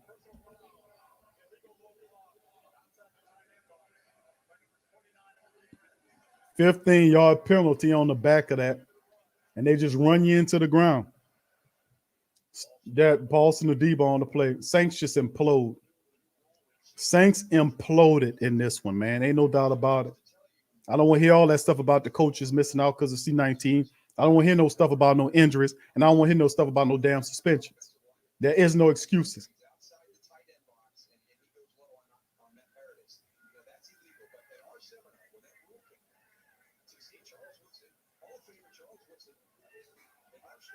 All right, here we go. Carolina with the ball after the 15-yard penalty to put them up at the 33-yard line. Darnold under center, wide receiver, tight end, or whatever it is, goes from right to left. He hands the ball over, and then the guy picks up a couple of yards on the play. Christian McCaffrey. Is that McCaffrey? No, it's the backup running back in there. Chuba Hubbard in there as he picks up a couple of yards, making it 2nd and maybe 8. I want to say as we get closer to 2-minute warning. 26-7, 2-minute warning is upon us. No excuses for this. And we know about all that other stuff. It ain't got nothing to do with them coach for them players, them offensive line. We paying them offensive linemen big time dough, bro. Ramczyk just got broke off big time cake. Terron Armstead making good money here. Andrews Pete making good money. The only guys not making big money is Cesar Ruiz and Eric McCoy. And McCoy is out. Kelvin Throckmorton's undrafted. He getting paid with canned goods and trash bags. So I mean, at the end of the day, they make too much money on that offensive line to turn into performance like this, man. That's why I said no guts, no brains, no guts, no check.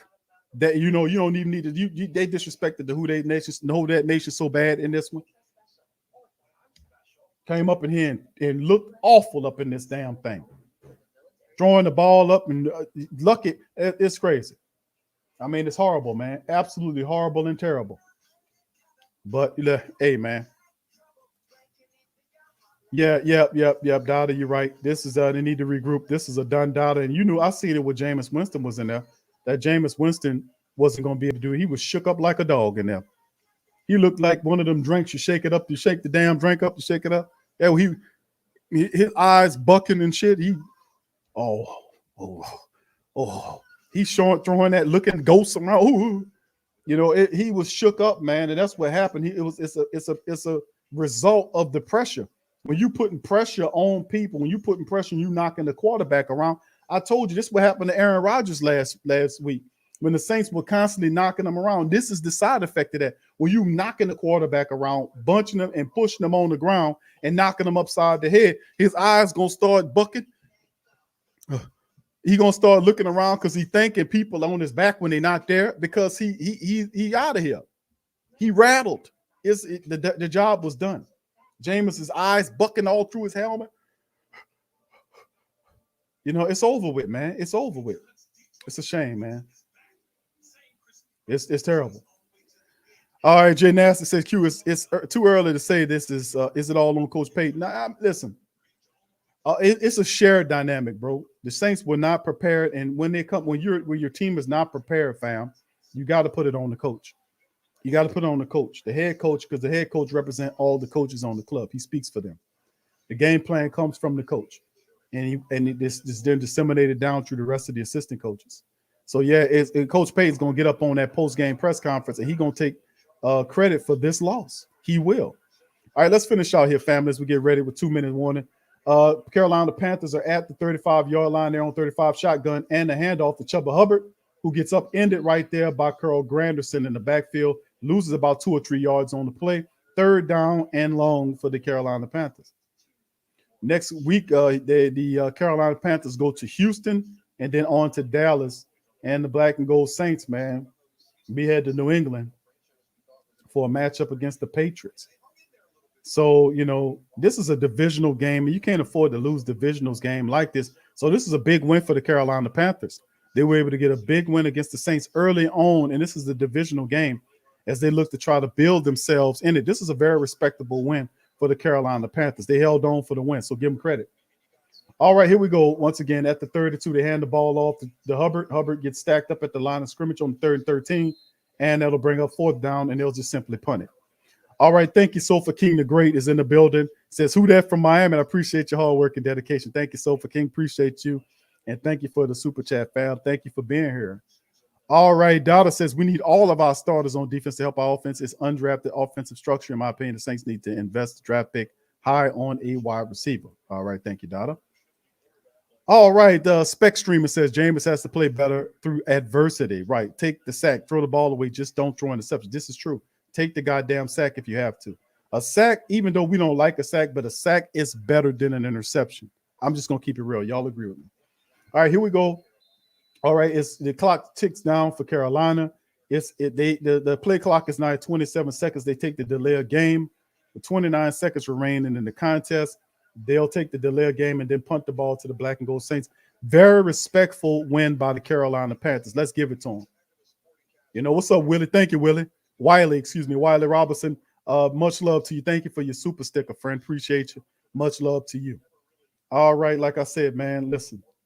All right, says AK-41 didn't do that thing today. No, he couldn't. The offensive line it just was pathetic, man. A lot of this is on the offensive line play. They were disastrous, and Coach Payton's going to talk about it. He will talk about it. We got to watch out, man. I mean, seriously, man, this was a tough loss. And it was a horrible loss too, fam. I can understand you losing a tough game. Like we had a 27-24 loss to the team. That's one thing. But for you to go in there and lay it down like this is not respectable. I disrespect the hell out the Saints for this. This was disrespectful for the family members to watch this crap and this tripe and this garbage and this trash. Yes, I'm adamant about it. I'm not one of them people that sit up here and say, oh, yeah, this, that, and the third. No, I'm going to tell it like it is, whether it's for my team or against my team. I'm going to tell it like it is. This was pathetic. It was awful. It was shameful. And I'm sorry that we wasted almost 4 hours of our goddamn day watching this stuff. I'm going to tell you how it is. I'm going to tell you the truth. This is awful out here, man. Thank you, fam. I'm pissed off about it. I ain't going to lie, man. I'm pissed off like I got some helmet and some shoulder pads. Yeah, hell, I ain't getting a check from the man, I'm pissed off about this. And then the Saints just give up with a victory foundation. What's that? What the hell was that? He said, let's just get the hell out of here. We ain't going to try to run a successful play. Now, you know what? We got our ass kicked victory formation for the other team. My goodness. I done seen it all now. We ain't going to even try to go for it. Let's just get the hell out of here. I got you, Saints. I got you. Thank you, Mr. Waterman. Appreciate you, Christopher Waterman, for the chat, man. I mean, my goodness, that was awful. Let me get that. Oh my goodness. I'm so happy. I am so happy this game is over. I'm so happy. Listen, I am so happy this goddamn game is over with. I'm so happy. I don't know if I can stand another 30 minutes or stand up here with my blood pressure through the roof. I'm sitting up here drinking on herbal tea. I need to give me some. I need to give me some of that hard stuff. Oh, give me some of that hard stuff. They put some hard stuff in this old black and gold mug right here. Oh my goodness, man! Let me tell you something. When that kind of stuff happen, man, you got to put some hard liquor up in there. That's the only thing that calm you down and get your blood pressure down, baby. Make you mirror and say all of a sudden you feel a air of confidence. It's liquid confidence, but nonetheless, that you're gonna need it right now. My goodness. Oh my goodness, family. That was absolutely horrible and shameful. And listen, first and foremost, I got to tell y'all something. To the Black and Gold Nation. Listen, and I'm going to address the Panther family members in a minute. But let me just say this. First and foremost, I like to issue a disclaimer and an apology to the entire Who Dat Nation for wasting 4 hours of your life watching this goddamn game. Let me tell you something. I want to apologize to you because I know they ain't going to do it.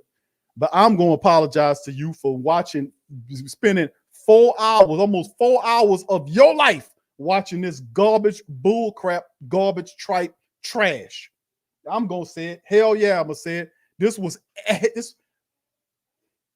was horrible of epic proportions. This was terrible. This was awful. No guts, no glory, no nothing, no brains, just stupid as hell. I'm sorry, fam. I got to tell it like it is. And then I'm going to address the Carolina Panther people now. Listen, fam, the Carolina Panther people, y'all team executed the game plan that we were supposed to execute. Not only that, but y'all dominated the line of scrimmage. Y'all ran the football and y'all ate the clock, and you took away the Saints playbook and made them desperate to the point where you constantly pressure Jameis Winston into brain numbing interceptions. Like, you just do this.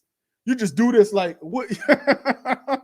When you throw an interception, you throw the interception like, and you be like, the interception didn't make you just do this. And then your next thing was like, that kind of stuff. You know what I'm saying?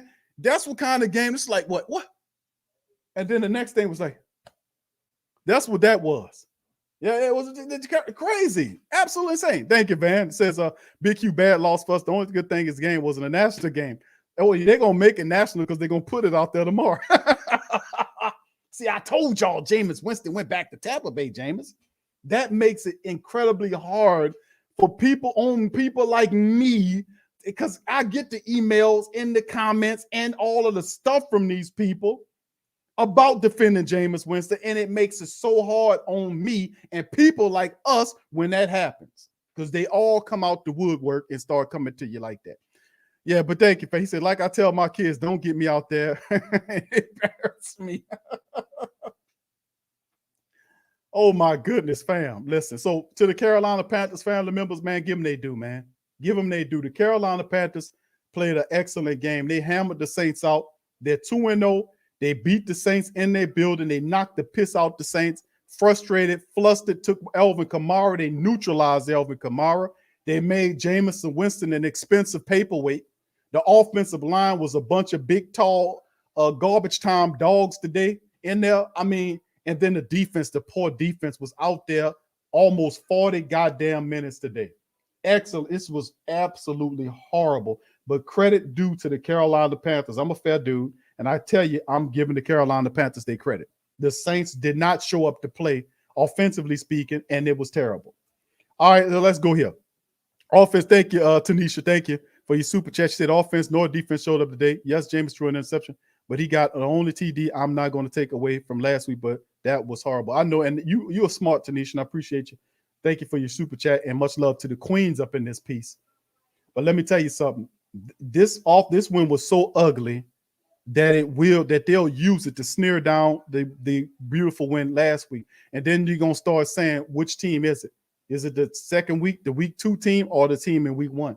Because, when that happens, it's so much of a diversity, it's so much of a space between week 1 and week 2. You'd be like, you spunt around and you confused, like you're looking right and left trying to figure out what the hell. Which team is it? Is the week 1 team or is the week 1 team looks so good? The week 1 team look awful. They look so good in week 1, but so bad in week 2. Which team do we have? Somewhere in between the middle there? We'll see as we move on in the season. Big ups to the Carolina Panther family members that's in the live stream. Got quite a few of them. Congratulations to you guys. And on the Black and Gold family members, listen, I am so upset about this. I'm so pissed about this game. I'm laughing just to hide the pain, baby. Your boy's sitting up here hurting, baby. I'm hurting, baby. Baby, I'm hurting all up in my chest, baby. Oh, baby. Baby. I'm telling you, baby. But then Daniel said, I can't believe this happened like that. Straight up, Big Q. Jameis threw 2 interceptions. That was totally uncalled for. I know, Daniel. I know. TP, baby, what's happening? See, this shows how much our coaches matters. Well, yep. And this is a major part of it. So let's get into the statistics, family, before we close out the live stream. And we'll open up the post-game show after we finish out the live stream. Oh, thank you, Christopher, for your Cash App, my friend. Thank you, fam. Thank you appreciate you with the Cash App. Much love to you as well. All right. Appreciate you doing that. All right. So let's get into it for the rest of the family members on the final statistics to get this over with. My goodness, man. My Lord. This is terrible. It's horrible. Horrible. All right. Let's look at this disaster. This disaster. 28 first downs to 6. Are you kidding me? 18 of them through the rush, which goes to show yourself the rush for the pass, right? Right. 18 first downs through the rush. And then they had 4 penalties that got first down. We had the 6 penalties that created first downs. Four times they ran it to get first down, but 18 of it through the rushing attack, and only 5 through first downs from penalties. Well, let me get this right. All right, so yeah, man, I'm so shook up with the numbers, man. I'm screwing all this stuff up. This can't be. All right, let me do this. Try this shit again. 28 first downs to 6. I'm all scrambled up on that. That can't be. My brain saying to myself, that can't be possible that you let them people get 28 first downs and you sit up here with 6. 18 of the first downs came off of rushing of the 28. You had 4 first downs via penalties. You had 6 to create off the third down. And then, of course, the third down efficiency. 8 of 15 on third down. Saints was a disastrous, ugly 2-11, and even worse, 0-2 on fourth down. Total plays, 73 total plays versus 43 by the Saints. 383 total yards versus 128 yards by the Saints. Drives of 12-12.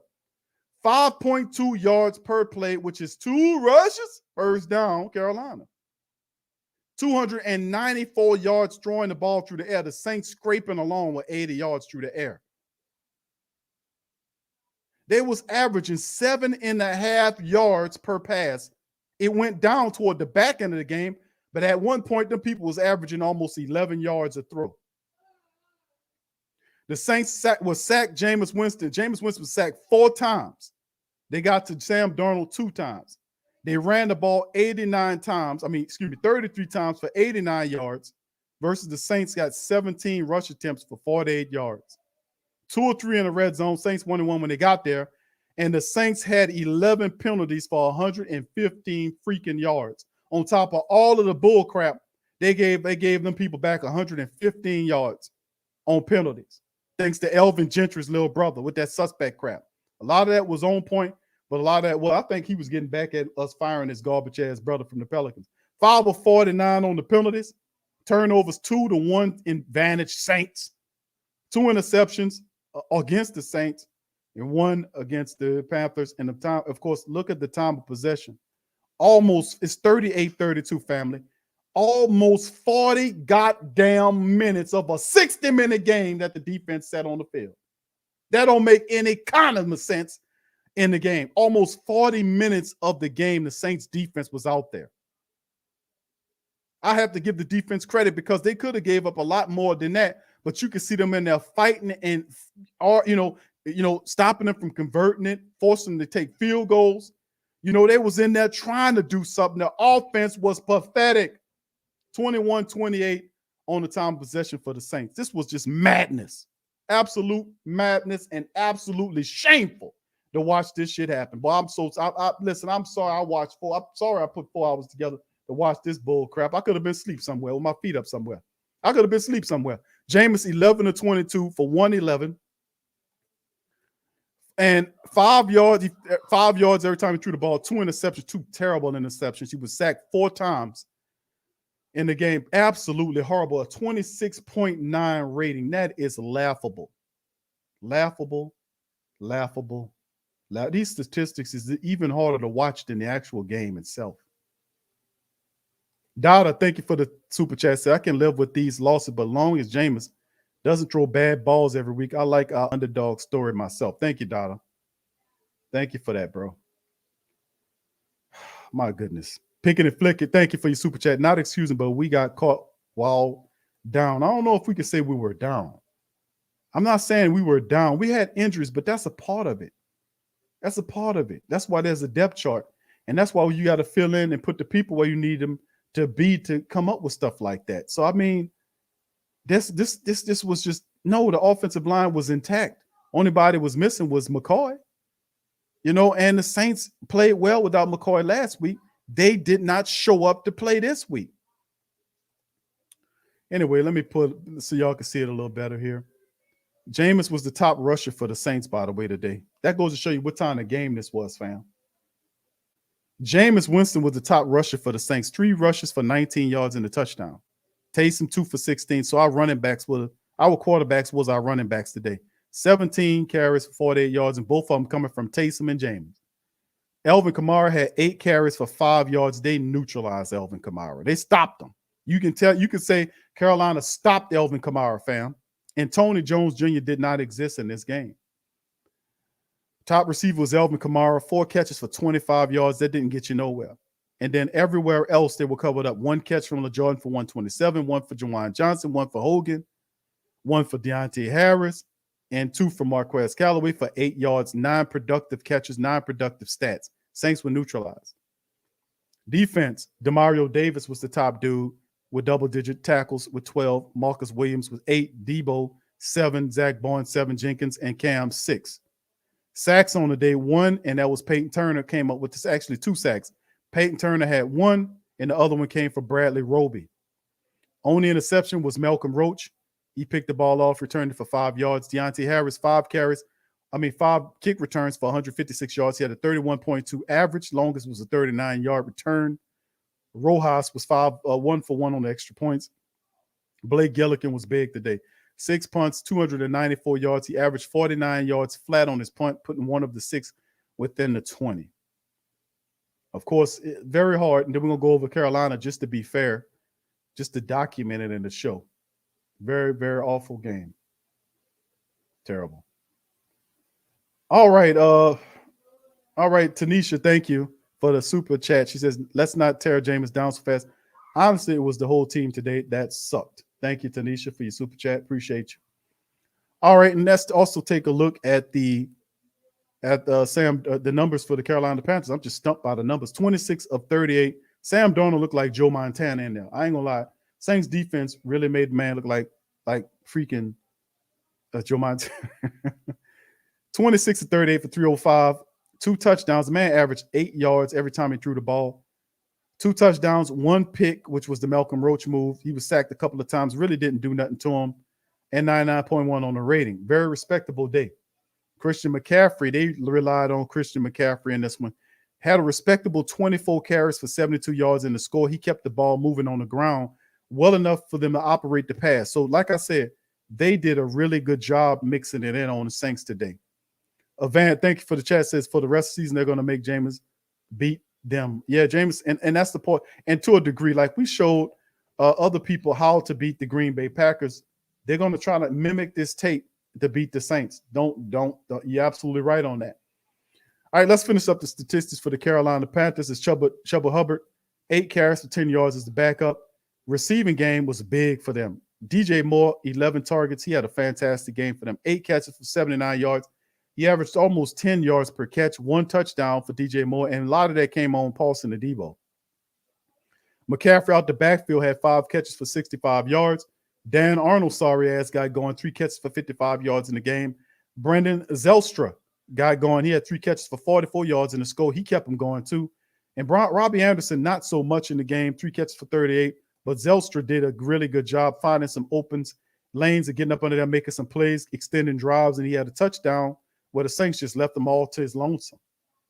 And then, of course, Terrace Marshall Jr., one of my favorite guys, 3 catches for 17 yards, not much cooking with him. You look at the defense, Justin Burns, the safety, showed up 5 tackles, and Justin Burris, and Brian Burns was the top team, and Shaq Thompson had 4 tackles. And, of course, the sacks came from Burns on the sack. Daquan Jones had a sack today and a sack and a half for Hassan Reddick. And, of course, Morgan Fox had a half a sack to give 4 sacks on the Saints. Burris had an interception. He returned for 17 yards. And Joe Horn's son, J.C. Horn, had a pick that he returned for 13. Both give-me-up interceptions by Jameis. And, of course, you see their kicker, Zane, 2 of 3 on field goals, and he missed an extra point. Didn't make a difference. They did what they needed to do to end the game. And then the thing is, they collapsed last week in the Jets matchup. They took light not to collapse this time, and they went ahead and sealed the deal with the touchdown. Big score, big time. Carolina, congratulations to Carolina in this matchup, man. The Carolina family. Y'all, they did a wonderful job in neutralizing Alvin Kamara. They stopped Alvin Kamara and neutralized the Saints' game plan running the ball. Couldn't do it. Offensive line was non-existent. Couldn't protect Jameson. Couldn't open up running lanes. Shameful. Very shameful. Thank you, Brother Prime. Said this was karma for the Denver game. All right, thank you. Madge Randolph says Demario Davis had a bad game, missed tackles, not in correct position. Jenkins was not a good leader today. Yeah, what was the talking? Where was the talking going on? No communications there. All right, Epps Jr. says, hashtag keep pounding 2-0. But in all seriousness, Peyton Turner and Paulson Debo would be great. down the road. Thank you. And congratulations to the Carolina Panther family members that we got chimed up in this thing. I got to give it to them, man. I'm fair. I'm a little pissed, but I'm more pissed at the Saints not showing up than I'm, you can't be pissed at Carolina, man. They showed up and took this game from the Saints. They beat the brakes off the Saints in this matchup. Saints were defeated, and I never thought I'd see that offensive line look like that and play with no heart and no courage, no brains, no nothing. It's just terrible. It was a bad representation for us this Sunday, and they need to do everything they can to fix this shit coming around for next week against the Patriots. We're going to see. Alice says, who that Big Q? This one was hard. I know, fam. I'm with you on that. I am so pissed right now. I am. I'm stewing in my juices right now. I ain't going to even lie to you. I'm sitting up here being calm talking to y'all guys, but I'm stewing right now. I really am. Might have to give me some of that brown somewhere, fam. Might have to find me some brown, baby, to calm me down, baby. That's what those Saint. Let me tell you something. Reverend Saint's so upset right now. Reverend Saint saying, baby, you got to get some brown to calm you down, baby. Baby, I'm not advocating for you to drink, baby. But sometimes, baby, one is better than the other. You give me that, baby. Baby, you understand? Baby, do you understand where I'm coming from, baby? I'm like, yeah, I got you, Reverend Saint. I got you. Get you some brown to calm you down. I got you there. All right, Hemisphere said it'll be interesting how the Saints play against the Patriots next week. But I wonder, since we've been seeing how Winston been throwing it up in INTs, how long before Payton pulled Winston out for Taysom? That is an intriguing question. But Jameis should respond. I got faith in Jameis. I think he responds, man.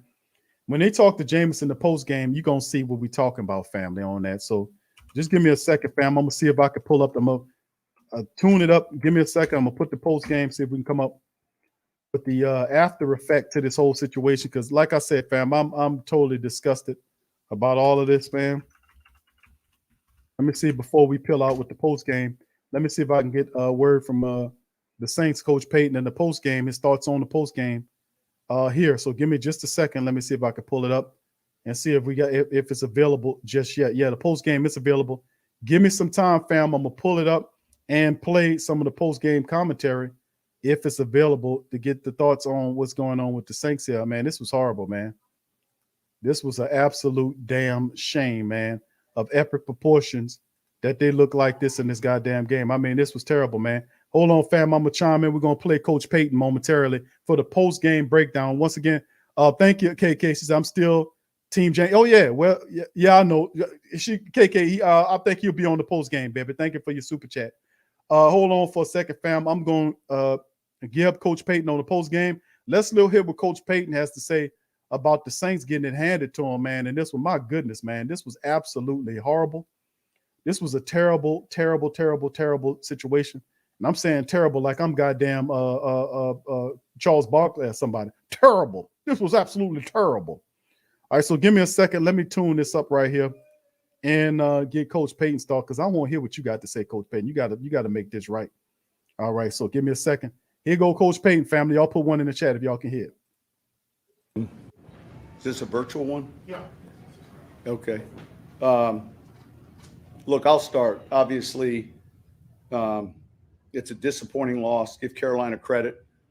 We did a number of things and things that you just can't do to win a game. Offensively, particularly, it's as poor as we've been in a long time around here, and that starts with me. We've got to do a better job going in. Our protection plan wasn't very good. It had nothing to do with us being shorthanded with coaches or us being away or the COVID. All of those would be excuses. Tell them, Coach. They played better than us today and deserved to win the football game. So I'll lead with that. Any questions? Sean, what were they doing with their blitz at? Oh, look, it's a zone pressure. Phil, we knew coming in they'd have a couple different pressure looks. We didn't handle the communication well enough. We didn't handle the pressures well enough, and we didn't coach it well enough.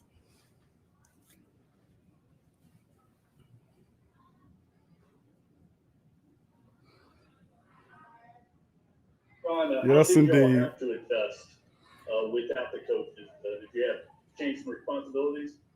Yeah, look, a little bit. As far as game day, We had a few new guys up in the booth, and then, we handled the substitutions a little differently. None of that, though, none of that really was a big issue. I think, and I mean this, I think, starting with me, we've got to have a better plan with some of the stuff that we saw, and we had seen it on tape, and obviously we got more of it and didn't handle it well. And so we clearly didn't work on it well enough and effectively enough. And it kind of bit us in the butt today.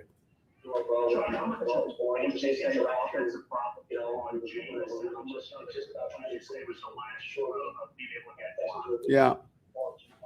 We're not, look, everyone's quick to, I think we got to be careful. We're not assigning responsibility, blame. It starts with me right now. We'll look at the tape tomorrow, but it starts with our plan and us as coaches, and that's where it starts, and that's just the truth.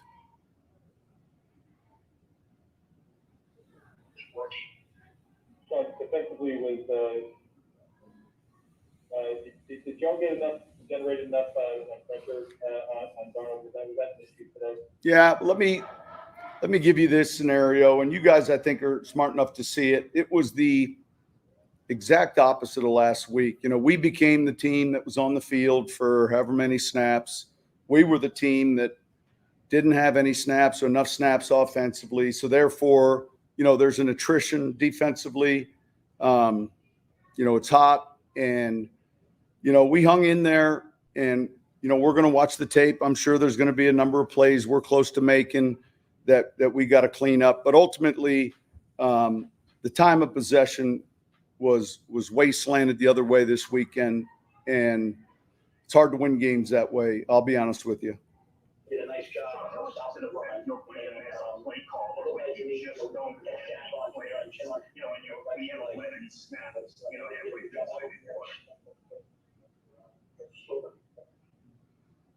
Yeah, look, you're constantly looking to pick up some momentum.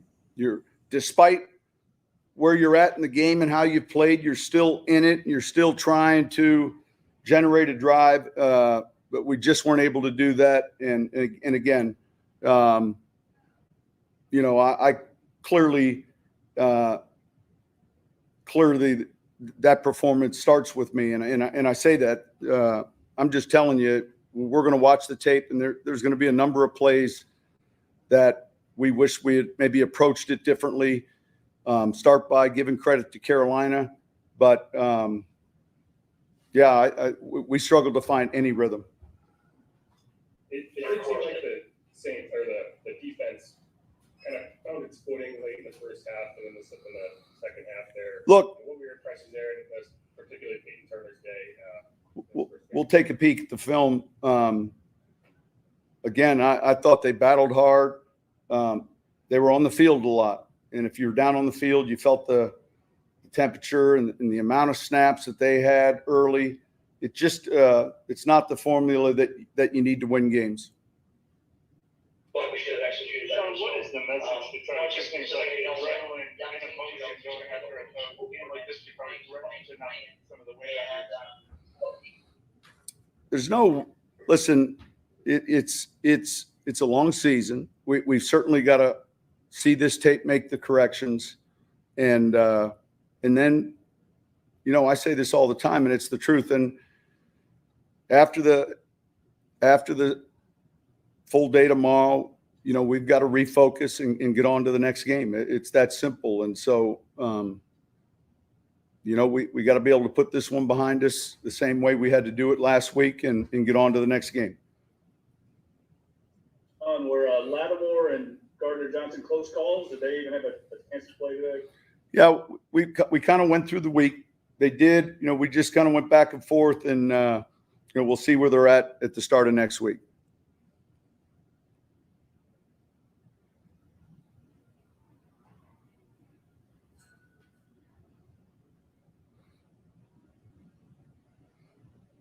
All right, thank you.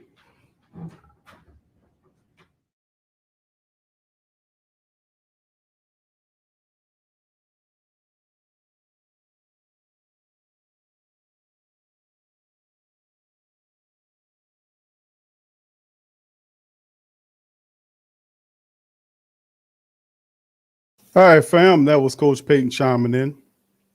Just heard from head coach Sean Payton following that loss, and he reiterated a lot of things that JD. All right, so that was Coach Payton breaking it down right there, family, on this thing. And as you can hear, that old Coach Payton's not very happy, and he ain't the only one, man. This was a horrible loss, man, to this team. And I'm gonna keep it honest and be real with you, man. Very shameful, very shameful. But of course, you hear Coach Payton takes credit for the loss, which is intriguing and interesting all at the same time. So we'll figure out what needs to be done. Now, before we end the stream, let me see if we can see if I won't hear from Jameis Winston in this thing, man. Hear what Jameis Winston has to say about his performance. And I think Jameis is the next man up with this. And then once he say what he got to say, we're going to hopefully he gets in there and we'll see if he takes the mic. But Coach Payton, that's Coach Payton now talking his stuff. So regardless or not, man, we got to handle business in this one. And it's going to be a hell of a day come this weekend in performance, bro. After having that kind of letdown, there was really no excuse for that. All right. So the Patriots up next week, and we'll handle business. We'll make sure we do what we got to do and do that as well. So listen, fam, we're going to end the stream on that. I'd like to thank everybody that was a part of the stream, of course. Appreciate you. If you hadn't hit the like button already, please feel free to hit upon the like button, fam. Hit the like button as the black and gold go down in blazes to the Carolina Panthers. And this one, a very pathetic performance by black and gold, 26-7. And the loss. Will be back later on with our post-game report, with the post-game or the reaction stream. We'll open up the lines of communication from you guys. And I know you guys are going to be animated about the loss. Some of you guys are going to be cool about it. I'm somewhere in between. I should be calmed down enough by that stream, but we'll chime in on the post game stream a little bit later. So be looking out. So if you didn't hit the like button, hit the like button, hit the subscribe button, and feel free to share the links on your social media feed. So listen, I thank all the family members, all of the moderators, all the family members in the stream. The Saints 1-1 as they fall to the Carolina Panthers 26-7 on the road. Next matchup is New England Patriots. So we'll see. But anyway, we'll cover all that down the line. So much love to the fam. Thank y'all for joining me today. Hit the like button, and I will see y'all on the post-game stream. Who that? And I'm out. Yeah. Well, all right. Like you always say, welcome. Number one sports talking D. We ain't like the Falcons. We won't blow the lead. Look, all we talk is who that, who got cut and who back. Rookies and the vets, players you should look at. It's the sports coma, you don't wanna miss it. Got the pre-game party, post-game statistics. Get a visit from Sway, maybe DC or 5.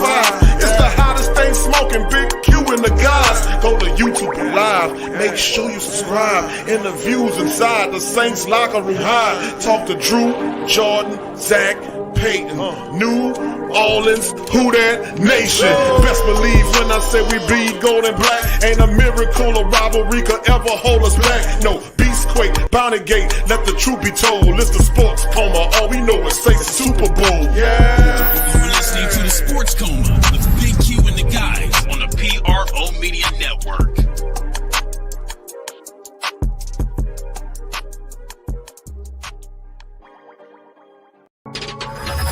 Thank you for making Saints Central your black and gold home for the New Orleans Saints.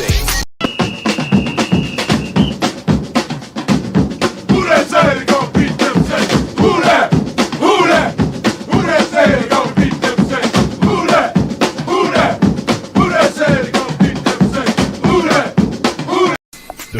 TheWhoThatDaily.com. That's right, TheWhoThatDaily.com. Your one-stop shop for everything New Orleans Saints, New Orleans Pelicans, LSU Tigers, even the top flight boxing.